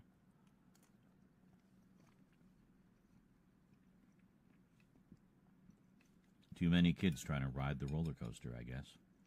It's not literally a roller coaster, kids. It says so on the can. Billy, get your feet out of your soup.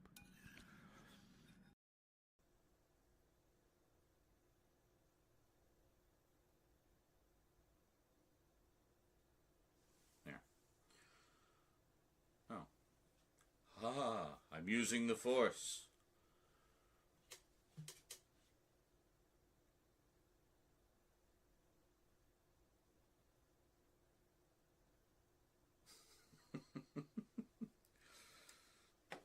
Using the power of Satan to hold everything up.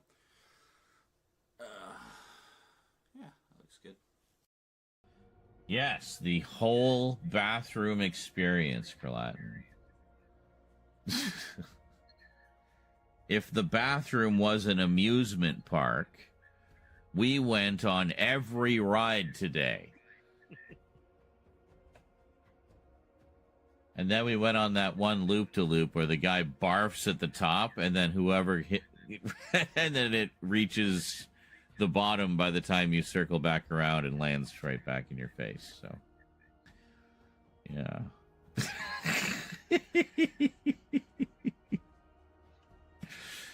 I saw a video where that happened. It's horrifying. Those poor people.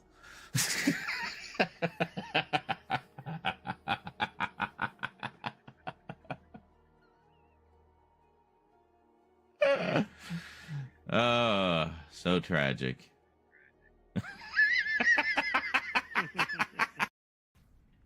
No, I am here. Where are you?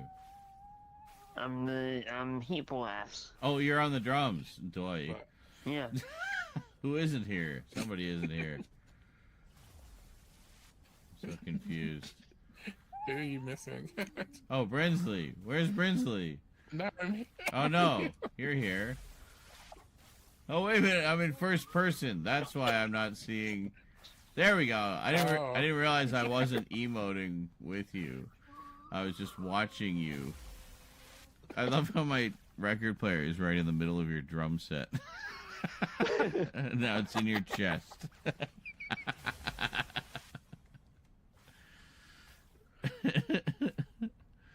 have no idea what the song is that they're doing.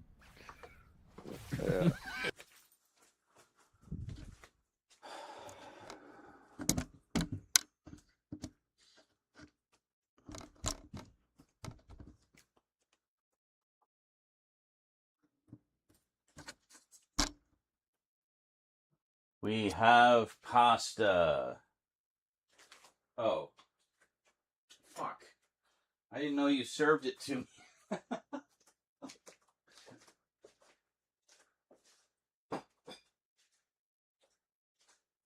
Did you get some?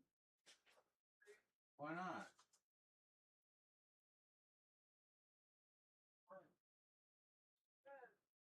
stressed too.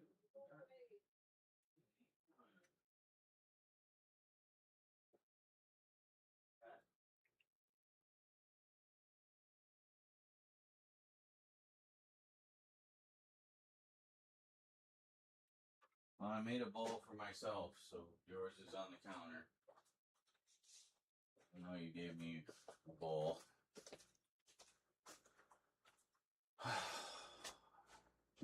Lovely.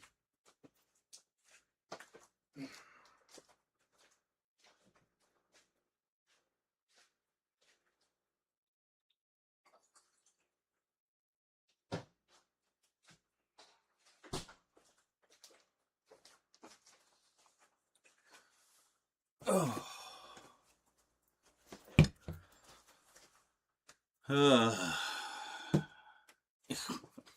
Hang on. Let's see the chat. There.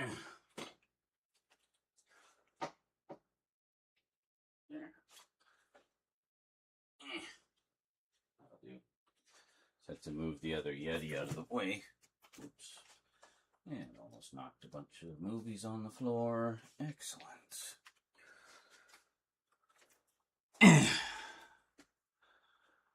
Alright. Welcome back, everybody. How's it going? Sorry about the drama. Everything's fine now. Just having a happy, wonderful time. Let's listen to some spooky ambiance, shall we? And, what was it? The lad said, drinks drama tea, yeah. And yes, basically Halloween 24/7 here, as you can see. Shoes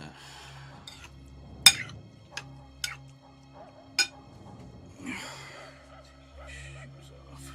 Please don't attack my feet, church.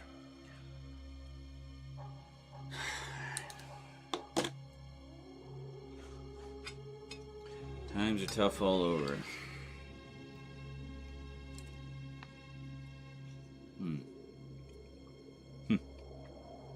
Or even on the cheap pasta sauce. It's actually pretty good though. Prego.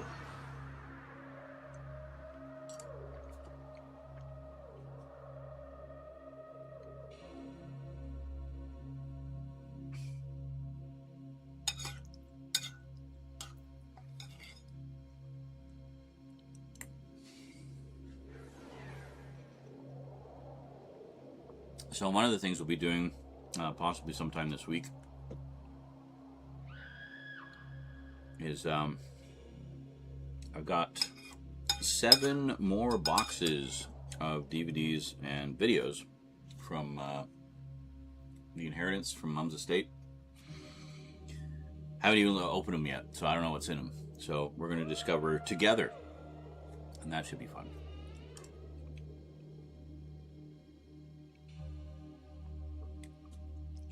And Rose has been listing them on Facebook Marketplace. Basically because I guess they don't take a cut, unlike eBay. So we get a little bit more on our end.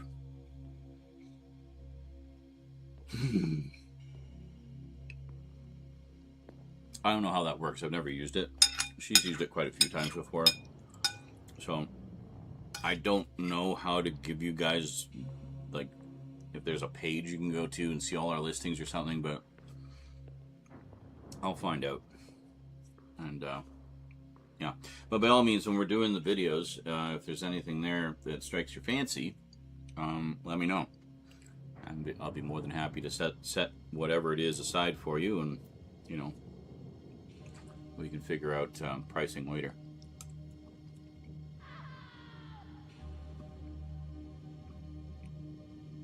But she had quite a lot of cool stuff in her collection, you know. Unfortunately, she never made the leap to high def, despite my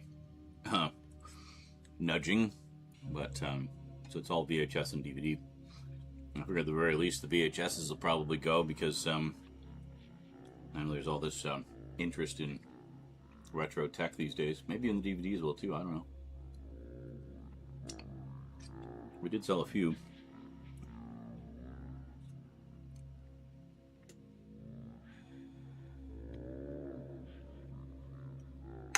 Like she had the first 11 seasons of Supernatural. Those flew out the door. Almost almost instantly.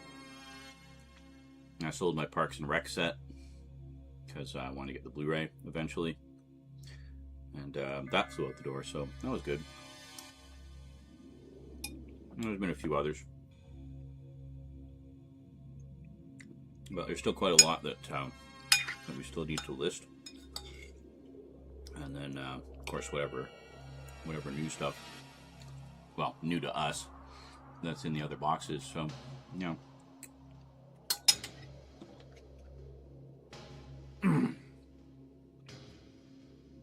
Hey, greetings, Tomas. No, you did not miss your parcels. That's one of the reasons I haven't done them yet. Is I wanted to make sure you were here. So, we got a big stack of horror stuff to do first. And then maybe, right after that, finally get your packages done. Sorry, parcels. So, yeah. Oh, really? It's sold out? Yeah. Yeah, that's what I'd like to get. But the fun purchases are over for a little while. So now the focus is back on content creation. Look at all this wonderful content we're creating here.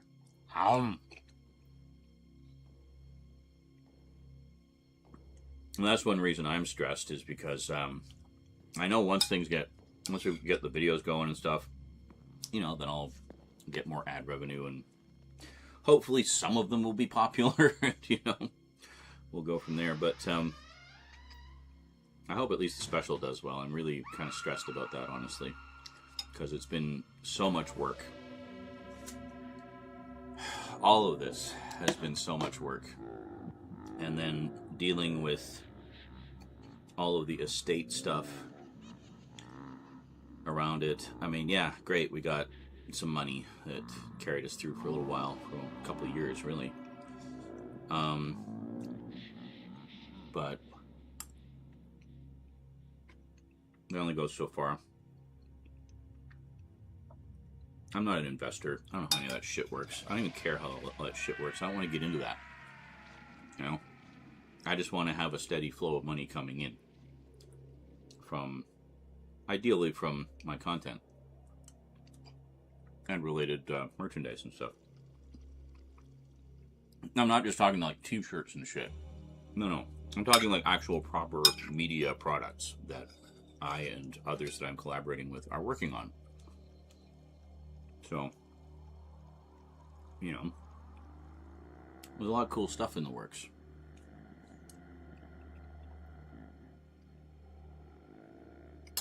And the special is only the start.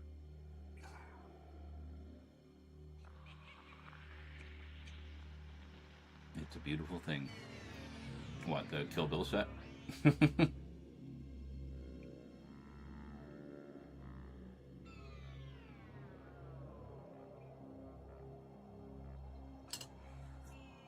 Well, yeah.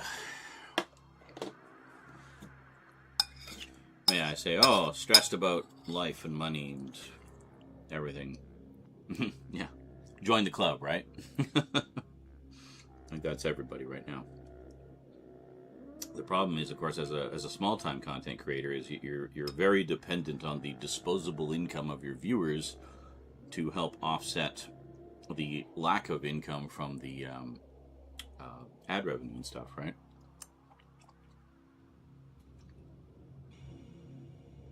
I'm not big enough to be offered sponsorships,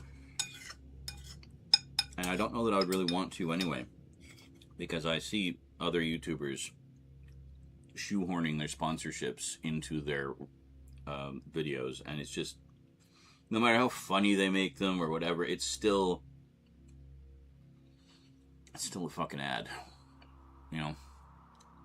I don't really want to go down that route. I'd much rather just be, you know,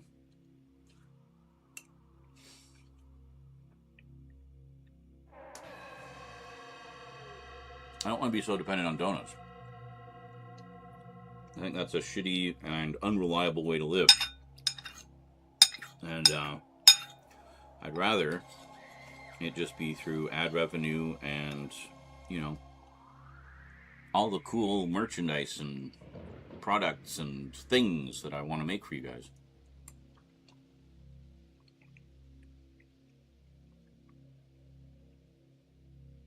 So I would all be kind of self-sustaining, you know? That's the ultimate goal.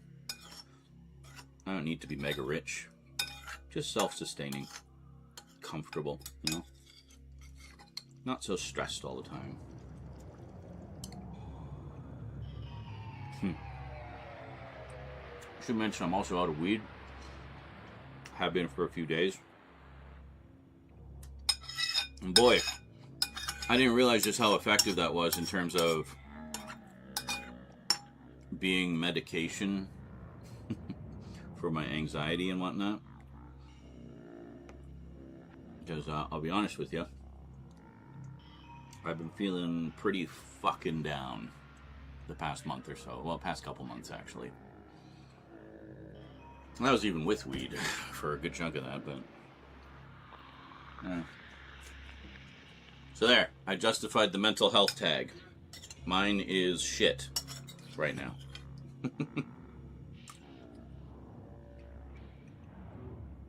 And then adding just the general stress of things on top of that doesn't help.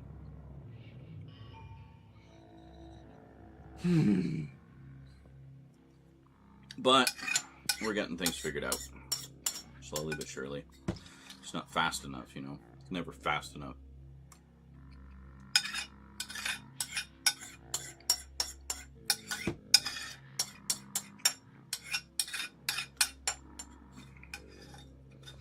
Did my taxes like a good citizen.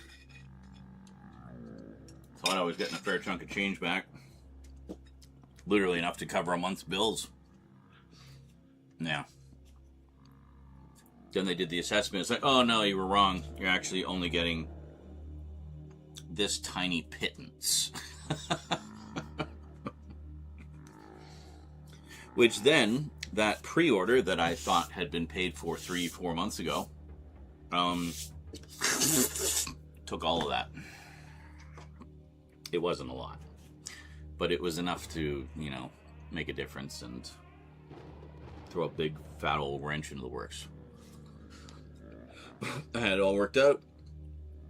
We were just gonna barely scrape by the end of the month, but that's okay. So basically earlier today I just went on a spree checking and double checking all the pre-orders that are still pending and make sure that they were either sufficiently in the future that, you know, I can set aside money for them, but or they were already paid for. So that became a bit of a rant on Blue Sky. Follow me on Blue Sky, by the way, if you're not already. I don't know. Thanks, Nihilist. A very positive message, considering your name. I appreciate that, dude.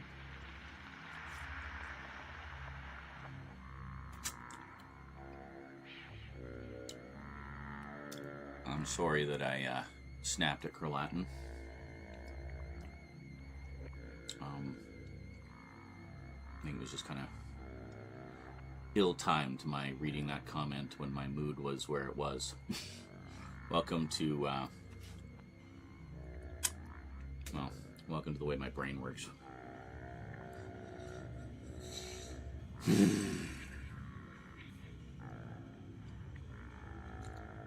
You don't want to talk smack to people who stick by you, you know?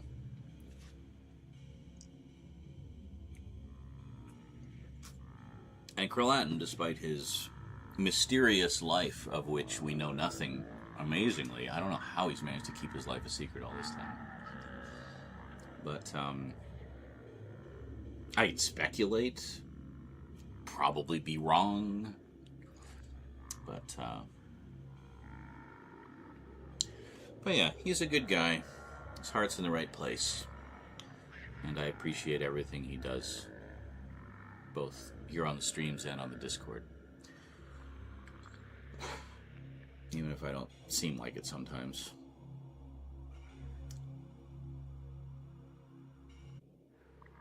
I'm bad at that.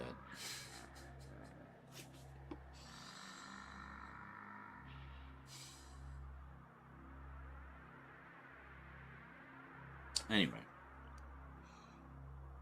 Wherever you are, Carlatin, I'm assuming you left the stream. I'm sorry. I love you, man, and I appreciate everything you do.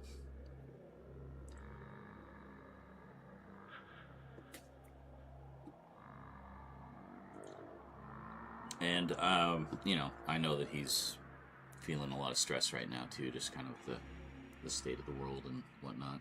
Yeah, we all are, in our own ways. Some more than others, just because it's a little closer to home, as it were. Being up here in Canada, I don't feel as directly affected by everything going on down south, but we still feel some of it up here. Especially being threatened with invasion every other fucking day. Like, what the hell do we ever do? We're Canada. Fuck off.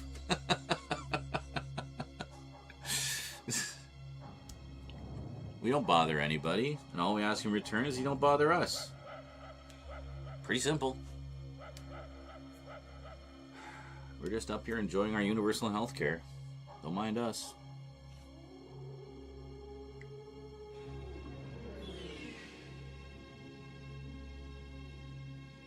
Oh, God.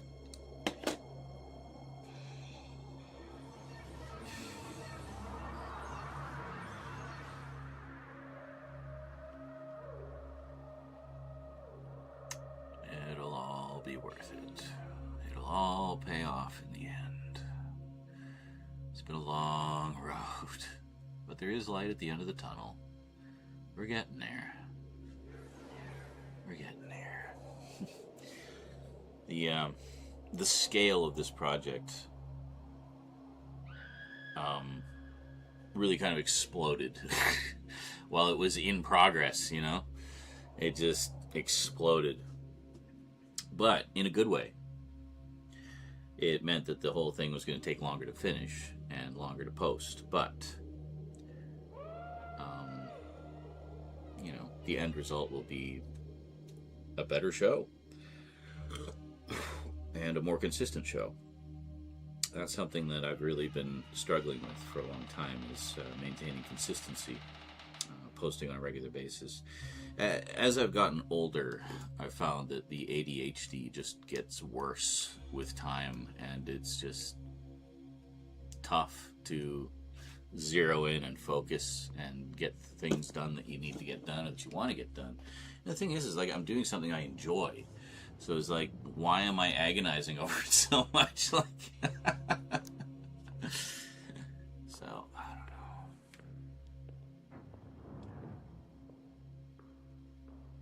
Hey, Witchy. Eclipse is wheezing in your ear.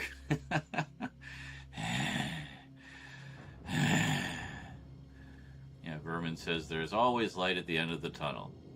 Unless you're a proctologist. Well, if there's a light at the end of the tunnel when you're a proctologist, how'd you get in there? You're on the wrong end.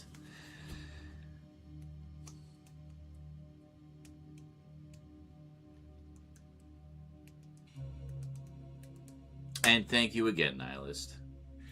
Boy, for a Nihilist, you were just like Mr. Positive Vibes tonight. Holy shit. Hope they don't make you like turn in your membership card or something. Terribly sorry. If I was indirectly the cause of that. Gotta stay in the Nihilist Club. Yeah. I find again, as I get older, I seem to become more nihilistic as well. Can you blame me? I think everyone's just so fucking tired. You know? Just so tired of just the state of the world. I know I sure as fuck am. So a lot of what I'm doing, and this isn't just me, I've been talking with some other YouTubers that I know, and they very much feel the same way. And I get the vibe from a lot of you guys as well, some of the comments that I've received over the past few years. People really miss the way YouTube used to be. I'm talking like back in the golden days, 2009, 2010, you know. You're a fraud. Where it wasn't so commercial as it is now. And people were still making money in partner program and all that. It was mostly ad revenue. And then ad revenue paid better back then too, might I add. Pays shit now.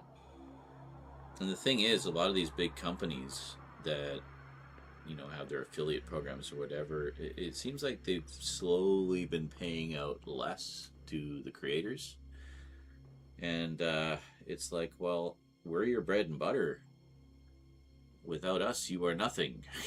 Why are you not paying us more? You know? I mean, we literally create the content that keeps your site going, YouTube. So why do we only get like 1, maybe 2% of the ad revenue take? Why are you taking 98% of it? Don't give me this server costs bullshit. All right? So, yeah. Don't let the allure of ad revenue, you know, make the decision for you if you want to get into this racket or not. Because it's not a lot. The only time you'd be making a decent amount of ad revenue is if you have literally 1 million subscribers or more. You know, I did the math a while back based on how much ad revenue I was making, and this was like 15 years ago, so the numbers have likely changed. But what it worked out to was, if you have at least 150,000 subs, that's kind of like the bare minimum to be able to make a living solely off ad revenue. I mean, even then it fluctuates. It's very seasonal. You get more around November, December, right before Christmas. And then January, February, it tanks because all the advertisers blew their budget, like their annual budget, on November, December to hit the Christmas rush, right? So on the one hand, content creators are like, oh, I got to put out a lot of content in November, December so I can get all that tasty, you know, extra ad revenue. The problem is everybody is doing it. So the law of averages, it all kind of averages out across everybody. We all end up making the same anyway. It's all such bullshit. You know, are you saying Witchy, before all the Mr. Beast BS? Well, was it Jack? Jacksepticeye? Just flat out said, Mr. Beast ruined YouTube. Oh, you literally just said that. Jacksepticeye has even brought up how much he hates him for how he's changed the platform in a negative. Yeah, now everybody's just doing like challenges and contests and just all this like engagement bait stuff and not actual proper content. Welcome back, Kralatin. You missed my big love gush to you, so I'll just summarize. I'm sorry for snapping at you. I love you and I appreciate everything you do. And I know that you're going through a rough time too. And not to gloss things over, but I think it's safe to say we're all stressed right now. And I apologize unreservedly for snapping at you, who have been one of the few people who's actually stuck around through all of the various bullshit that's gone on over the years with me and my channel and my life and everything. So, thank you. Thank you for being here. I hope you will continue to be here. And I hope one day we will actually find out something other than what your alias is about you. Mr. Mysterious Man of Mystery. He made a whole video rant on it. Did he really? I didn't know that. I saw what was it? It was like a clip of him. He was doing some kind of collaboration. I think it was the lie detector. He was like doing a lie detector thing. That's what it was. Yeah, it was a lie detector. And I don't think this is one of the lie detector questions. It was just like a question somebody asked, like, do you think Mr. Beast ruined YouTube or something? And he just, without hesitation, said yes. Maybe it was. Actually, it might have been a lie detector, and it came through as truthful. So, yeah, go Jack. He's another Sean, by the way, and spelled the correct way. S-E-A-N, baby. Traditional Irish spelling. What's going on down there? Nothing. Is Church here? Oh, no, Church is in his bed over there. He was making sin biscuits earlier. You know, most cats will do like the making biscuits thing. Well, he'll do that, and then he'll start humping his blanket. So we call them sin biscuits.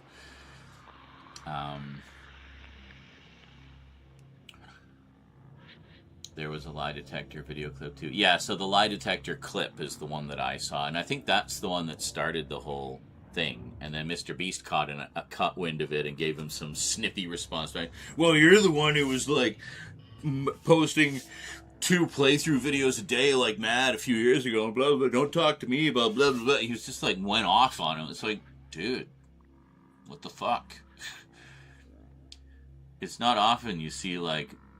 Oh no, playthroughs, like, yeah, like he's not, like he hasn't always been a gaming guy, you know? Like that hasn't been the main focal point of his content forever. So, yeah. I guess the argument was going that, well, at least I'm creating something of substance instead of just a video game playthrough. It's like, fuck you. Okay, it's not up to you or anyone else to say what is or isn't valid content, unless we're talking AI, because all AI is crap and needs to be shut down forever.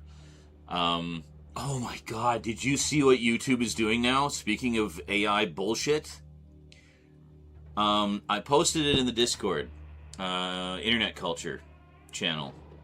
It was a video from Jack's Films. Love Jack's Films. I've always loved Jack's Films. He's like one of the few, like, he's one of the few good, like, truly good ones, I think. He's, like, just a good guy. And also very funny, very talented, very perceptive. I like his stuff. But anyway, I remember when he would do, like, the whole Your Grammar Sucks series, which was his big claim to fame. And that was hilarious. It was great. But anyway, now he does, like, after doing the whole Sniper Wolf plagiarism, freebooting stuff, he still does that, calls that theft, and I think it's great that he does that. Having such a huge platform and calling so much attention to what is, quite frankly, a fucking plague. So good for him. But he did one the other day. Now, we know that YouTube has been farting around with AI with YouTube Shorts, right? Yeah. So about a year or so ago, they started quietly upscaling YouTube Shorts using AI upscaling, and I know Facebook is doing that too. And it looks awful. It is so awful. You know, Lost Souls of the Damned appearing all over the fucking place. It's awful. But YouTube took it one step further. Because now, with Shorts, at least on the app, I checked the desktop version. It doesn't seem to be on the desktop version. Thank God, but I'm sure it's only a matter of time. You're watching a short, you might see a new option down below called Remix This Short. So you know what it does? It takes the short, feeds it through an AI meat grinder, and spits out some random bullshit reimagining of it. It's awful. It is beyond awful. And then, my thing is that legal? I mean, I suppose you might make an argument, oh, well, you put it on their platform. TOS, it should be copyright. Yeah, that's what I was thinking, because it's like, well, that's not yours. I mean, you have the right to exhibit my video on your platform. You do not have the right to alter it in any form without my permission. That's my thinking. So what the fuck are they doing? All in the name of just pushing this AI shit on us. Like, I feel like every day, every goddamn day, I'm going into my settings in something, in an app or in a website or in a program I use, and turning off the AI features. I don't want them. I don't need them. Literally nobody wants them. Nobody. Look at the comments under, like, pretty much any AI slop video, or more specifically, AI slop video advertising a service where you can make your own AI slop videos, and it's universally, resoundingly negative, other than all the bots saying, cool, 800 times. It's ridiculous.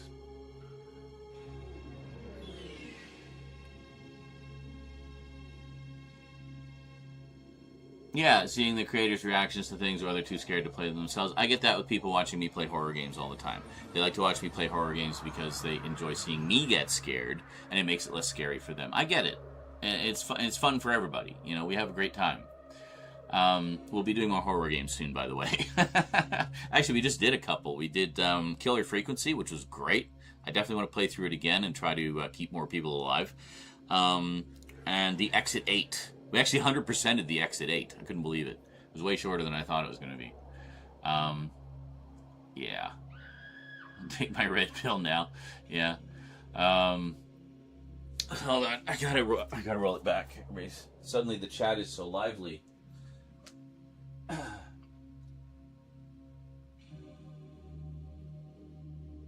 Yeah, well, regarding going back with Jack, oh no, playthroughs. It's called being efficient, and he probably had plans and those talk show panels, so he had them posting ahead of time. Well, yeah, I mean, literally everybody does that. I mean, they pre-schedule videos. I mean, I'll be doing that with the umpteen videos we're working on now. I've already got the ones that are done are already uploaded. They're uploaded and just waiting for everything else to be done to be scheduled. So, yeah, Berman says, yeah, Witchy, you're right. Too much emphasis on getting famous and clicks rather than actual quality content.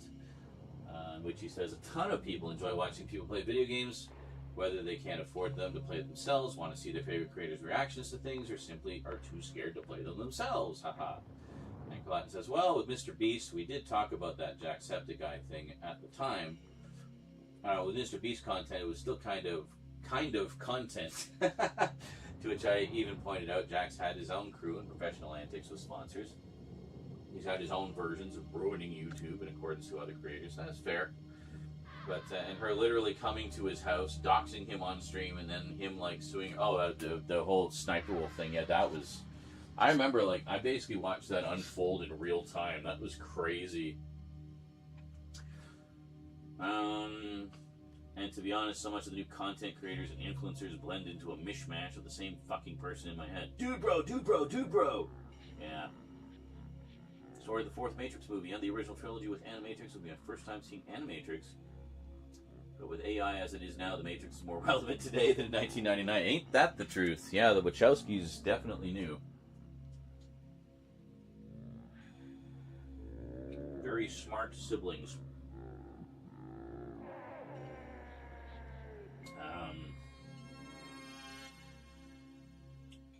And wow, you've never seen the Animatrix. Oh, you're in for such a treat, dude. It's so good. It's so good. And 4 of the stories in the Animatrix are canon and actually tie into the movies. And if you don't know where to watch them between the first and second movie, because they tie directly into the second movie.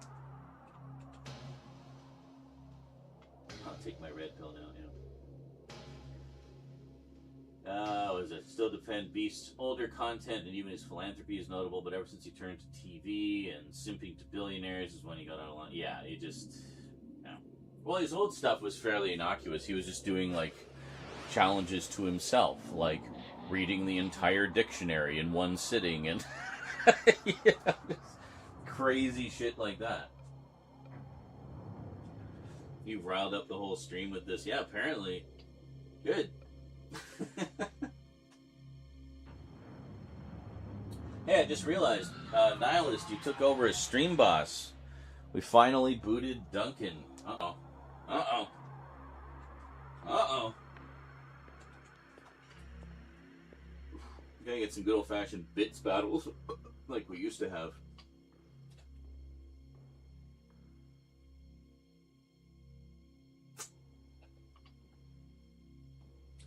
Really, the first time I even heard of this, to be honest, I don't really pay attention to the comment sections for them. Not any particular reason, it's never really interested me. I'm not surprised with the AI stuff with regards to YouTube Shorts. I didn't realize YouTube Shorts had a comment section until 4 or 5 months ago. Oh, really? That's funny. I'll be watching in order where they fit, and then watch the non-canon episodes after the 4th movie. Okay. Well, I mean, you can watch the non-canon ones anytime, and they still, you know,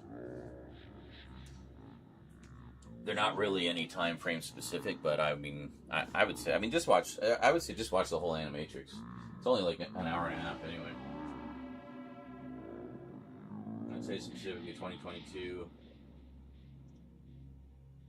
and 2023 is when Beast sucked in what I'm referring to. Yeah, well, that would have been around the time that Jack did that lie detector video, I think. So, yeah.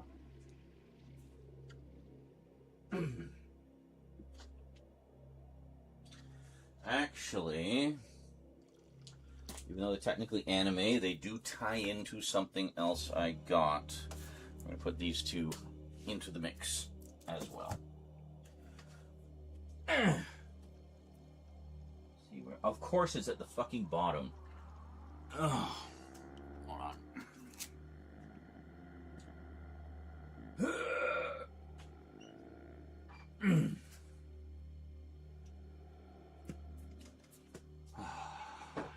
Yes. Okay, we'll put it at the bottom.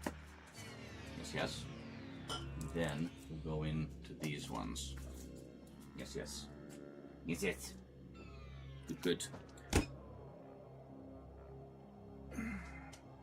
Ooh, actually, even better. We'll do a connection. We will connect between them. So we will have, we'll finish with these 3 umbrella sets, and then these 2 animes that tie into the last of the umbrella sets, and then the next one we do, in terms of when they'll be posted, it's not the next one we'll film, because we're going to do the parcel openings after. The next one we do will be the rest of the anime updates. Perfect. See? This is why I gotta take some time. I can't just rush into things. I gotta plan it out. I gotta know what I'm doing. There needs to be a game plan, you know? So I got some good shit there.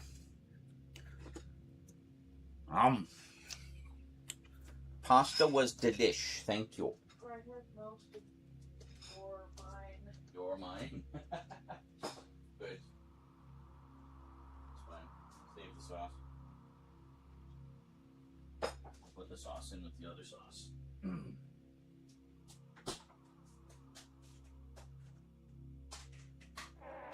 Yeah, this is Prego. It's pretty good, eh? It was yummy.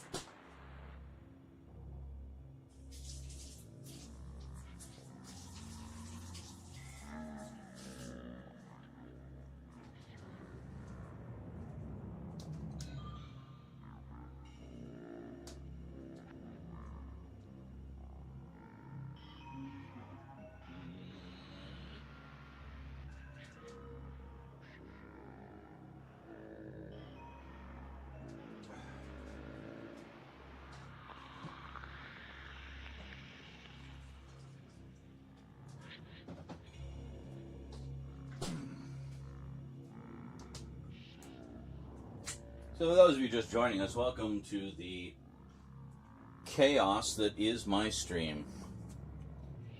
We go from behind the scenes stuff to everybody bitching and arguing with each other. And now, talking about the state of internet culture. Yeah, we're all very ADHD here. Yes, everybody loves Markiplier. Markiplier is the man. Shouts to Keemstar. Oh my god. Never understood the hype of this channel short of the obvious. Fuck Keemstar. Well, it's simple. Drama.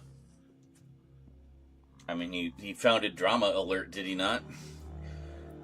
Yeah, he literally built an empire built on highlighting, encouraging, and,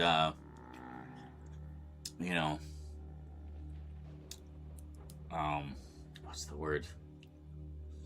Enlarging? YouTube drama. Huh? Emphasizing, yeah. No, there's another word. It's like engorging. Yes, the ever-rising, growing, solidifying penis of internet drama. Just a whole bunch of cock. Yeah. Now, as much as I don't like Joe Rogan, oh, fuck Joe Rogan. I can understand why he's popular. Dude has interviewed some legit great guests, and were very insightful from the clips I have seen. Yes. Some of the guests, sure. But the questions he asks them aren't particularly insightful a lot of the time. Or,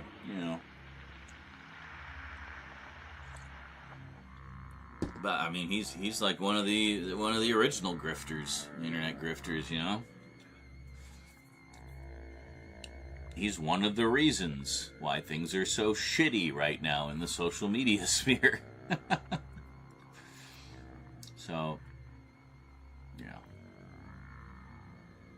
I liked Rogan up until 2018. Yeah, I actually never liked him. I liked him when he was an actor. When he was on, news radio and Fear Factor. And then the last time I saw him, this was before the Joe Rogan experience, was when he was, maybe the Joe Rogan experience had just started. But anyway, I think he was just getting started in podcasting, and that was around the time that 2 Girls, 1 Cup came out. And he was like, whoa, we should get these girls on the show. So, they just eat shit all day? It's like, yeah, pretty much. It's kind of their thing, I guess.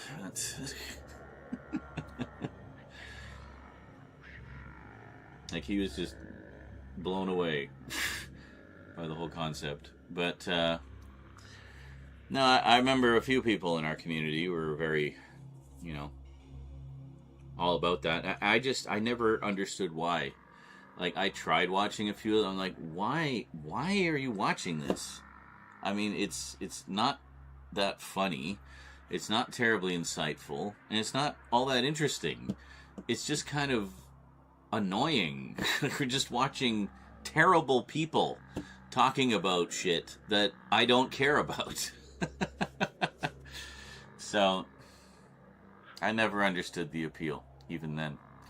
So, yeah. Starting to get boring being... Huh?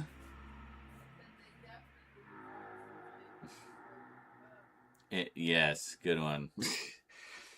But, I was gonna say, it's getting really boring being proven right all the fucking time. I said then, this is shit. This person is shit. Why are you watching this? It's like, oh, it's just regular people talking. So, no, it's not. It's shitty people talking.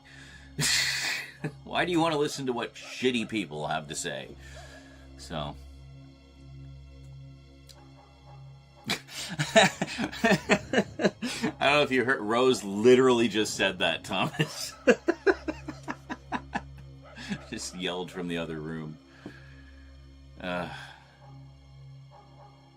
Or, oh, Opie and Anthony. Wow, I haven't heard them mentioned in a long time.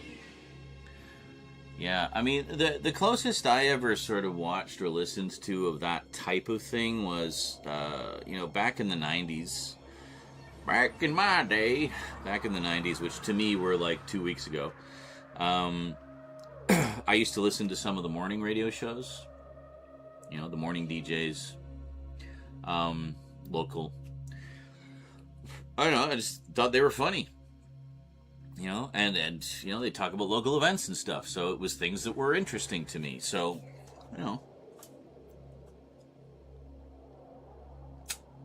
yeah. But I don't know.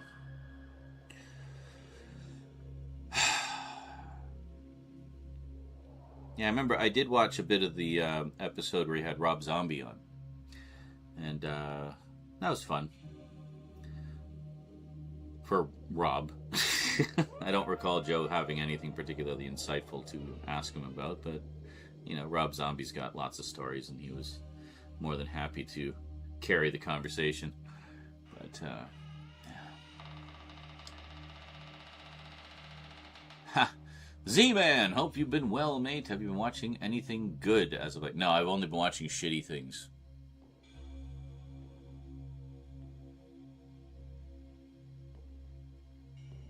Boo! What have I been watching?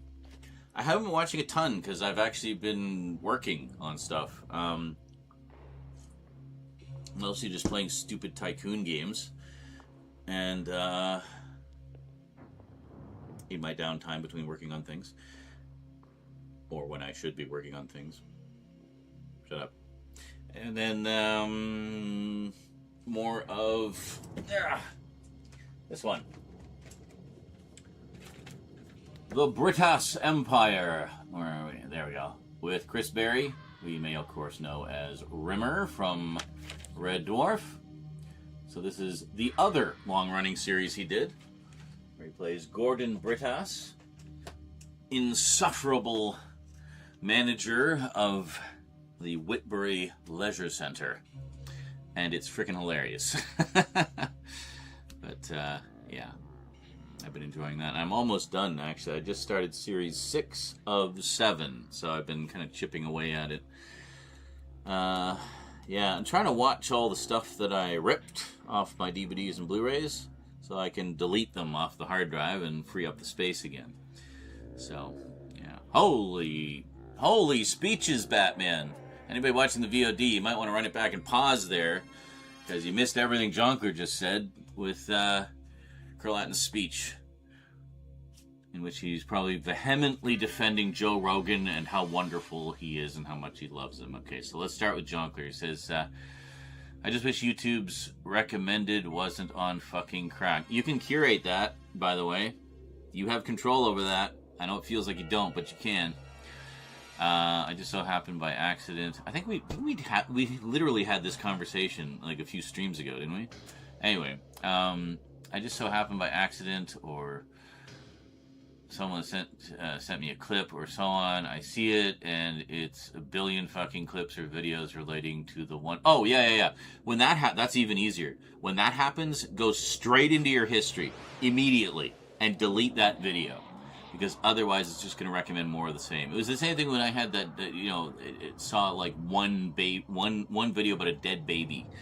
And then I just started getting recommended dead baby videos left and right. It's like, okay, that was my incentive to figure out how to stop that, because I did not want to see my feed full of dead babies. So, found the video in my history, deleted it, no more dead babies. It's almost instant. So, yeah, that's the one thing YouTube is fairly good at, is letting you curate the algorithm to your own personal taste. So, yeah, whenever that happens, go straight to your history and delete it. And if things show up in your recommended that you don't want to see, click on the little thing, the 3 dots or whatever, and say, don't recommend this channel. Or, I'm not interested. Don't say, I'm not interested. It doesn't seem to pay attention to that as much. Just flat out say, don't recommend this channel. and you should never see any more videos from them again. At least you won't see them in your recommended list. They might still pop up when you're just watching videos in like the related videos. But yeah, see, the thing that YouTube really fucked up a number of years ago and have shown no inclination to ever fix or change is removing the block feature. Back in the early days of YouTube, some of you may not even believe me, but I swear to God, this is how it used to be back when they started. When you blocked somebody, it unsubscribed them from your channel as a part of the block. They couldn't comment, and it would effectively render you invisible to them. They could still watch the videos, and I think they could, you know, 1-star them if they, you know, back when the 5 stars was a thing. Most of you probably don't even remember that. Used to be a star system, then they introduced the thumbs. But, yeah. But then they took that away. Now they just have mute. What the fuck does that do? I like the way Twitch does it. Twitch has it right. When you block someone from your Twitch channel, you just cease to exist to them. Like, they can't watch your video. Like, you could block them midstream and bam, the stream just dies right there. That's how it should work. That is absolutely how it should work on YouTube. So, do I have a hot take on Joe Rogan? Well, no hot take, just he sucks, and he's an idiot. Fuck Joe Rogan. That's my hot take. And I'd say that's a level-headed take, actually. Stop watching Joe Rogan, people. There's no value in it. At all. Yeah, so as there's a billion of days, a one-time look, I can delete the entire thing, and some fucking how it sticks around like a fucking cock reach. Yeah, that's cock reach, like a reach around. Yeah. So, what is it? Clatton says, Rogan, at least, he is defending Rogan, used to be level-headed in that he knew he was ignorant about topics with his guests, and he allowed himself to be wrong while also injecting his humor. He wasn't full-on MAGA that we know of until Elon's episode in 2018. Then you can slowly see a shift in his perspective on social politics. Well, the problem, and that's the problem right there, is he seems to change his thinking with the wind. And I don't see that as learning anything. I see that as going where he thinks it's popular right now and will get more views. So I don't see any value there. That's what I thought at the time. That's what I still think now. I have never not thought that about Joe Rogan. He chases trends. That's it. And that also goes with politics. He goes, you know, he goes where the wind blows, where the money is. So right now, rage bait is in. So, you know, let's go full MAGA. Yeah, fuck that shit. Then the pandemic in 2020 had him move to Texas, then got sucked into that bullshit, and the rest is history. Yeah, so fuck Joe Rogan. Nando said I've been on a British comedy kick as of late. I've been eyeing the Blackadder Blu-ray box set. Yeah, that's one I still have not seen. Blackadder. I really need to get on that. It is very conspicuously absent from my personal experience. I love Rowan Atkins. I've watched all the Bean stuff. I don't know how many times. I love Bean, but yeah, and Thomas.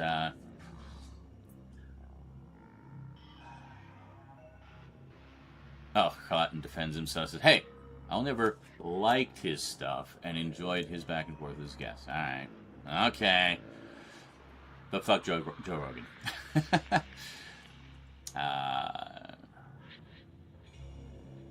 And what was that? Thomas says, "I've been watching So Bad There." What? Hold on. I can't. My cursor is right on the words. I can't read it. Watching So Bad They're Good Movies. Oh, So Bad They're Good Movies. Okay. Sharknado. Oh, God. Had the dad from Home Alone and Tara Reid from American Pie. That's interesting. And Benny Loves You is so bad it's fun. Oh, that's cool. Hey, D-Man David. Well, yeah, in which he says not a hot take if it's a widely agreed on take. Well, yeah, exactly. Oh. Fair enough. Though I love a good conspiracy. Do you have a favorite conspiracy? No, because I think conspiracy theories are bullshit. Colatin says, other notable moments were allowing Ben Shapiro and Jordan Peterson as frequent guests. I don't consider anything about those two notable. I think they just need to be permanently deplatformed and banned from the internet. I do hear that Ben Shapiro is basically tanking in his views lately, so that makes me happy. So tired of those fucking hate mongers. He disagreed with Ben on many things at first, but since he usually lacked information, Ben got into his head about liberals bad, and it just snowballed. Yeah. And that's like the entire platform. Gotta own the libs. Okay? So you're voting against this policy that would actually help you and your family, just so you can own the libs. Got it. I guess propaganda works, folks. I guess it works.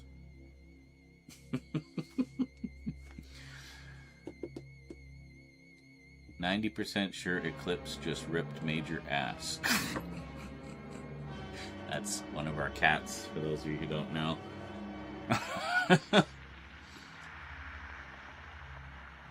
Yeah.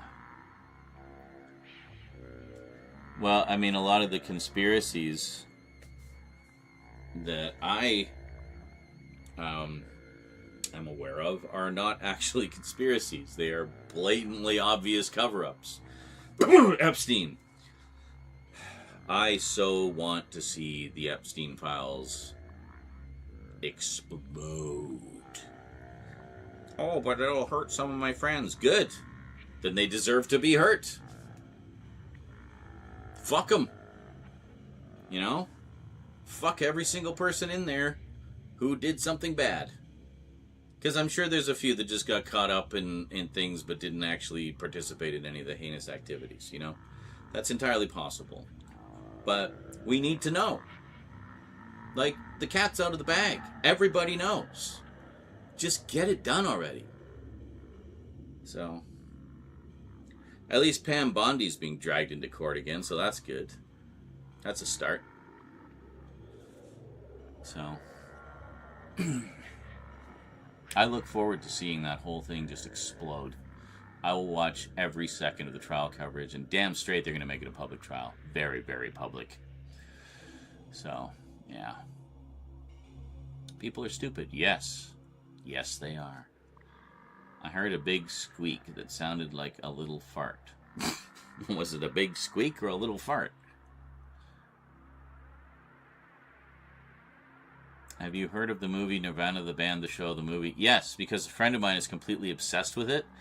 And I have seen so many clips from the original web series and the TV series which followed.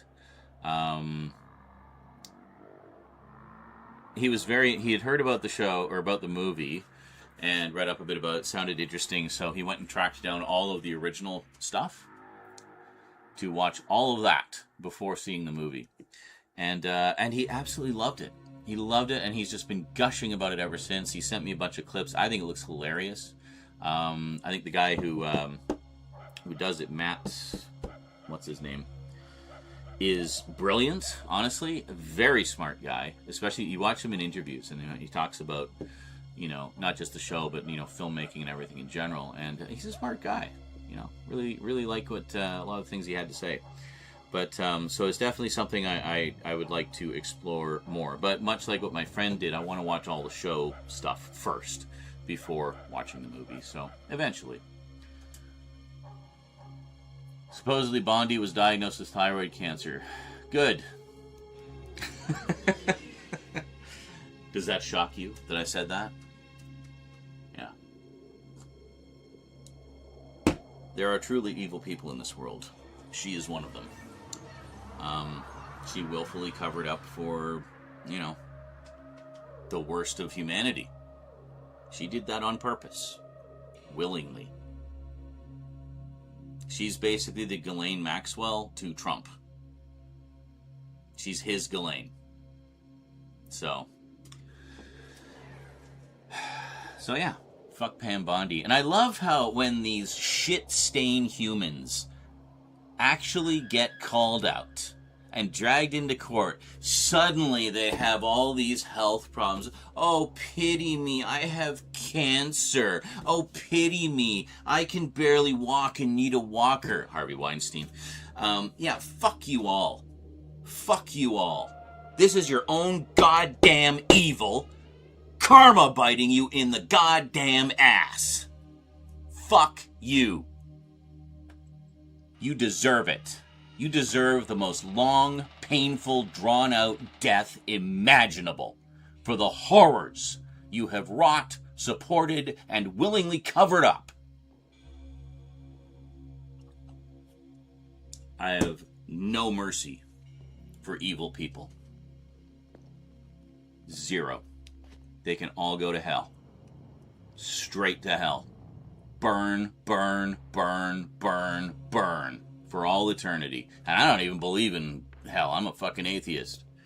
But if it exists, I love the idea of these motherfuckers just burning in eternal fucking torment for the shit that they've done. Like,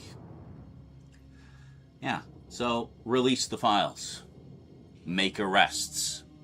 Put the trials on television. Except for the parts where they actually have to look at the video evidence. Obviously don't show that. But show it to the court. The court's got to see it. It's conclusive proof. So, Matt Johnson, that's who it was, yeah. Oh, I'm not going to candy coat John Clear. If you feel uncomfortable, good. You should. Evil should make people feel uncomfortable. Yeah, Matt Johnson's one of the best new directors at the moment. He's really smart, like very clever. Like when you get into the making of stuff and how they he basically figured out like the Rosetta Stone to fair use, like using copyrighted clips of stuff, but having such a rock solid reason for it to be there. Like it is integral to the plot. Now it's working again. Yes. No, that feeder is on his last legs. I think we gotta get another one. Best new directors at the moment. His interviews are so insightful with how he approaches filmmaking. Really reminds me of the old DVD special features listening to him. Yeah, very much so. And I think that's very much like where he comes from, is that sort of, old school way of doing things. I mean, the web series essentially being done like a public access show almost, And then that took off, so they got the TV show. Bit of a bigger budget, but they still kind of did it with that low rent kind of vibe to it, because that's part of the personality of it. And then the movie, I mean, it's great. Good on them. Nail on the head. He pretty much saved a lot of YouTubers' careers being a champion of fair use. Oh, did he? Nice. That's great. Well, good for him.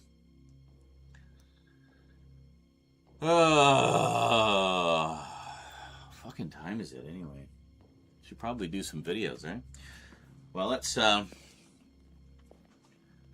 you what. Since is Thomas still here?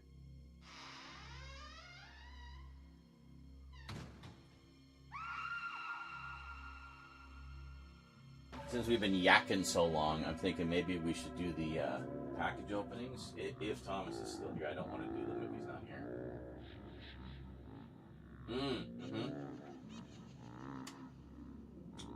Yeah, Backrooms. Don't forget the Exit 8 as well. I just rewatched the trailer for that today, having played the game. And now I'm even more excited for it, honestly. Oh, you are here. Good. Okay. Well, I figure since I wasn't expecting to get into a 5-hour discussion with everybody, this is ready to go. I can do this, after if we still have energy. But I thought maybe we do the package opening. And now, question: do you remember which one is the horror one? It doesn't matter if you don't. I mean, I'm gonna do them both anyway. But and if not, that's fine, because we could I could just say, well, I know one's a horror one and one isn't, so we'll do one today and one tomorrow, meaning when they're posted. Not obviously we're gonna do them both now, but yeah, I probably didn't need to explain that, but autism. Yeah. Umbrella. Yes, I saw that. The Exit 8 release. Very cool. They also put out a really nice set for the new Silent Hill movie. I actually pre-ordered that as soon as it was announced. And Umbrella charges in advance. So, I just have a nice surprise coming. Yeah. All right, quick smoke break, and then let's open a couple parcels, shall we? Stay tuned. Yeah, it really is a legendary rant. Yeah. Oh my God! Holy fucking shit! Molly. Oh my God! Thomas Wright underscored donated $5. One of my parcel is horror, one isn't. I don't remember which is horror, but I did date one note. Are you still alive? No, I'm knocked.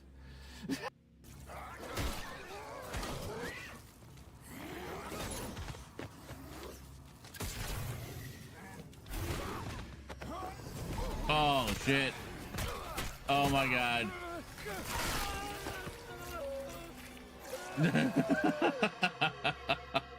Well, there it is. Our first death of the Callisto Protocol, ladies and gentlemen.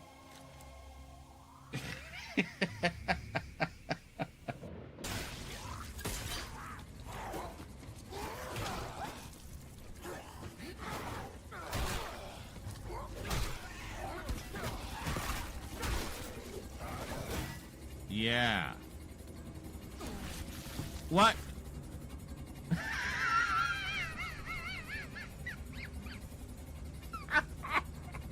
And then he walks into the fan.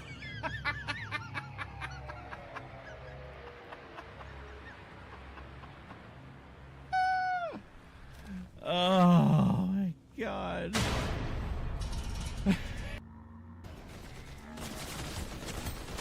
No, no, fuck! Someone kill this person, they're almost dead. God damn it. Oh, it was so close. Jesus. Oh, well. It's pretty cool boss music, though. Yeah. Oh, I swear I had that person down to like 1 health.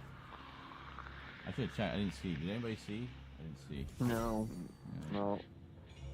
I do like how I can aim independently of kind of where you're... Yeah, that's good. Oh, yeah, we got an X-Wing.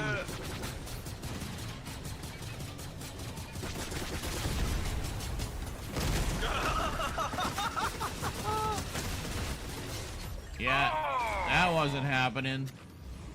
Nice. You did it. That was incredible. There you go.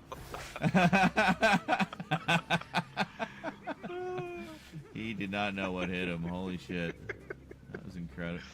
Yoda is just like giggling his head off over there.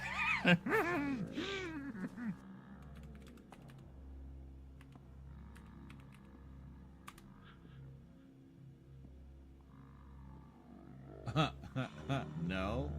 Oh, this is interesting. Time travel, a journey through history.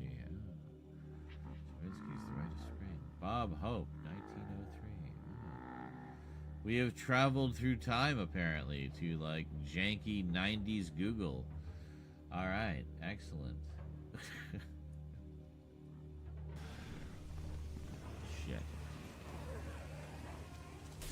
Oh, well, that's nice.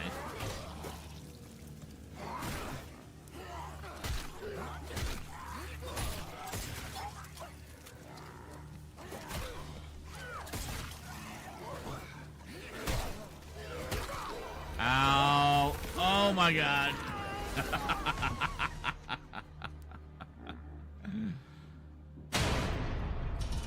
Well, there we go. Tommy.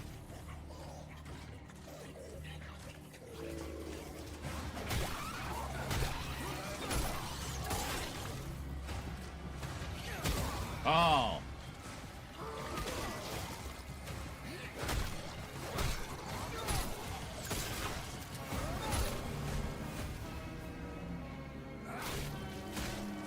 Okay, that was actually pretty cool. So if you're in the Discord, because it has to pick up the game sound to do the lip sync. Yeah, and proximity chat is just fun. Exactly, and proximity chat is vitally important to the experience.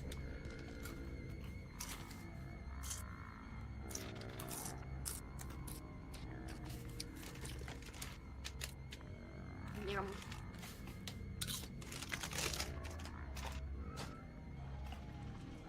Yum, yum, yum, yum, yum.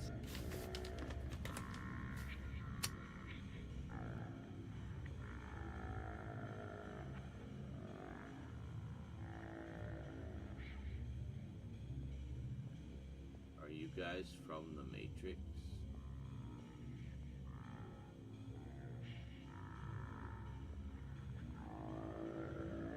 Oh, Jesus!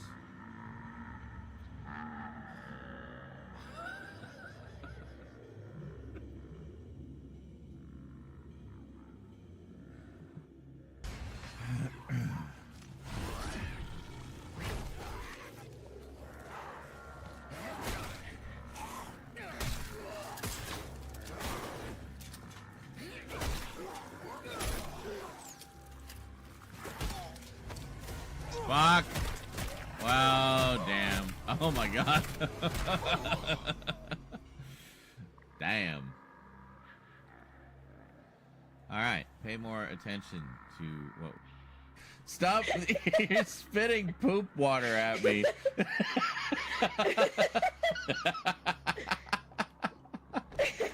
Oh my god.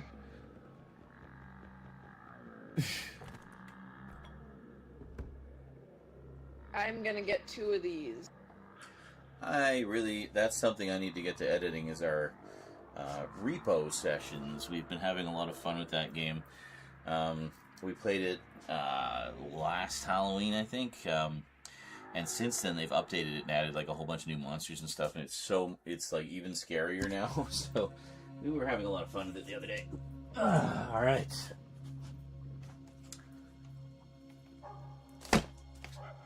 At long last, it is time. I need to focus. Actually, we'll do it on the back of the... I know I said I did it on the front, but the front is under the thing. I don't want to put it on the thing, so I'm going to put it on the back of the... On this side of the masking tape marker, not on that side of the masking, you know what I'm saying? So, okay. So we'll do that. First, we're just going to... Spoiler, this is one I've been wanting to see for a long time because it's basically the birth of the revenge genre. Day of the Woman, also known as I Spit on Your Grave. Yeah, so this is like one of the ultimate classic revenge films. I think it's a 4K. Is it a 4K? It is indeed a 4K. So, yeah, it's got tons. It even has an audio commentary with Joe Bob Briggs. As if you needed any more reason. Anyway, Umbrella Entertainment, great set, highly recommended. Definitely going to do an unboxing, but not right now. I think smaller one is horror one, but it's been so long. Yeah, I don't even worry about it. We'll just play it by ear. Oh, there was a reason I brought that out, and it was to use for focus purposes. Okay, right there. So what we do is we focus the camera to this point. So when I'm editing, I can zoom in digitally and you can still read everything. How clever, huh? Alright. Double check. Yeah, we moved a little bit.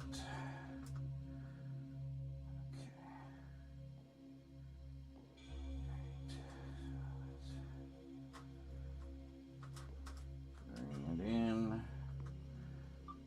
Oops.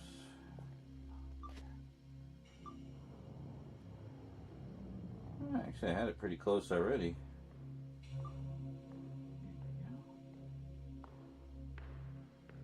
So many extras on this. And it has another one called I Spit on Your Grave Deja Vu, which I don't know if it's a sequel or like a documentary about sort of the cultural impact of it. I'll have to look that up so that I can be informed when I babble about it. What a concept, eh? Being informed. Now we have a slight problem. You can see the big stack of things next to me. So we're actually going to put them on the floor just to get them out of the way here. Don't want to spoil the surprises.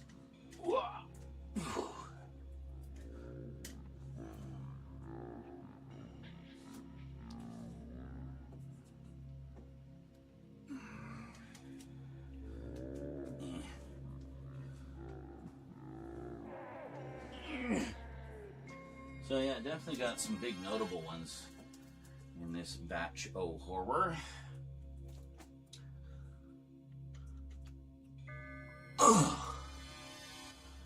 Okay. What's going on? Huh, dude. Yes, I have, but what I am actually doing instead, I think, is a little more interesting. Stay tuned. The Halloween special that is still in the works is going to be about 7 hours long, and it will be followed by 4 omnibus update videos, which are also about 7 hours long each. So a full week of 5 7-hour-long videos. If that doesn't whet your appetite, I don't know what will. And then after that, it'll be back to regular videos. But, yeah, essentially the special is kind of like the day in the life, but different, more Halloween-y and more stuff. So look forward to that. There is a teaser that I posted back in March on Friday the 13th. I thought we'd be a little closer to being done by now. Turns out we're not, but that's okay. We'll get there. Oh, I knew I was forgetting something. We need our little friend. And where's the other one? Where are you hiding? There you are.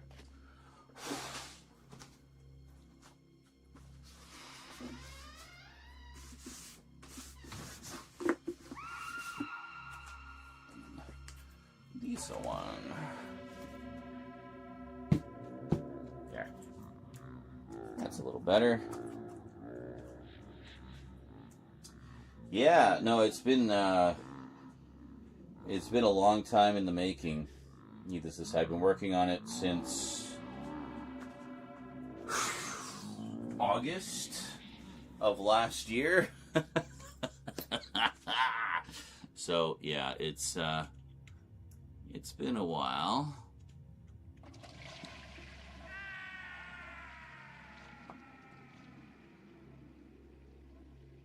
Oh, we're like zoomed way in. Hold on a second. I was wondering why that looked so. The framing looked a little too tight. Let's bring that back. This way a bit. Zoom in a smidge. There we go. That's better. Okay. Then,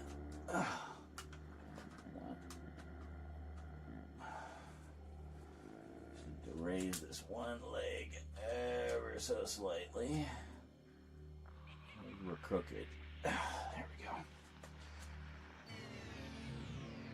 It's one nice thing about having the brick wall backdrop. It's really easy to line everything up symmetrically, you know. So.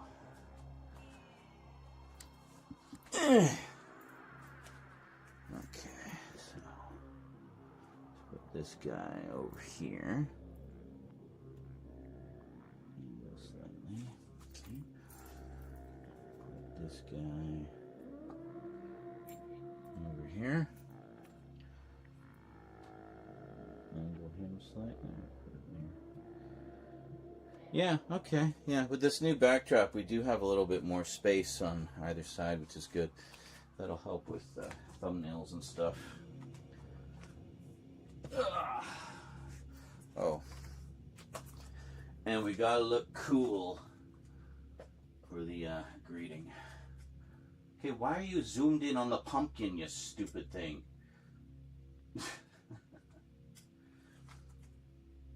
Nah, you don't need to be informed about anything. Look at the Spirit of Halloween alien guy. Oh my god. Yeah, so Spirit Halloween put out this really cool animatronic of a xenomorph from Alien. And Vermin posted a video of someone unboxing it and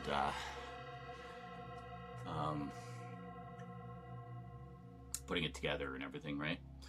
And as he's unboxing it, he pulls out the head and he's like, now, I've never seen the movie or know anything about it, but I think this is its head. I turned the video off immediately. I'm like, why the fuck are you doing a video and you couldn't even look at a Wikipedia article just to brush up a bit? Nah. Guy just post the video of the animatronic, get that scoop, get those views.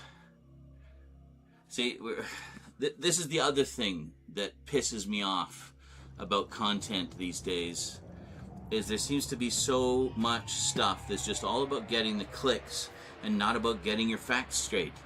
Okay, as someone who's AUDHD, I take accurate information very seriously, and it bugs me so fucking much when people not only are misinformed, but clearly couldn't even be bothered to be informed.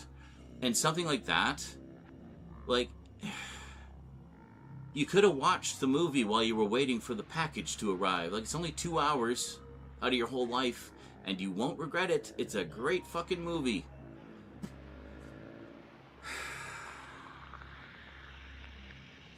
And reading through the comments, apparently that's par for the course for that guy. He does that all the time. Gets all these expensive animatronics, but never knows anything about the franchises they're based on. It's like... And then he says, oh, and this is sold out, by the way. Like, oh, okay, yeah. I'm sure an actual fan of the movie would have liked to get that one that you got, but no, you just had to have the scoop and just have it to have it, didn't you? And not a word about H.R. Giger or anything. Like, just completely ignorant on all things Alien. Like, it right across the board. That kind of shit drives me nuts. Almost more so than the rage-baiting grifters, honestly, because then it's like they're setting themselves up to be these gurus of this or that, and it's like they don't know anything. Like, sure, I got a lot of gaps in my movie watching, but, I mean, I'll be the first to admit when I haven't watched something, and I will at least look something up about it so I have something to say. Anyway. Well, I mean, you look at the Mega update, the horror update, right? I bought a lot of stuff I haven't seen, but I bought it because I wanted to see it, right? And if it was something I didn't know or didn't remember or couldn't remember much about, I would read the back. And we would learn about the movie together. Anyway, I'm going to restart here. All right. Box cutter. Box cutter. Box cutter. Where the fuck is the box cutter? It was right here. It's been here for like ever. Oh, there it is. It's still here. You stop zooming in on the fucking pumpkin.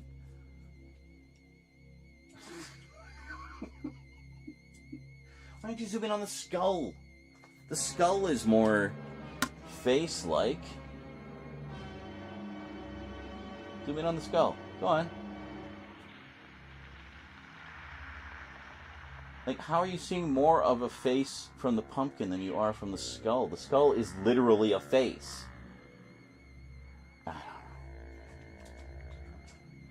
And I rest my case that AI is stupid.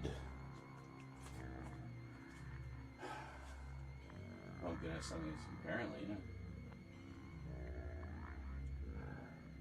Perfectly fine to not do any research of any kind.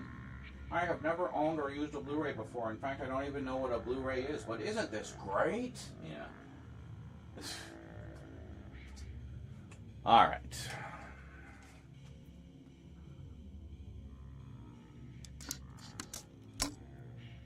Can you stop doing that?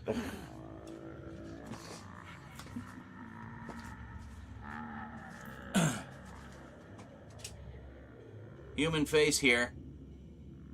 Thanks.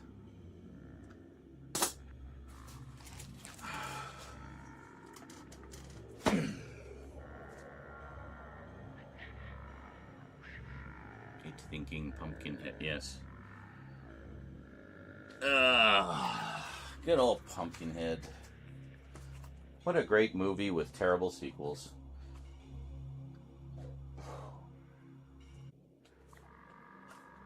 I haven't seen 3 and 4. I've only seen 1 and 2. I will say this. Number 2 has great practical effects. The creature itself looks great. But good Lord, was it ever a big step down from the first one story-wise. Good Lord.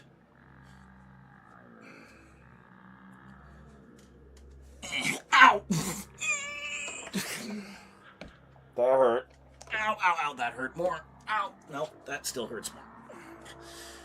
I pulled the chair forward. There's a crossbar at the bottom of the chair. Went right into the back of my foot. Okay.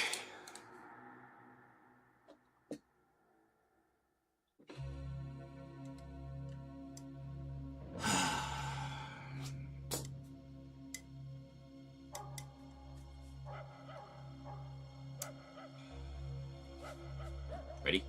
Here we go. Greetings, everyone. Well, oh, can you see those? This is driving me nuts. Anyway, can you see these over here? Yeah. Guess what time it is? Package opening time. So we have a pair of packages from Thomas Wright, who many of you will probably know as Little Retro Rocker, longtime viewer and good friend of the Multimedia Chronicles. And he sent me these a while ago. Neither of us, I don't think, remembers exactly how long it's been. But it's been more than a few days. We're going to find out. But here's the thing. We have 2 packages. And these are... Oh. And something else. It's not related. We have 2 packages from Thomas. This is driving me nuts. I don't know why it does that. I've tightened this thing, I don't know how many times. You guys saw in the horror update, it just started acting up and yeah. Anyway, probably just going to buy another pair because those ones are driving me nuts. I didn't actually want ones with like the flippy things. I just thought they were shades. I didn't know they were... Anyway. So he sent 2 packages. One is horror-y stuff. The other is not horror-y stuff. We don't remember which one is which. So, we are going to do... Let's do the smaller one. We're going to do the smaller one today. And we'll do the other one tomorrow. There will be an edit there because I accidentally flashed my address. Anyway, yeah, so today I think we'll do this one, whichever one it is. And then tomorrow we'll do the next one. So we'll have a Thomas double bill today and tomorrow. Enjoy. All right, well, let's not waste any time. Let's get right to it. Let's not waste any time, I say. Let's find out how much time we have wasted when we check the post date on this. I haven't looked prior to this video. But, yeah, let's check it out. What did Thomas send us this time? It's a mystery about to be solved today on the Multimedia Chronicles.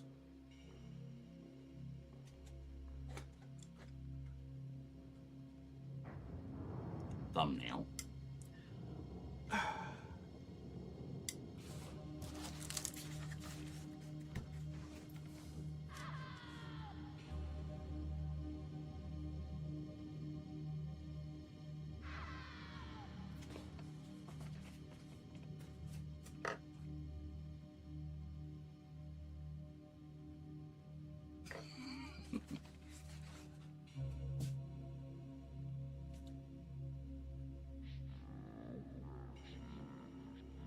Alright, we got a few to choose from there.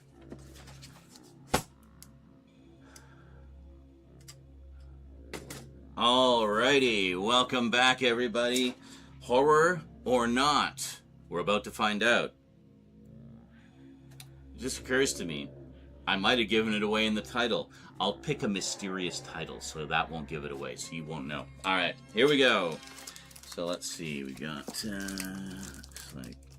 Oh, post date. What is the post date on this? This was sent July 15th. Oh.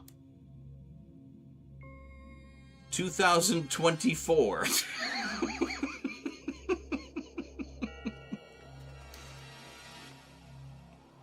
Yeah, I kind of take procrastination to a whole new level. What can I say?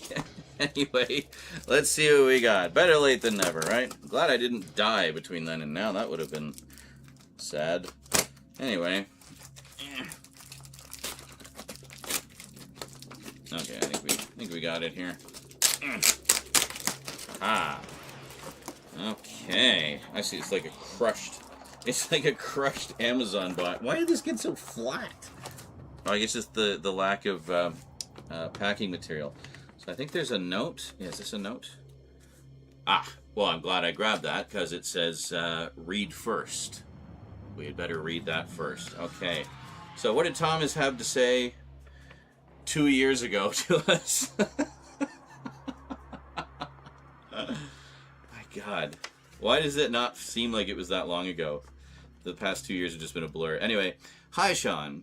I thought I would share my love for this series. I have such sights to show you. Ooh, guessing something Hellraiser-y. Excellent.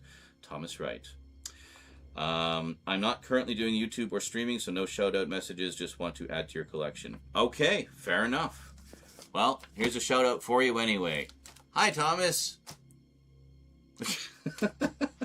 Let's see what we got here. So, Hellraiser stuff, eh? I like Hellraiser stuff. Oh, we have... Oh, here we go. We have Hellraiser Judgment, which I have not seen, actually. Very nice. And comes with, this is the 2016. Oh, from the Weinstein Company. That's probably why it hasn't had a re-release. Anyway, got a couple extras on there, including a gag reel and deleted and extended scenes. A Hellraiser gag reel. Awesome. I love seeing horror bloopers. You see how not scary it actually is on set. And then we got a Blu-ray. We have... Oh my God, it's this one. You have Hellraiser Revelations with the derpiest pinhead ever. That's amazing. Thank you so much. This is great, actually, because I picked up the Quartet of Torment, as you probably know, the 4K set, and also have the Scarlet box from both from Arrow, the Blu-ray set that they put out a while back, which has the first 3. The Quartet has the first 4 in 4K, and I've still only ever seen the first one and the most recent one, the 2022 one. The sort of reboot reimagining, which I thought was awesome, by the way. And it's I think it's finally getting a physical release, too, like a wider physical release. So definitely need to pick that one up. And then we have... Ah, of course, it's got to be this one. And I see, I like how you've been numbering them. I misunderstood this as a 1. It's actually a 10. So thank you for that. It saves me the trouble of looking them up. And then we have, this is number 9. And then, of course, we have numbers 5, 6, and 7, I think. The cyber one, Hell World. Anyway, yeah, so we got Bloodline. That's in the quartet set. But these other 3 are like just, this is basically the only release of them is on this 4-movie set. This is all we have now. And thank you so much for sending these, because I literally had these in my cart several times. I would have felt like such a dumbass if I'd gone and bought them and then opened this package and find all of them in here. Like, oh, shit. Well, that's on me for not opening the packages for literally 2 years. So this is great. This is awesome, dude. Like, you're definitely saving me some trouble here having to track these down. And finally, we have, there we go, number 7. We have, and also number 4 and number 8. Apparently, I'm guessing those are supposed to go here. Yeah, I think it goes like that. So number 8 for Hell World, right? And then number 4 for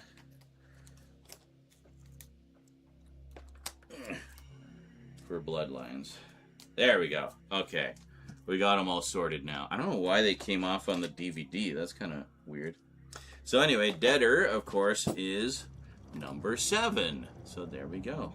And I noticed NTSC DVD. So the other one was a PAL DVD. So this one would be without the PAL speed up. Oh, very nice. And even, you know, like the good old days, has an insert with it. Very nice. And here we go. So definitely all she wrote. Very nice. Oh, man. Oh, this is great. Like, this definitely saves me some trouble having to track these down. So, got Deader, which is number 7. Got 4, 5, 6, and 8.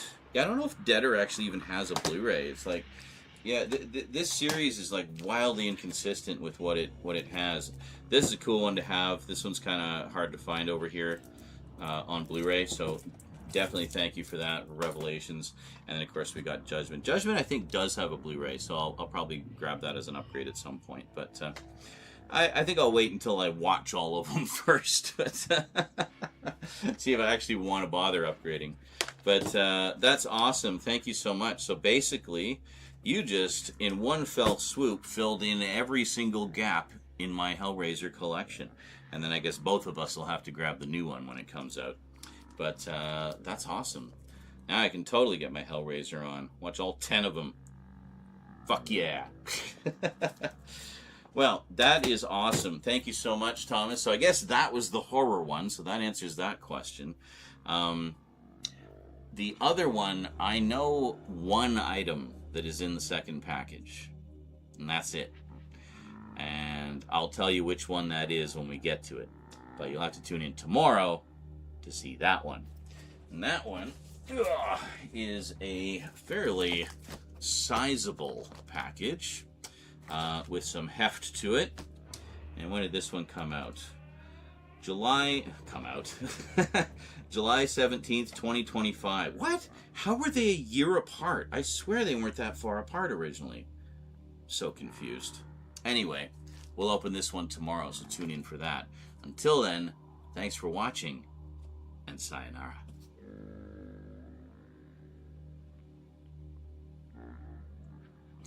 Alright, cool.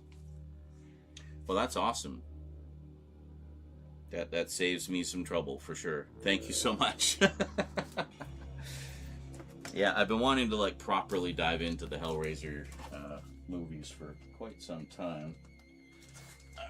Alright. Oh.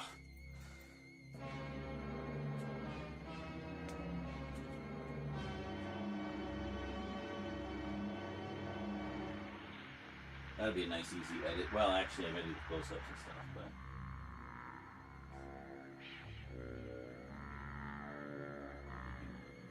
Draw 4 pumpkin heads, but yes, one is the best. Get ready to do the MMC theme in your head, guys. That's right. I did date one parcel, so we will know how long. Today on the Multimedia Chronicles. Welcome back. Every time he does filming for me. Hellraiser 7 is the hardest to find on Blu-ray. It usually sold for around $200. Jesus. Is that one of the ones? Was that the, that's the one that wasn't in the 4-pack, right? Yeah, Deader. Yeah, that one. Yeah, I know, because when I was looking for them, I saw Blu-rays for all of them except that one. And as I recall, this one was kind of hard to get too. So anyway, very cool. But I mean, this is a big deal here. This one with the 4 movies, with 3 of the ones we don't have in any of the other sets, which is great. And literally the only way you can get them. And I think part of the reason is, well, the aforementioned motherfucker Weinstein. Yeah. All right. Those. So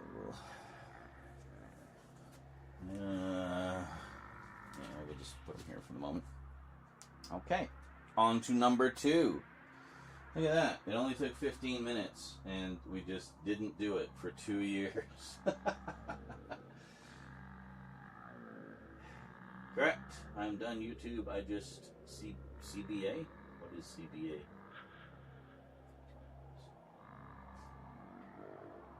That's still true. 2 years ago. You're still not doing YouTube. Oh, I see. Yeah. Correct. I'm done YouTube. I just CBA. And talked all through that. Excellent. I enjoyed number 8. Number 8, which was number 8. Is that Hell World? Yeah. I've heard a lot of people like that one, actually. I'm curious about it, certainly. Well, we'll definitely be getting our Hellraiser on. Hey, maybe another franchise review for Halloween, right? I mean, I am looking towards, Halloween is definitely on the radar right now. Not just with the special, but also looking ahead. That's one of the reasons I want to get all this stuff going. Kind of have the summer of Halloween, if you will, with some other stuff mixed in, but mostly Halloween-y stuff, horror stuff and whatnot. So we'll do the summer of Halloween and get through all the updates, start on some closer looks, get through all the package openings, because we've got others that I'm in the middle of editing them right now. I decided to tackle the Vermin Art one first because it's the biggest and most daunting to edit. It's about 2 hours of footage. And, it's not like the old days where I just slap titles on it and call it a day. No. I mean, I'm filming in 8K so I can do the digital zooms and master in 4K. And while that does save time, it does still take time to do. I still got to watch the whole thing, cut and trim as we're going, and there's little screw-ups along the way too sometimes, especially when you're doing one that's that long. So, yeah. Once that one's done, the other ones should go faster because they're not, not as obscenely massive as Vermin's legendary packages. Speaking of which, earlier today we packaged up a package for Vermin, which he will be doing videos about as well. Whoops, shit. I bumped the camera. We're doomed.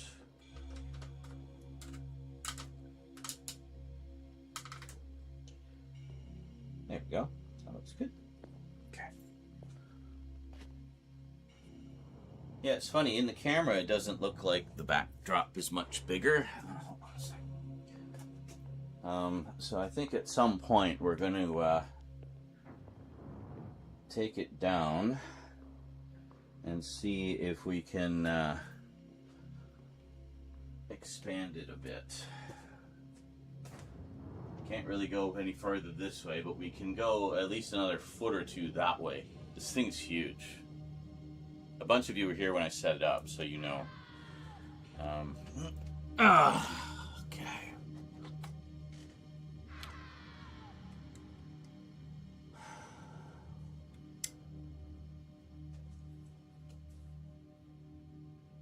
Greetings, everyone. Well, the wait is over. My cool shades are still annoying me, but that's not what we're here to talk about. No, because it is part 2 of the Thomas Wright double bill, ladies and gentlemen. We have another package. Oh yes, this one's got some heft to it as well. And this one it isn't quite a year late.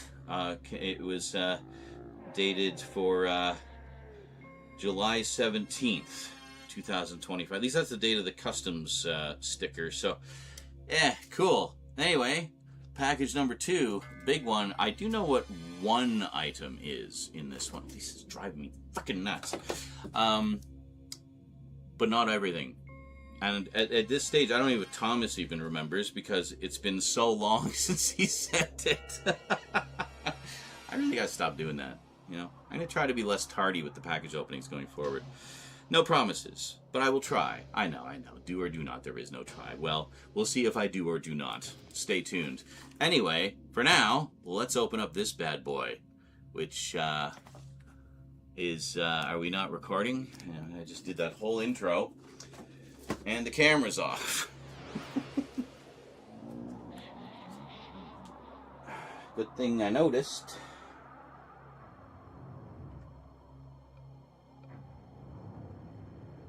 Are we recording now?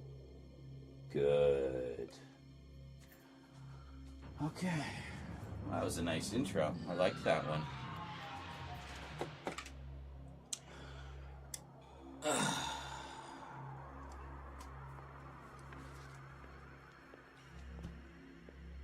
Greetings, everyone. Well, the wait is over. It is time to conclude our Thomas Wright double feature package opening extravaganza with package number 2. Yeah. So this one came out when? July 17th, 2000. This thing is driving me nuts. Anyway, 2025. So it's not quite a year late at the time of this recording. Anyway, I don't know when you're going to be seeing this, but let's open it up, shall we? Now, I do know what one item is in this.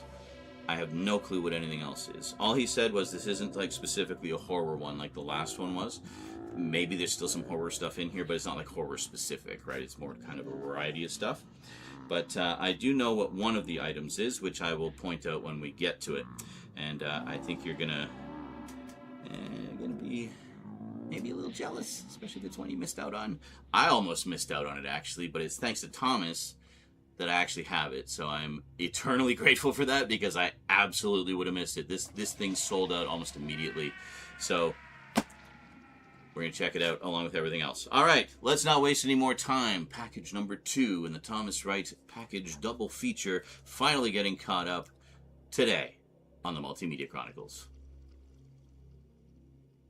Yeah, first intro was better. Really, Church? You're going to lick your balls right now?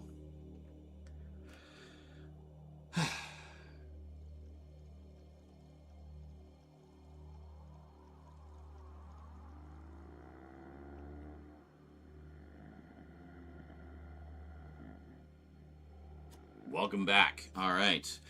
Where do we... Well, I didn't do anything. I thought, oh, I'll take the address label off. Yeah, it didn't really do anything. I think let me just go across here. Maybe. I don't know where the... Hold on.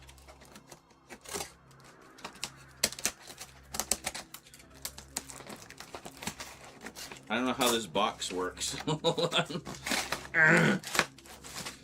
Yeah, great. It's just gonna fall apart right in our laps here. Okay, there we go. And oh, there's more. Hold on. Oh, there was even a few bucks in customs on this. Like, man. Okay, here we go. Ooh, individually wrapped. Here we go. Let's see. Well, here, let's. Are they all wrapped? I think they're all. Yeah, they're all wrapped. So let's take them out of the box here, just so I don't have to keep concealing the box. And, of course, okay, I got a couple of things here. And... snack time! We got some double-deckers, baby. Oh, you know I love these. I assume probably not too stale by now. I mean, these things will survive the apocalypse, so... Alright, there we go. Okay, is there a read first? Yes. And we'll read after. We'll set that aside. I didn't see anything. So read first. Alright. Let's see what we got here. Okay. Here we are. Friday, June 13th, 2025. That's when this one was originally put together and I guess sent out. Friday the 13th, very nice. Best day, next to Halloween, of course.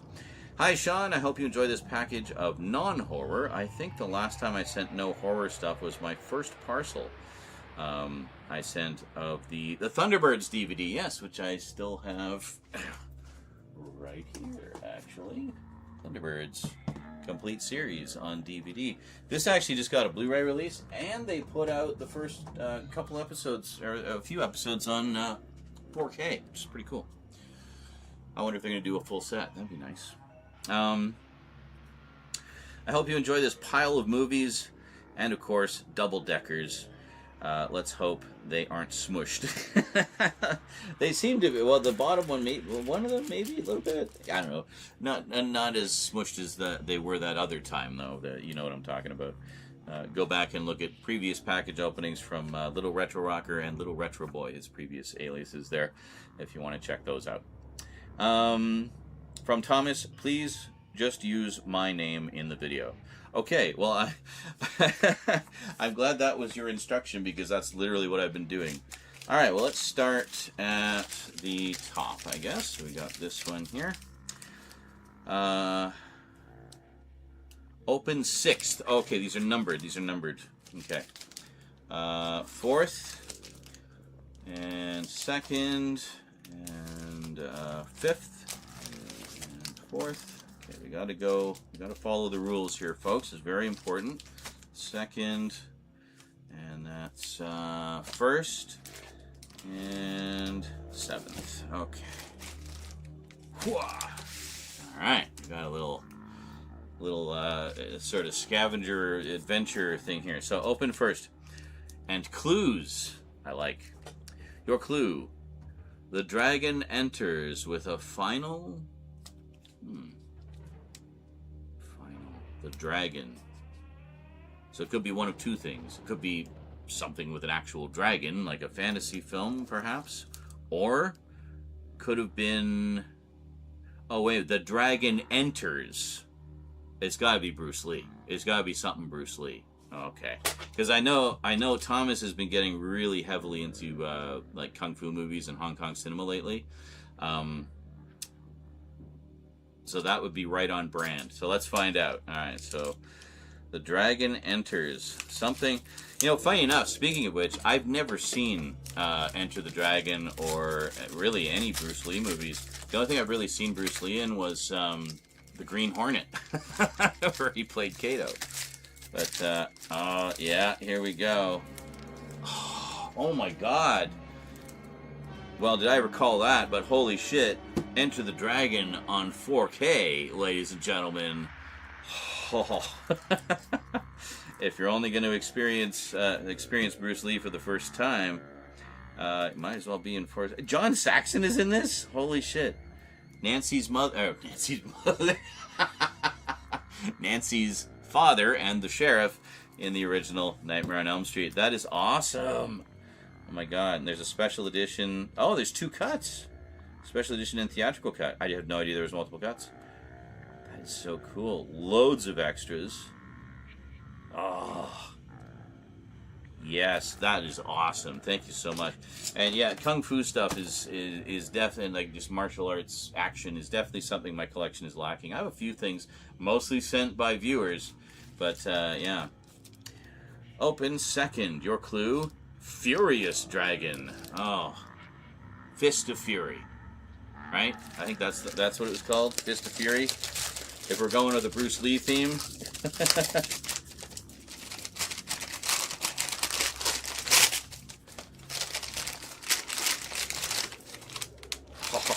From, oh shit, Arrow Edition no less, 4K, look at that. Sweet. Oh man, you are definitely giving me a solid start to the old Bruce Lee collection here. This is awesome. So Fist of Fury. Again, loaded with extras. An 82-minute documentary about Bruce Lee's life called Legend of the Dragon. Wow. Oh man. So, double 4K. Double-fisted 4K, if you will. That's awesome. Alright, next. Open third, your clue. Dragon's first Golden Harvest. Okay.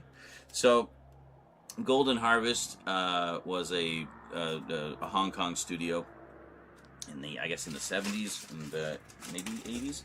I have one collection of their films, which specifically was, excuse me, it was one that Scream Factory put out called called Super Golden Harvest Collection Volume 1 Supernatural Shockers. So it was some of their horror films, and they did a second volume almost immediately afterwards.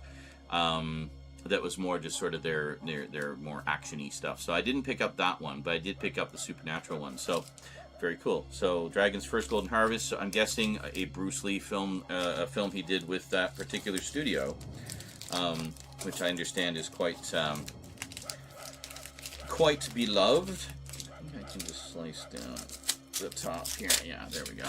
Just enough to kind of get some give.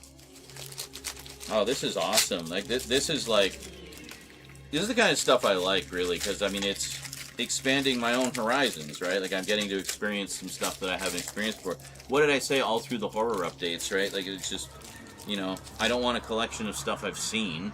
I want to experience new things, right? So here we have, oh, this one, I've heard of this one, yeah. We have Bruce Lee, the Big Boss. Very good. Also another really nice Arrow edition. Yeah, Arrow's been doing some terrific stuff. So basically what happened was, with some of these, I don't know if it's all of these, but with a lot of the old 70s and 80s kung fu stuff, is the studio that owned them didn't have any interest in releasing them, so they were just sitting on them.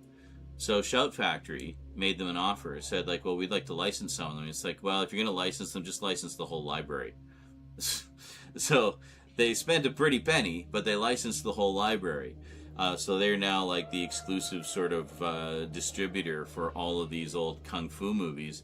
They've been putting out collections of their own, but they've also been sub-licensing them to other boutique labels such as Arrow and 88 Films, and they've been putting out their own, quite frankly, vastly superior editions. So, yeah. Also, I will just say this: the Arrow video cover art is so much better than whatever fly-by-night $5 artist that Shout Factory Shout Factory's been using. So that's awesome. So we're getting, I'm definitely sensing a trend here. We're getting all of the official Bruce Lee films. I don't know how many films he did. Like I know he died like super young, but very cool. And next up we have Open Fourth. Your clue: The Dragon Directs. Oh, is this one that he directed, I guess? Very cool. This one I don't know. These three I've heard of, obviously, because I don't live under a rock. I just haven't seen them. We might just have a Bruce Lee night at some point and watch a bunch of them. Alright, here, looks like maybe another Arrow one. Yeah, another Arrow one. We have, The Way of the Dragon. Very nice. And this was Disc 2, The Final Game of Death. A 223-minute video essay by Arrow Films that incorporates a new 2K restoration of all 2 hours of Lee's original dailies from a recently discovered interpositive. Oh, wow. Like, just getting to see some of the, 2 hours of the raw footage. That is so cool. You know, I love stuff like that, like with the Doctor Who sets, for example, of the classic series. Whenever they have like, you know, the original studio footage or location footage, I just eat that stuff up, man. It's like fly on the wall, just watching them make the show, or in this case, the movie. That is so cool. Yeah. I wonder if the Shout Factory version had that. Probably, but Arrow's presentation is just so much better, and also, I mean, that's a whole, like, almost 4-hour long documentary they did. That's crazy. Super 8 footage from 1974 of Danny Inosanto demonstrating the nunchaku. Game of Death revisited an earlier attempts to reconstruct Lee's original vision from 2001. Oh, what is? Hold on, there's something interesting about this. So. Okay. Yeah. So this was, I'll just read the back here. So having established himself as the biggest box office draw in Hong Kong, Bruce Lee leveraged his success into a new deal with Golden Harvest that would allow him to write and direct as well as star in his own projects. He only got to complete one film under this deal before his untimely death, but it's arguably his most personal and exciting, The Way of the Dragon. Lee's only completed directorial effort is unlike any kung fu film that came before it, mixing thrilling action, stunning international location filming, and charming humor in a way that would prove heavily influential on other Hong Kong filmmakers in the years since. Very cool.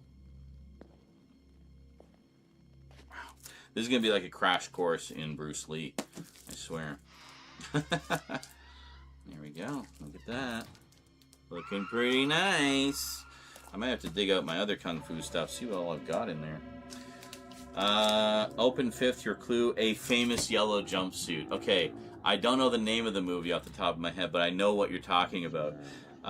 Made famous again recently, of course, with Kill Bill. And the suit that the bride was wearing, the yellow jumpsuit with the stripe, that is directly inspired by and based on one of Bruce Lee's outfits, which I assume is in this movie. So let's check it out. I don't remember which one it is, but I know the one you're talking about.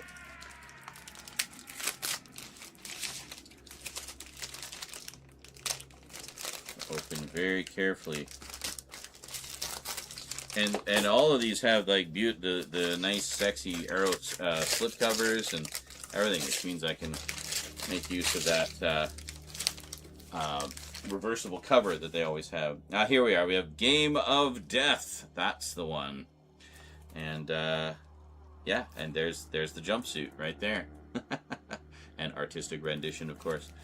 And yeah, that's awesome. Oh, it has Game of Death and Game of Death 2, which is an international... Oh, okay. And it has the Hong Kong version, which was Tower of Death, and contains some standard definition material, so a bit of a mixed media there because of the available source elements.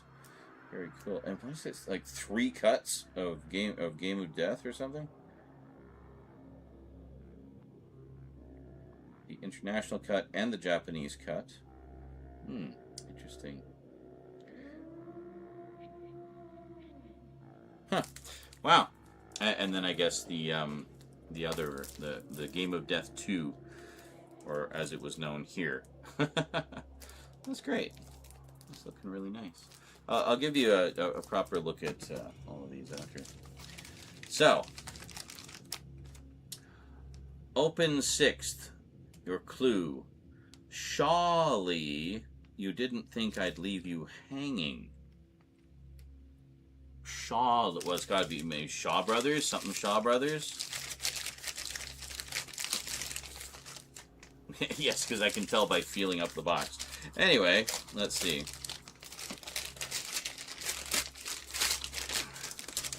Oh, holy moly. A trio of stuff. What do we got here? Oh. We have Shaw Brothers Presents. Oh, wow. Okay, that is cool. So, we got Shaw Brothers Presents 4 films by Chang Che. Very nice. So, what do we got here? We have Crippled Avengers, The Five Venoms, Shaolin Temple, and Five Shaolin Masters. I'll give you a proper look at all these after. And then we have 4 films by Lau Kar Leung. There we go. Where we have Executioners from Shaolin, Heroes of the East, Challenge of the Masters, and Dirty Ho.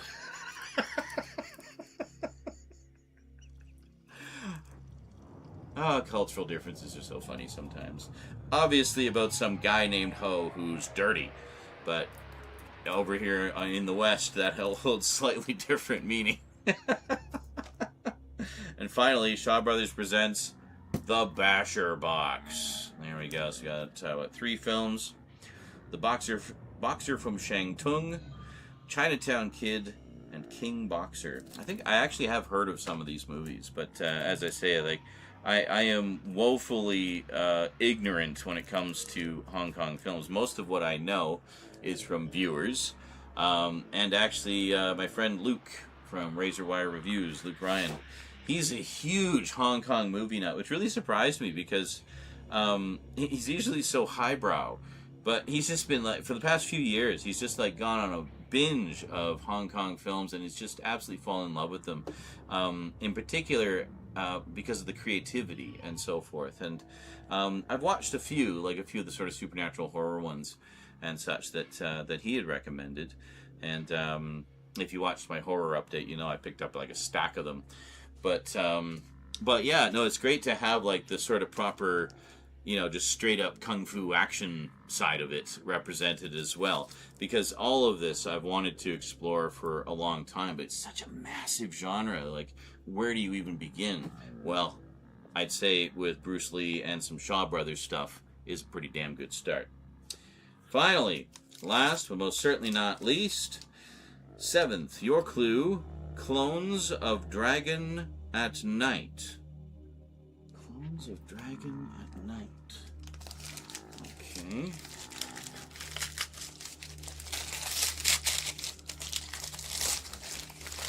I'm so confused.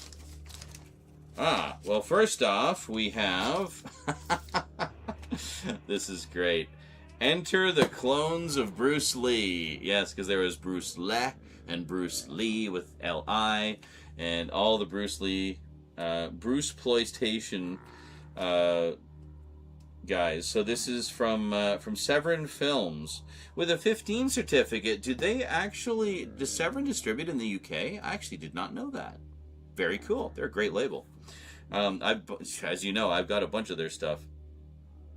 Within hours of his 1974 funeral, Hong Kong movie studios began to produce hundreds of unauthorized biopics, spin-offs, and rip-offs starring a competing roster of Bruce Lee lookalikes. Over the next decade, Bruceploitation would become a staple of global cinema. Director David Gregory, whose award-winning documentaries include Lost Soul, The Doomed Journey of Richard Stanley's Island of Dr. Moreau, and Blood and Flesh, The Real Life and Ghastly Death of Al Adamson. I have that one on my Al Adamson set. Have not watched it yet. That's a massive, massive collection that I'm looking forward to diving into at some point. Now examines the fascinating phenomenon via with interviews with them. That's awesome. With Bruce Lee, L-I, Bruce Lee, L-E, Bruce Liang, and Dragon Lee. Martial arts legends like Angela Mao. There's a huge Angela Mao collection coming out soon. Keep an eye out. David Chiang, Philip Ko, and Sammo Hung. I actually know a bunch of these names now because of, well, primarily Luke and other viewers as well. And the producers, directors, distributors, and experts, along with copious clips from the films themselves, that for the first time reveal the history, controversy, and legacy behind one of the most bizarre genres in movie history. That is awesome. That's going to be really interesting, for sure. Very cool. To protect the disc. Enter the Clones of Bruce. That is awesome. So obviously I'll watch the Bruce Lee movies first, then watch this. And I think I don't know if it was Shout Factory or one of them put out a box set of the Bruceploitation movies. Now, last but most certainly not least, I was starting to get worried because the last clue didn't mention it and there was no packages left. I'm like, uh-oh. But no, this is the one I knew about. This is the one that I knew he was sending. This is the one that I desperately wanted because the original Blu-ray of it was ass. And it has taken until now to get a proper redone version, courtesy of Arrow Films, in 4K no less. We have, from the director of The Crow, Dark City, from Alex Proyas. It includes both the director's cut and the theatrical cut, and a butt-ton of extras. So this is the one I was talking about. This one basically sold out almost immediately. Thomas, bless his heart, pre-ordered it for both myself and himself, and threw it in with the package. So yeah, I have not seen this since I had the horrible DNR shitfest Blu-ray of the director's cut. I think I had seen the theatrical cut. Yeah, I'm pretty sure I'd seen the theatrical cut on DVD many moons ago. But this has been long overdue for an update. So now with this, and with the 4K of American Psycho and the 4K of the original Predator, we finally have proper, beautiful transfers of 3 films that were arguably 3 of the most problematic Blu-rays in the history of the format. Right up there with Patton, the original release of Patton. But, which was really baffling, because that was filmed in 70mm. Why the fuck did they DNR that? It had detail up the wazoo. Anyway, Dark City, which I gather is a very highly sought after collector's item now. So this, being factory sealed, brand new, pristine, mint condition, I would imagine goes for a pretty penny on eBay. Yeah, very valuable. Highly sought after by collectors. Extremely rare now. Valuable in its untouched condition.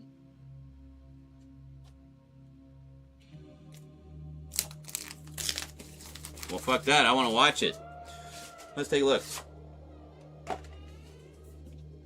Very nice hard box. Look at that. We'll just do a little impromptu closer look here. And here we go. I figure I've waited long enough.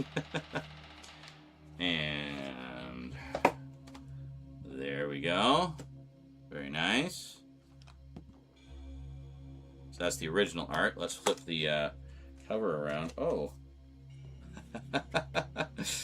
Daniel P. Schreiber, MD, psychiatrist.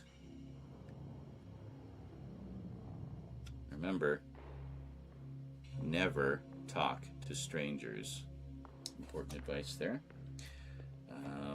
We have some cards, which we'll look at in a second here. I'll show you the discs. Here we go. And there we go. Very nice. I've been looking forward to this, despite taking forever to open the package. And we got original poster art on the back, and some lovely cards. Ugh, the always stunning Jennifer Connelly. Another poster variant. Kiefer Sutherland. Hold on. There. Kiefer Sutherland, always a delight. Here we go. And finally, an actual postcard of Shell Beach. And it's like a proper, a proper prop, as it were. Very cool. So we're just going to do this, because I like to do this when we have the box, or slipcover, as the case may be. This is something that Arrow's been doing since their inception. No, that's confusing, because there's a movie called Inception. What I mean is, since their beginning, and that is reversible covers. There we go. I mean, there's no point having the same artwork on both, right? I always do that with these and with any of the boutique label releases that have the reversible covers, you know. There's that. Slide the card in there. Very nice. And then in here, we of course have the poster, which I assume is, yeah, it's the original art on one side. Can you see that? Yeah. Or sorry, the original art for the set, and then the original poster art on the back. Very nice.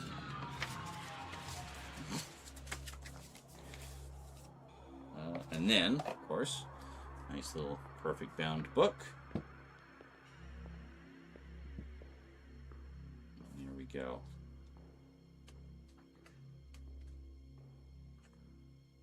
Oh yeah, no, this is great. I love these, but it's hard to show them. But yeah, I love these. I love these books.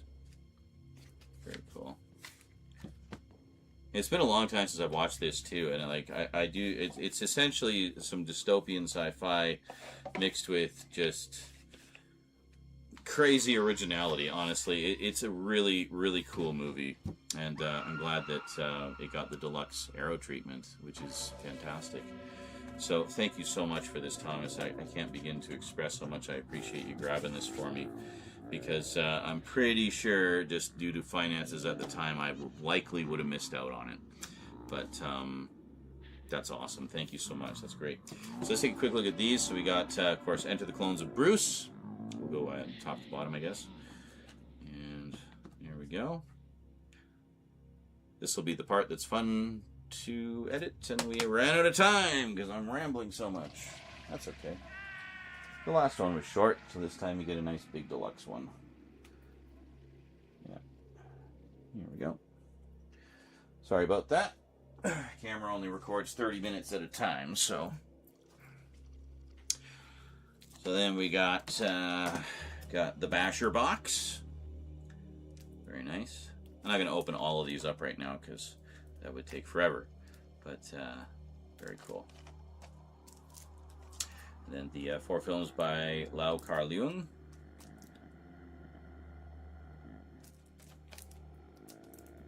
Excuse me. Very nice. And then finally 4 films by Chang Che.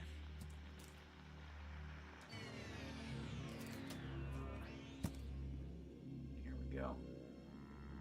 Very nice, very nice. And then I guess we're doing the Bruces in order. We got Enter the Dragon. This is the only one that's not an Arrow release. Yeah, this is a studio release. I don't know that it's had a boutique label release. I think this is one that Warner Brothers likes to hold very tightly to. Understandable. I got Fist of Fury. Yeah, as you can see, like, all of these have just been given the absolute royal treatment. Amazing, amazing work by Arrow.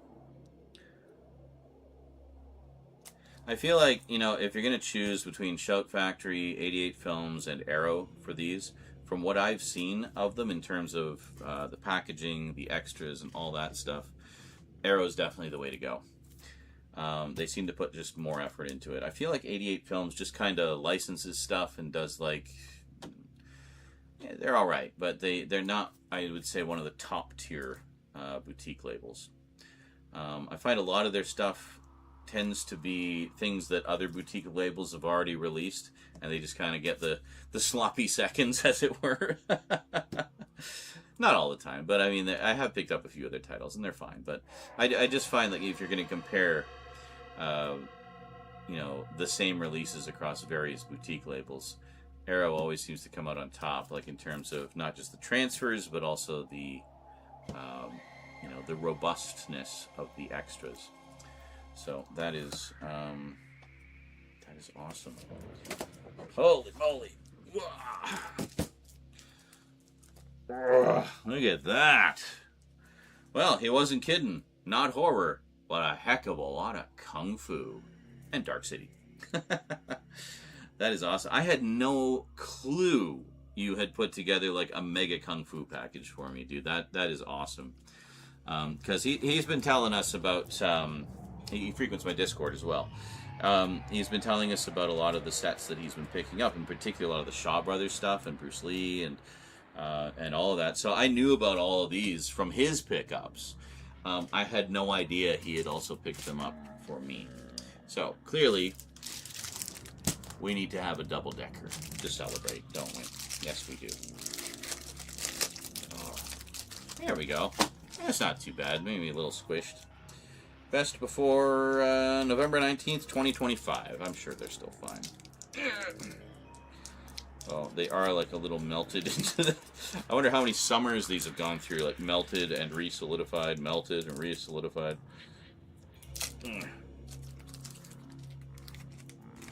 Well, they're still mostly chocolate bar shaped, so that's good. Just suffered some leakage. There we go. Awesome. Exploded double-decker.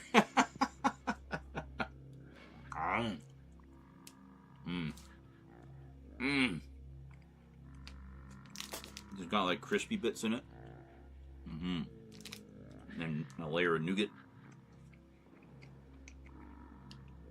And enrobed in creamy milk chocolate.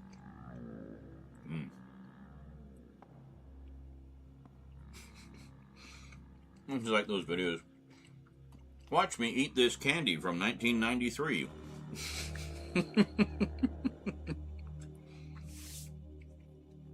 Sure. I'll watch you poison yourself for content.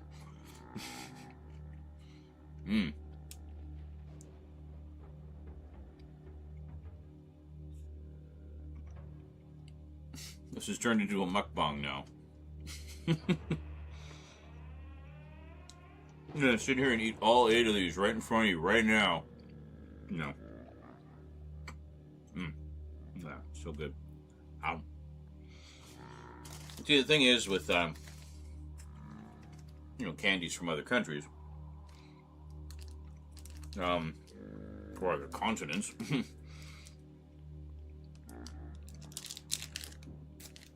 locally, they tend to be fairly inexpensive because they're quite common. Here, we do have, like, they call it, like, the English sweet shop. Spelled with 2 P's and an E, of course. Shop-a-P. But here, it's considered, like, premium because it's an import, right? They're not manufactured locally. They have to be imported.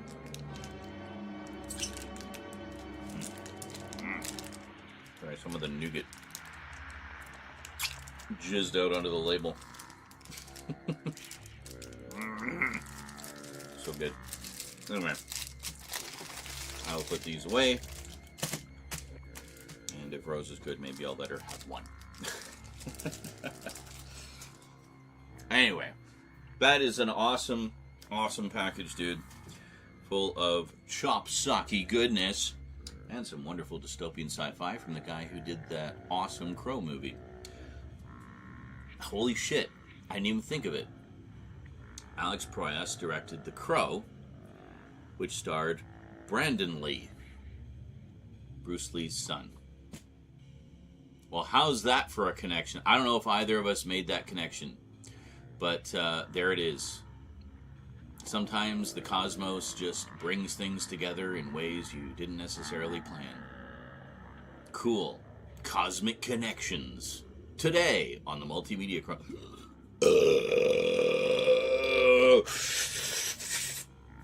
Nichols. I started to drool. That's how lengthy that burp was. Anyway, before I implode anymore, thank you so much for this amazing package and for the other one yesterday. I won't say what it was. Go watch the video if you want to find out. But apparently double-deckers make me gassy. Who knew? Alrighty. Well, that is it from me to you for now, folks. Hope you enjoyed. I will see you again next time in whatever form that may take. So, once again, huge thanks to Thomas for this stack of awesome action and just generally awesomeness. Whole lot of Arrow. Almost all Arrow. Can't go wrong with Arrow. Great label. Alrighty. I'll talk to y'all next time. Until then, thanks for watching, and sayonara. Oh, did we do thumbnail? We didn't do thumbnail, did we? Shit. Okay. It's okay, I can hold up the empty box. We'll just pretend it's unopened. Ugh. We did thumbnail for the first one. We did not do thumbnail for the second one.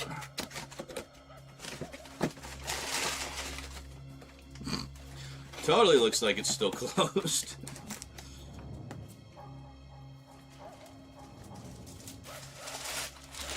All of these, because you might be able to see them. That's okay. I can... A little movie magic here.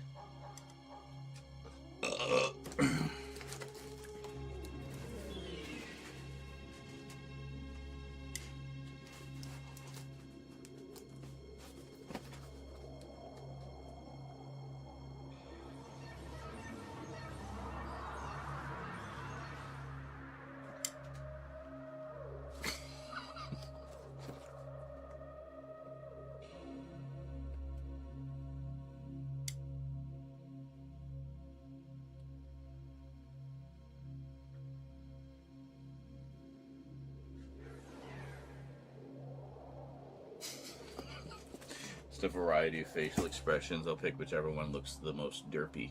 Oh, shit! Note! Wait! Don't go away yet. We forgot to read the after note. Here we go. Okay. Alright, here we go. A parcel of parcels. First parcel, Enter the Dragon. The movie that sent me down the kung fu rabbit hole. There it is. The order you open the parcels is the order I watched, all 18 movies, most of which are here. Okay.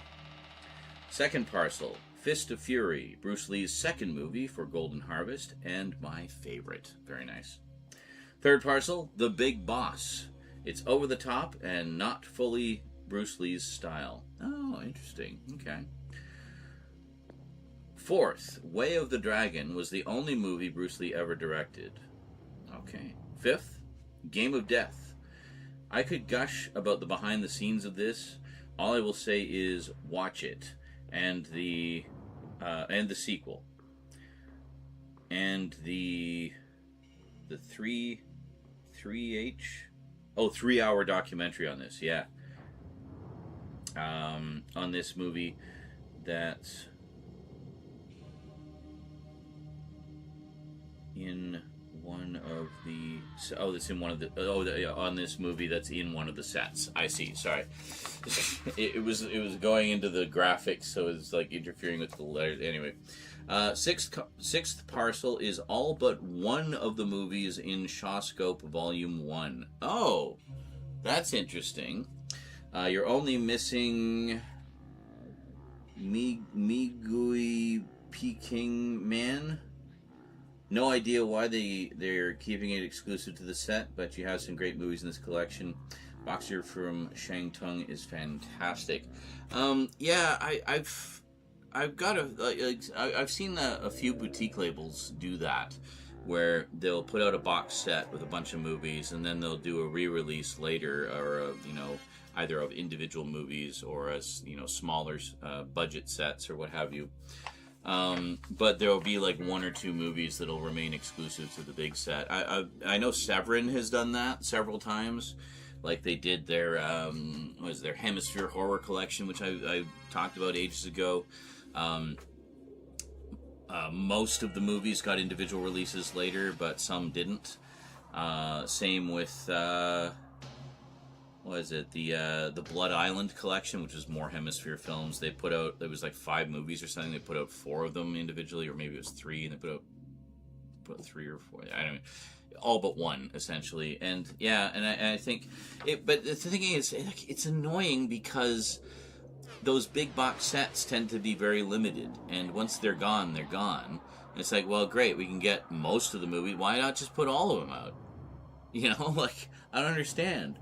Like, Indicator Films, for example, puts out big box sets, collections of like 4 movies apiece. And then later, once those limited edition versions, the box sets are always limited. Once those sell out, they release all of the movies in that set in like budget single disc releases. That's how I got all of Indicator's Hammer stuff. I missed out on the box sets because I wasn't collecting Hammer yet, and I wasn't, fully region free yet, so I wasn't really looking at a lot of UK stuff. Now I'm a massive Indicator fan. I buy from them all the time because they do stuff like that, where if you miss out on a limited edition, you can at least get the movie and all the disc contents, even if you miss out on the packaging and the booklet or whatever. But those re-releases tend to be quite cheap. They're only usually like $20, which is ridiculously cheap for a boutique label. So, Indicator in many ways, I consider them kind of like the budget UK label. Their stuff tends to not be very expensive. Like, I even picked up a couple of their 4K limited editions, and they were only like £23 a piece. Like, that's dirt cheap for boutique labels. And they're really nice, too. But, anyway, I don't know why they do that.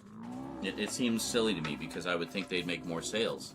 Indicator doesn't care if it was in their limited set or not. They got the license to all those movies. They're going to re-release them for as long as there's demand for them, So I don't know why other labels don't do the same thing.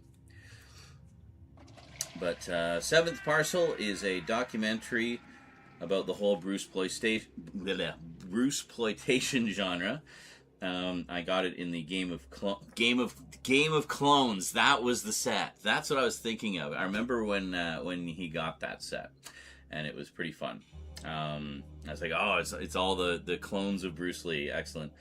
I remember they had a special marathon of those on like one of the Canadian specialty channels a while ago, and I think they called it Attack of the Clones.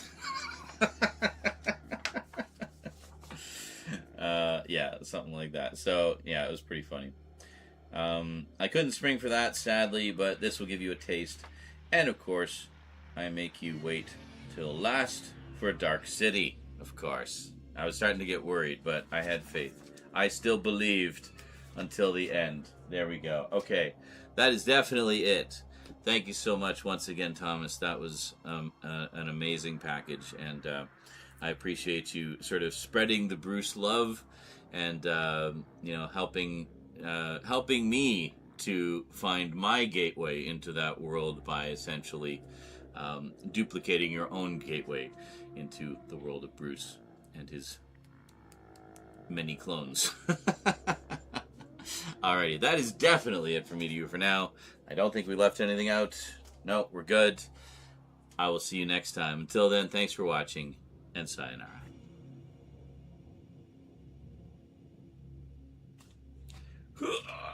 Oh, we did it! Finally!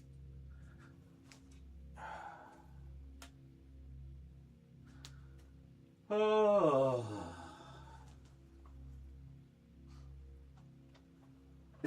Were you going crazy with me not reading the note? The read after note. The read after note. Oh my god, read it!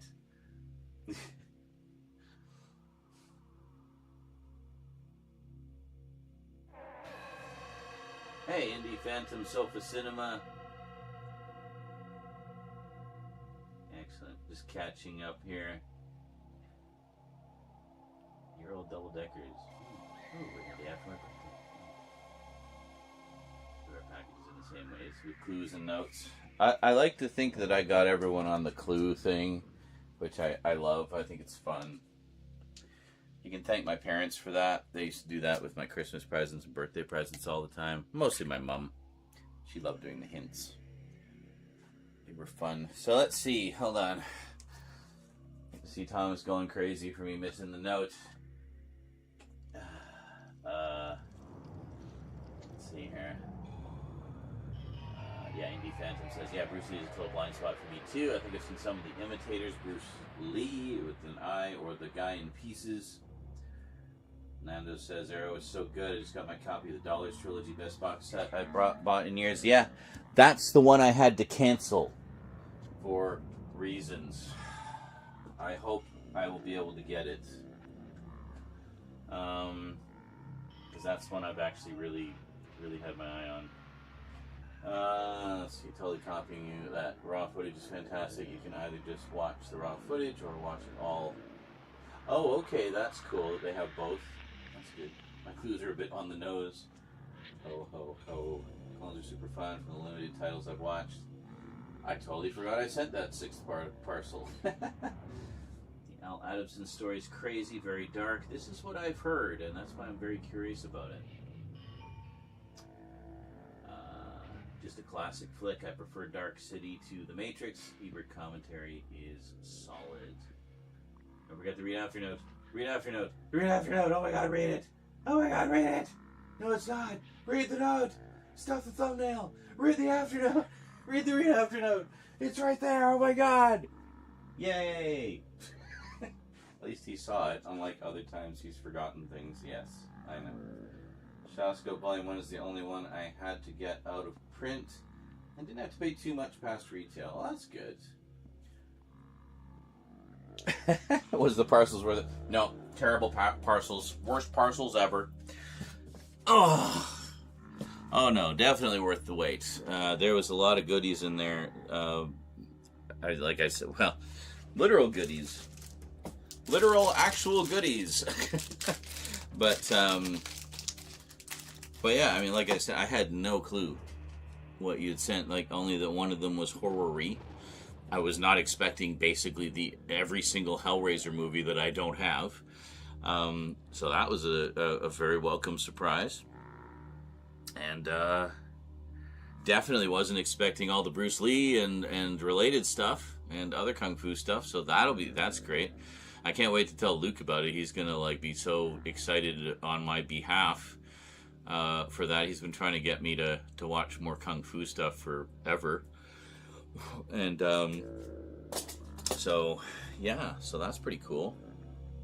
And then of course Dark City, which I had to just tear open immediately, knowing how highly sought after it is by collectors now. I'll be doing that with a few things. There's a few titles that I have that are still sealed that I'm going to be doing unboxings and stuff. So yeah, you have had all Hellraisers for 2 years. Well, that's a good point. Yes, apparently, not even realizing it. Wow, it's crazy. And I'm telling you, those were in my cart so many times over the past 2 years. I was like this close to just buying all of them. I was going to just do a big Hellraiser order one day, and I just never did. So thank goodness for that. Glad I didn't. Would have been annoying for both of us for different reasons. Yes. Mental note. Open packages more on timely. More on time fully. I was thinking, I hope he doesn't buy. Oh yeah, I know, eh? Honestly, I'm shocked that I didn't, because I bought the new Arrow set, the Quartet of Torment, and I just kept thinking, like, well, I gotta get the rest of them. I should track down the rest of them. I should go look for the rest of them. And I did several times. But I think I kept passing on them because certain ones were just, not good prices or something. I can't remember. But good. Well, if they're still sitting in my cart under Save for Later, I will remove all of them. Yeah. Unless I find a good deal on the two that weren't on Blu-ray. That's basically it. That's it. That's all I have to look for now. That's great. I can at least watch the movies in the meantime, So, that's awesome. Thank you. Oh. So, what next? What time is? I don't even know what time it is. It's gotta be late, eh?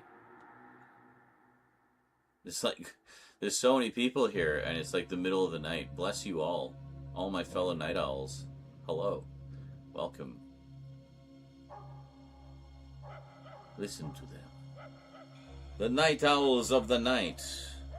Oh, you've been hearing that forever. Let's switch to another Let's switch to a different Halloween track, shall we? Probably sick of that one. That one's only 15 minutes long, and how many times is it looped? By the way, that low, like, backwards voice in it, I've actually reversed that and sped it up to put it in normal speed to hear what the guy's saying. And it's freaking hilarious. He's just saying a bunch of bullshit, and it's like, oh yeah, this is a story about someone who experiences some very strange things. It sounds like he's Asian or something. He has a bit of an accent, but he's just like basically saying a bunch of nonsense, but saying it like this. So then they slow it down, so it's like, and then reverse it, so then it sounds even creepier. I may have, I don't recall. I don't know. I can't remember if I saved the WAV file or if, yeah, I don't know. But it's just funny to hear because the on the original packaging, it described it as scary Dracula voices. So that was the scary Dracula voice. I slowed it and reversed. Yeah, it's entirely possible. That is definitely something that would be on brand for me to do on stream. Yes, indeedly doodly. Hey! Hey!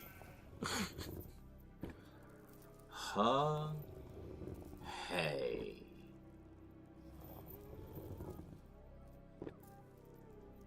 This one I really like. This is probably one of my all-time favorites. Well, it is one of my all-time favorites, actually. It's a good mix of spooky sounds and music, and it's just really well done. I really like this one a lot. It's got a good vibe to it. Sadly, it looks like the CD is long unavailable, but well, if you watch my thing about the just horror tapes and horror CDs in my collection, the videos I did a few years back, I did pick up a DVD which had this that we're listening to as the soundtrack, and it was set to spooky visuals, so like Halloweeny visuals of skulls and ghosts and pumpkins and black cats and stuff. So this is kind of like a slight motion slideshow, but set to this, and yeah, it's pretty neat. Might throw that on at some point in a stream or on maybe on Discord or so, I don't know, whatever. I thought it was cool. So it's the only way to actually get this audio recording now, unless you happen to luck out and find the CD. I'm not sure which came first. Pretty sure it was the CD. Slight motion slideshow. Well, yeah, it's just meant to be something you put on in the background, like maybe on the TV during Halloween, just kind of for some ambiance. So it has this audio with, mostly related visuals. So it's kind of like a visualization of the audio. It's kind of interesting. I'll have to, I can't remember if I ripped the DVD of that or not. I'll have to do that. $10 away from 5%. Really? Are we almost at 5% already? Already, I say. We have, what, 65 days left? Is that what it says? Or is it 64 now? No, I think it's still 65. So it's supposed to go until the end of August. I figured we'd just run it through the donation goal down there. We just run it through the summer. And so to be, both for just living, but also for Halloween. So this will be our Halloween budget. So so whatever we can pull together in that donor goal will determine how epic of a Halloween we'll be having this year. I have a feeling it's going to be pretty epic, not just from that, but just in general, like with all the videos and stuff that we've got coming. I think it's going to be pretty pretty exciting. I'm excited. I'm excited. You excited? I hope you're excited. Better be excited. I'm putting a lot of work into this. But, 65 days will be the end of July. Oh, is it? Okay, I might need to extend that. Well, we'll leave it to the end of July for now. We'll see where we get. So I might do... I don't know. I might extend it to the end of August. I don't know. See, I usually like to start the Halloween-y stuff around, like, September as far as the YouTube side of things go. As far as everything else goes, we generally start doing Halloween-y stuff, like, now and all through the summer. So, yeah, so stick around for that. So we'll be playing lots of scary games. We got the big horror update, which I don't think we're going to get to today because I'm dead tired now after just the day. But hey, we got 2 package openings that have been long overdue. And we did at least get the horror stuff organized. So, and all of this sorted out. Finally got the set fixed again. So, so tomorrow... Oh, what are we doing tomorrow? We're doing Knight Rider on Discord tomorrow. We've been watching, just kind of best of Knight Rider episodes. Tomorrow we'll be watching The Return of Carr and The Return of Goliath double feature. And then I guess, but that's during the afternoon. It's 4 p.m. Pacific time, which would be 7 p.m. Eastern. So be sure to join our Discord if you'd like to pop in and join us for the screening. Every Thursday we're doing like a Throwback Thursday thing where I just kind of pick some retro thing. At the moment we're doing Knight Rider for, a few weeks. And then we'll jump over to something else after. Might be a short-lived show. Might just be favorite episodes of some other show. But all designed to pluck those nostalgia strings. So anyway, after watching Knight Rider, we'll see about doing some more filming. But the nice thing is we got all this set up now. So much like we did with the biggest horror update ever, we can just jump right in. So that's probably what we'll do tomorrow, because I really want to get these updates done. They've just been like the bane of my existence. And it's a hell of my own making. Like, I didn't have to buy all that shit, but I did. Oh, I had to.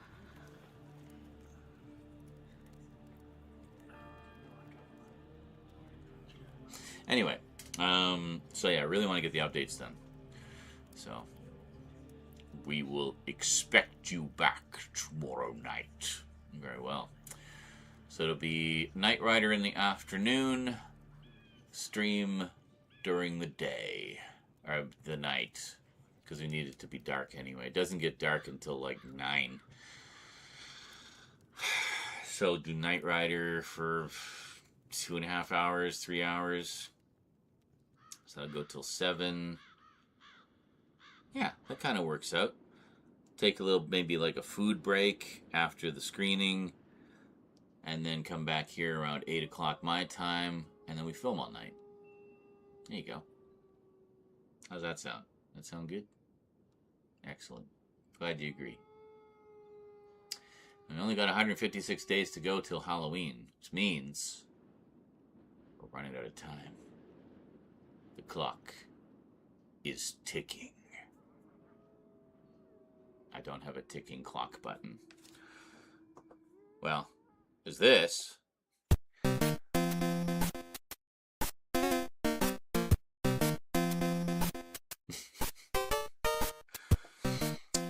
Midnight for Knight Rider, yes. For Knight Rider would be, let's see, it'd be 4 p.m. So plus 8 hours. Yeah, it'd be 12. It'd be midnight UK time. And then the stream would be 8 p.m. my time. Would be 4 a.m. your time. Perfect. You agree somewhat? I see. Well, partial agreement is better than full-on disagreement, I suppose. I'll take any degree of positivity. that we can get. So, is this zoomed in? I think it is. Yeah. Looks pretty good. Yeah, I think that looked okay with the trick is to angle the lights so the white doesn't wash out the background, right? You want as much of the color back there. So I think, yeah, I might angle this one. I can't. It's... If I can angle this one so it just kind of... Let's see.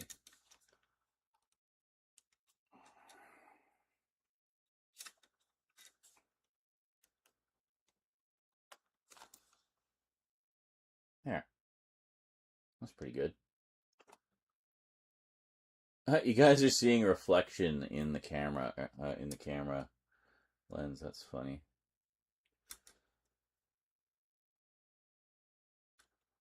Yeah, that looks pretty good. Yeah, but you didn't realize it could go that bright, eh? Well, it can. And that's just the red. Oh, spooky. Spooky.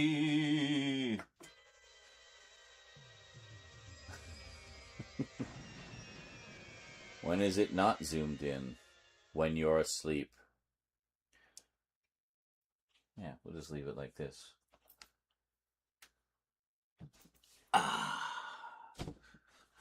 Oh, look at that. Bloodtastic. Mr. Boombastic. I may miss the first few hours of the stream, but oh well. Hey, that's alright. I mean... presumably you don't want to know everything that's going to be in the upcoming videos. You know, have at least a few things be a surprise, right?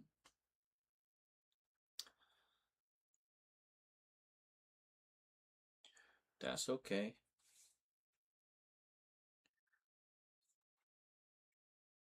What all do I have here? Let's go back.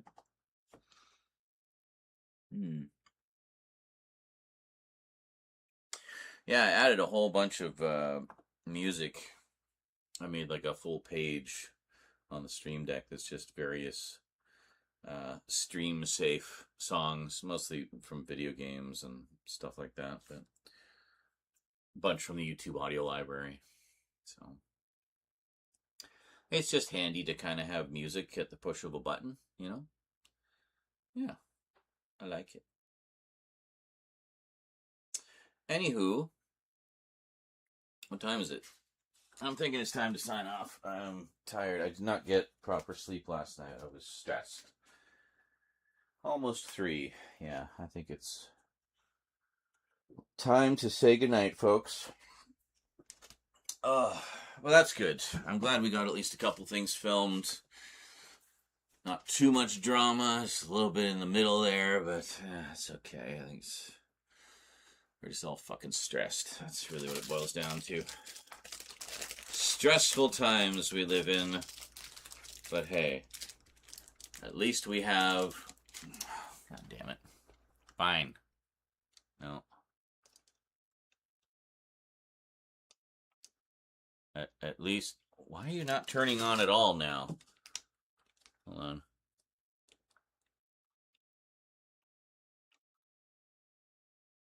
Ah, there it was on 0% brightness. That would do it. At least we have double deckers.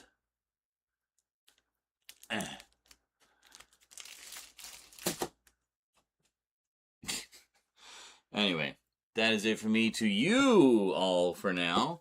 So thanks very much for watching. Big thanks to Thomas and Nihilist for some like hardcore uncensored donation action. Appreciate that. That's definitely going to help out. And yeah, time to stress and sleep. Hey, at least I have the air conditioner in my room, so it's going to be nice and cool tonight.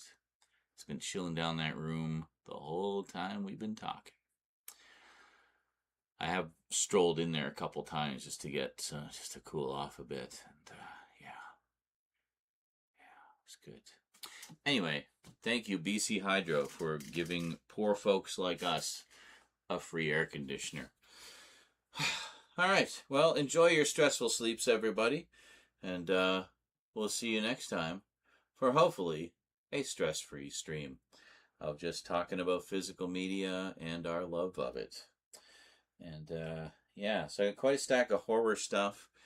We've got a lot of British stuff, not just sci-fi, but I mean, there's some Doctor Who, obviously, but some other British stuff as well.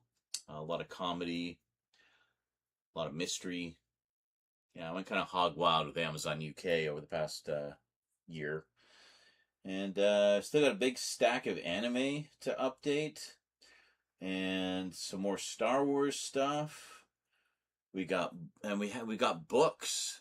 And we got graphic novels. I haven't even touched on any of that stuff yet. So, yeah, if any of that strikes your fancy, tune in tomorrow. We're going to try to knock out as much of it as we can and just get it all filmed and in the can and move on to other things, because I, quite frankly, am sick and tired of doing updates. Yeah, it was far more than I was...